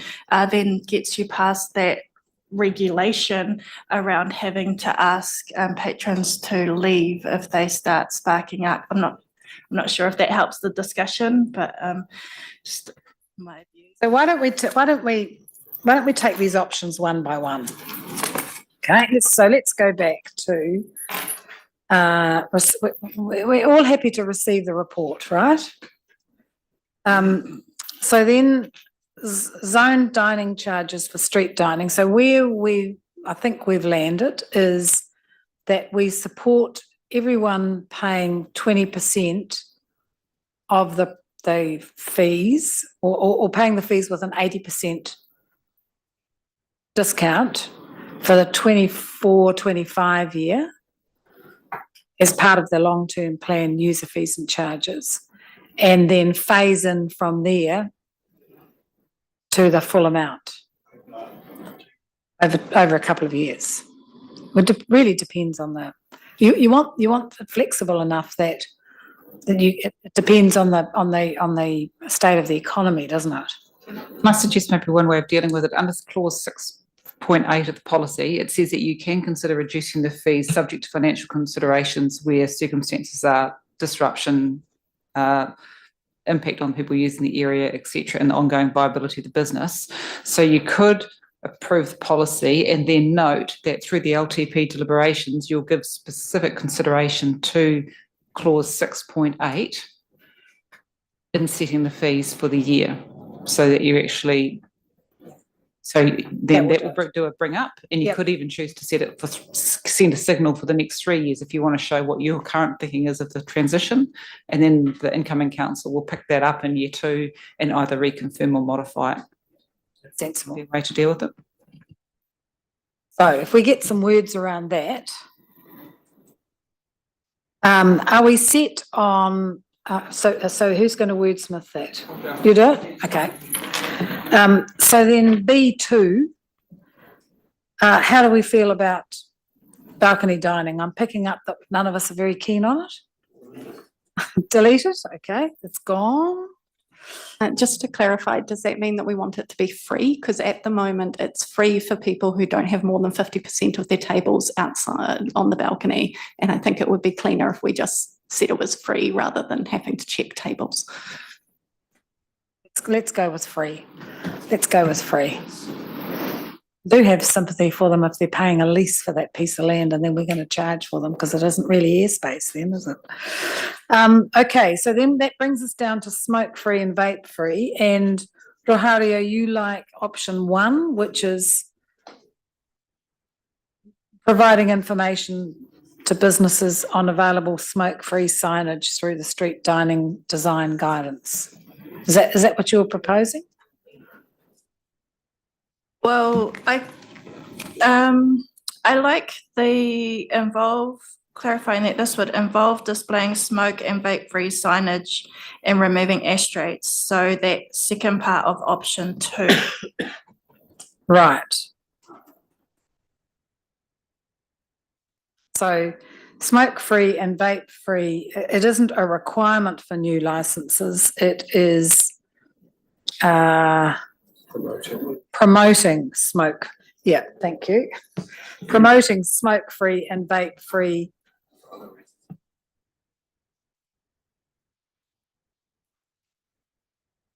environment for new licenses or leases for street dining. And then the detail of that is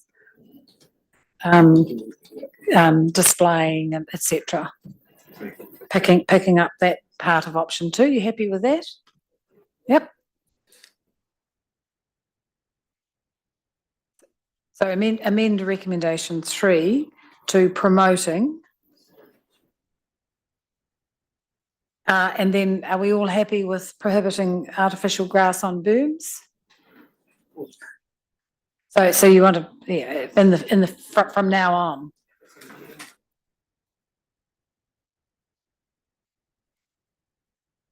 So you're grandfathering anyone that's already got it, because there may well be some elderly people for whom it's just not practical to go and put grass down. Okay, so we've got those sorted. Have we got some wording then for zoned charges? Then C, adopting the draft street use policy to take effect on the 1st of March 2024. And then do you want to separate out that requirement earlier about noting the fees and charges to take effect, separate that out into a separate recommendation? Yeah. Yeah. So it would be adopting the remainder of the draft, because you would be accepting the. So something like notes that zone dining charges will be phased in from 26 annual plan. Yeah, so what we're suggesting here is with respect to street dining fees, at the moment, clause 6.8 gives some very quite specific considerations. So we're saying add a further bullet point under 6.8, which means that you can change the fees for other reasons determined by resolution of council. And then note also that through the 24 to 34 LTP deliberations, council will give consideration to fee reductions under clause 6.8 of the policy. So that, I think, deals with the point.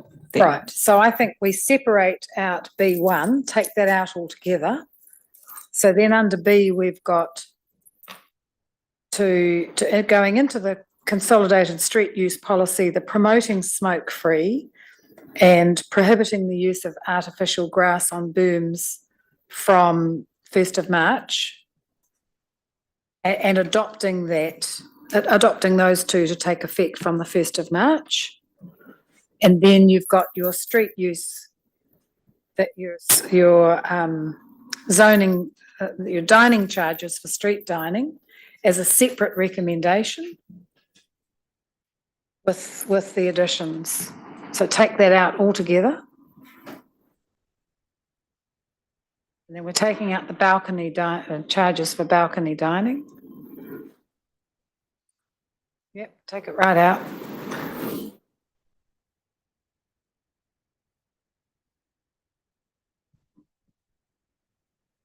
So then C is adopting these changes to be phased in. No, you need that new one that I've put in because it needs to go into the policy as well. So you need a new C. No, what we need is after B2, we need adopt the street use policy to take effect on the 1st of March 2024. Those two need to take effect.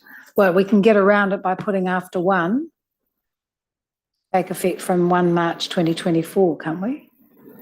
So those two, we're okay to go forward to 1st of March next year. It's the dining charges that we want to do the other bits with. So at the end of B1, sorry. Yeah. From 1 March 2024. Okay. Now C, do we need B to say approves the following changes to the draft street use policy? Yeah, you could do. Yeah.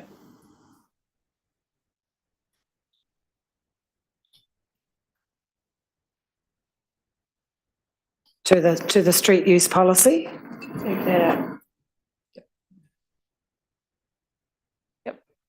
Right, that's it. And then C, we put Christine's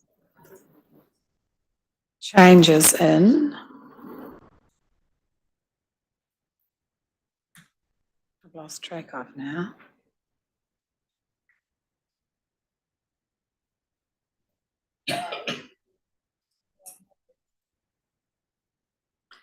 I've lost what Christine had. Yeah, Christine's so wording. the one that I sent you, Anahira, if you can put that in after B, yep, that one there, yep.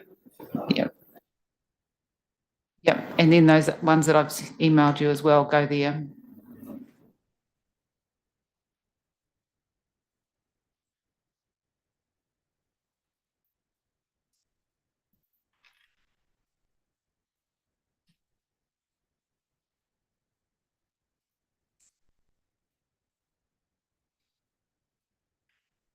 So the second B22 Change. that needs to get changed. That's a C. Approves and so it's a C.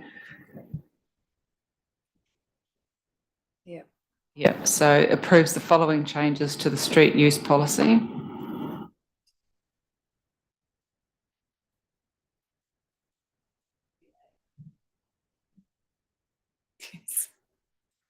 We haven't made your job easy.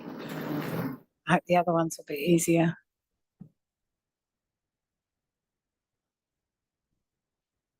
Let's get these two right. Zoning changes. Dining changes. Note that in the wording of C, at the top there, it's got, it'll be phased in from the 2025 annual plan. Come out. Yeah. Yeah, I'm just trying to get the three underneath it. Do we need C1? Yeah, I think you still do that because you do need to confirm you've made a decision to charge those areas. Okay. Could we pop in free balcony dining as well, just as a aspect, because it's a change from the status quo. And free balcony dining. And free balcony.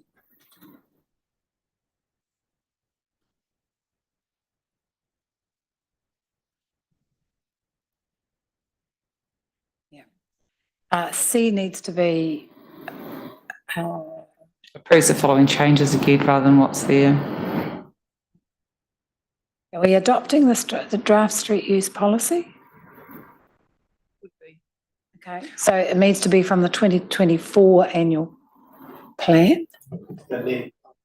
It's actually the 2024-34 long-term plan, isn't it? The policies will be sit there. Oh, so you're saying somebody gets a license before them. Oh, okay. Policy, add a further bullet point to 6.8 in the policy. Yeah.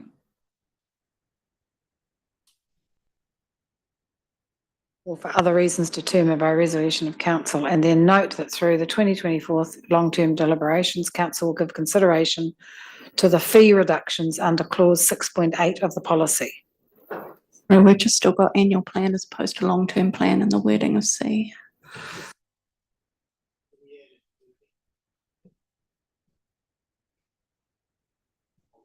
Long-term plan.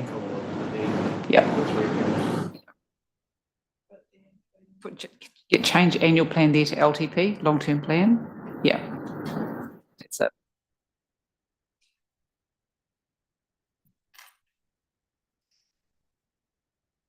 Has that got it? Yep. And then do we need an overarching one that adopts the street law policy, including changes? I think it just needs to be incorporating the above changes. So you just need a resolution, a new D between C and D that just adopts the street use policy, incorporating resolutions B and C above. So is C adopts or approves? It probably should be approves, and then the last one, the new resolution, will be adopting all of that coming together. Yeah. How you do it? Yeah.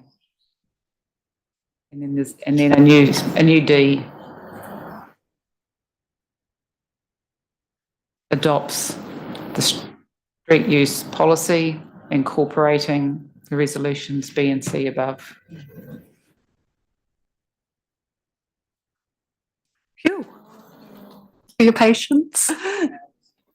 B2, I know we've put the date in there, but you could read that to say prohibit the use of artificial grass on berms from 1st of March 24, meaning that all of those are prohibited. On licenses issued after 1 March. Yeah.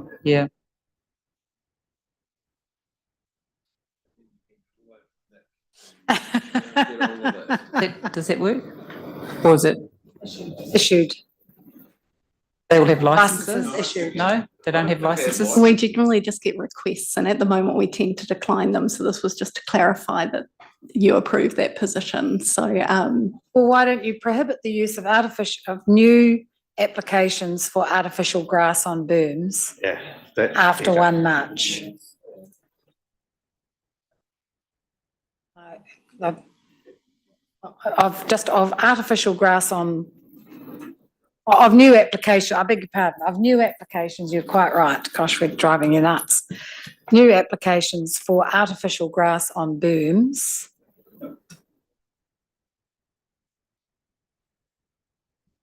Full stop. From now. Yep.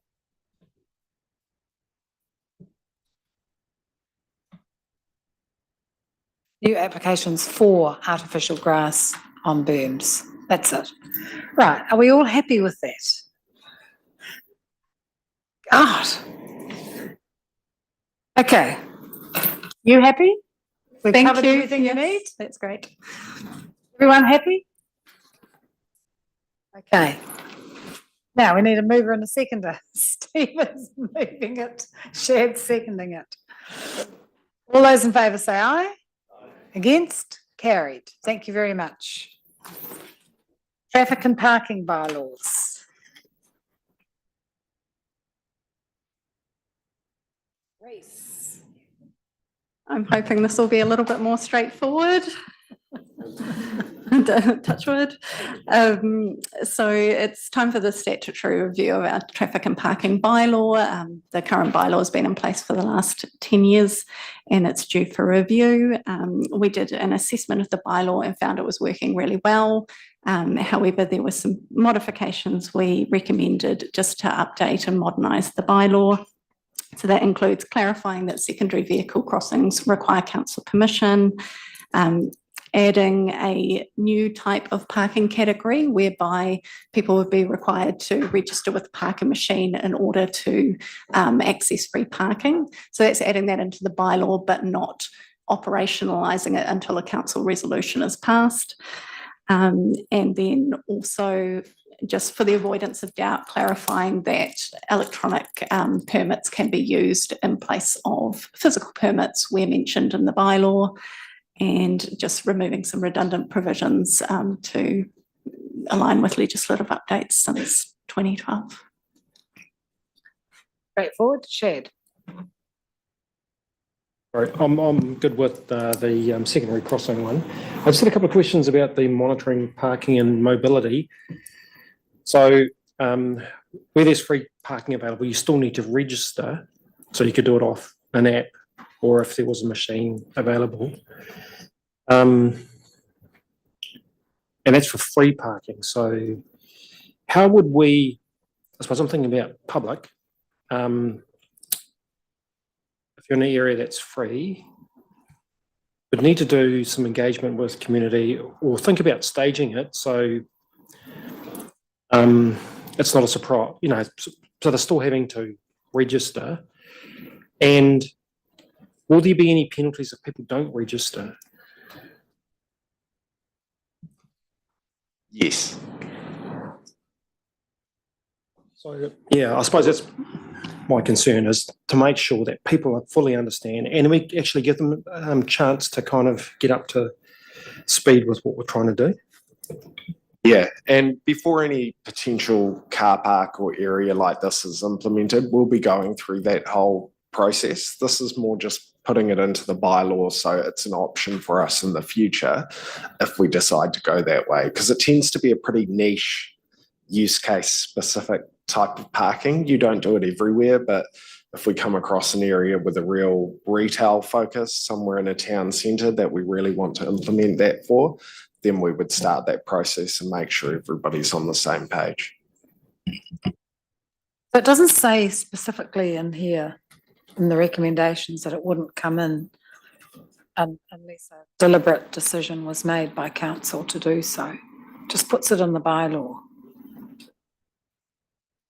Don't we want to add in there that it would, because it would be a deliberate decision, as you've explained it.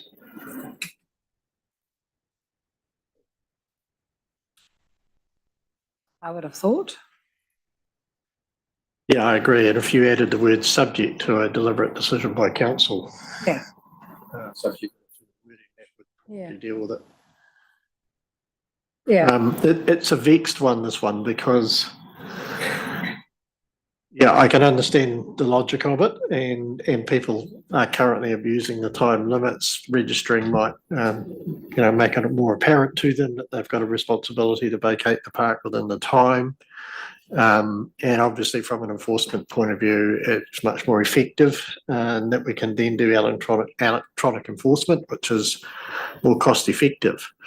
The issue is, how do you, if you don't have it everywhere, how do you make it clear that that's what you have to do in certain locations? Because there'll be some areas that you're not required to register and some that you are. So how do people know? So I think that would be a challenge with it. And then there's the question that Shad rightly raises in my view, what do you do if they don't register and then suddenly they've got a fine for not registering for a free park? Starts to kind of have a sense of irony about it that would be quite frustrating to people. So look, I'm happy for it to be an option in the bylaw, but I do think whatever council might put this in place is going to have to really address how and when and why and communicate it effectively. Otherwise, it will be a nightmare. I think I have seen them, but it's normally in a big area, and there's big signs that this is free parking, but you do need to register. So that's what I'm anticipating we would be doing. But I think if we add it into C2, subject so it would read, introducing a registered parking category to better monitor time limited parking. with implementation subject to a further council resolution, so that you were very clear and council could then make the decision, A, about about whether they want to do it in a certain place, and B, about how you communicate that and how you signal that, because it is. But I have seen it in, I'm sure I've seen it in Wellington. Yeah, there's a couple that come to mind, Newmarket in Auckland and Tory Street in Wellington. Yeah. You go in there knowing it's free parking, but you've got to register. And part of it is just because if you have parking wardens wandering around, they tend to get abused. And it makes it a lot easier for our teams to do that from the vehicle. And you've got a very clear start and end date. So it removes that sort of potential flashpoint over how long you say you are in the warden. And all right. Happy with that? Happy to move that with that inclusion. All of that's pretty straightforward. Seconder? Shad? Any further discussion? All those in favour say aye. Against? Carried. Thank you. And then the gambling venues policy. Did you get that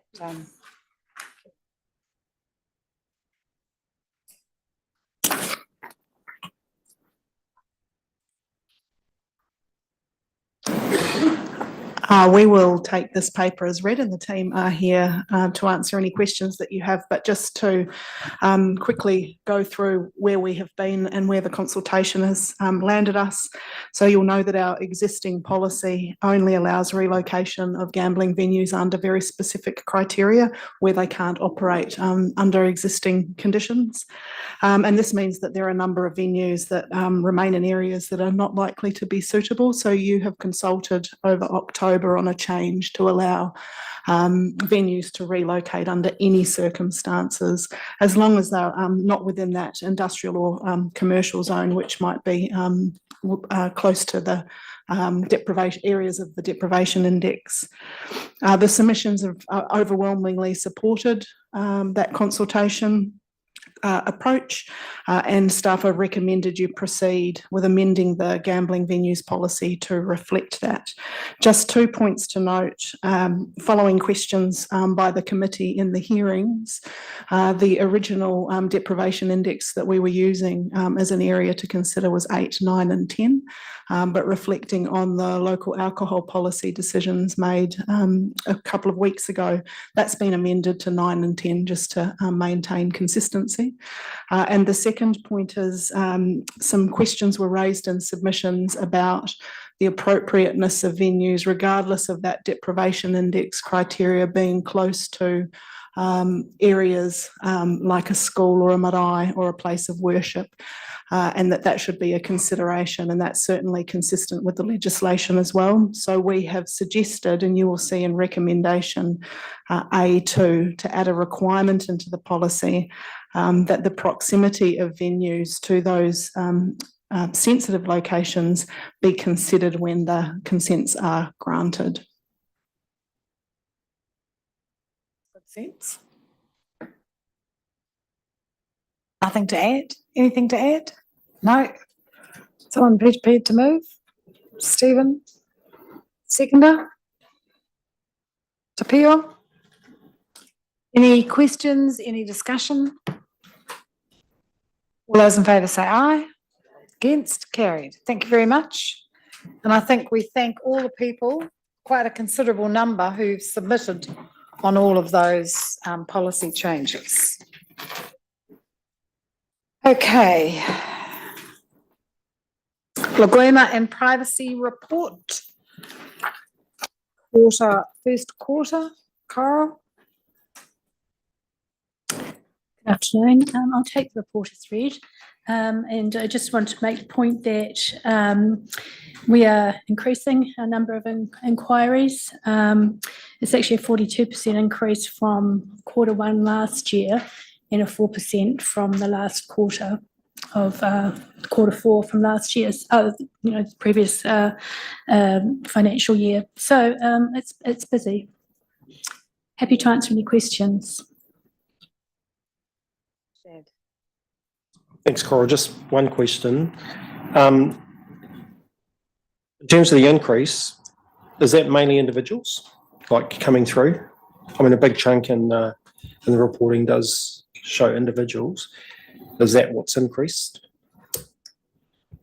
I can go, didn't quite look at that from the last quarter, from the first quarter of last year, but yes, it's definitely individuals is the main one, yeah. We get closer to July next year, we might find that they increase even more. It's a good way of getting information. Let's hope it's going to be used constructively. Happy to move, Shad, seconder, Rohario. Further discussion? All those in favour say aye. Against, carried. Thank you, Coral. Okay, so that brings us to public excluded. Would someone like to move that we go into public excluded for the reasons outlined in the agenda? Stephen and Rohario seconded. Thank you. Any discussion? All those in favour say aye. Against, carried. Thank you very much.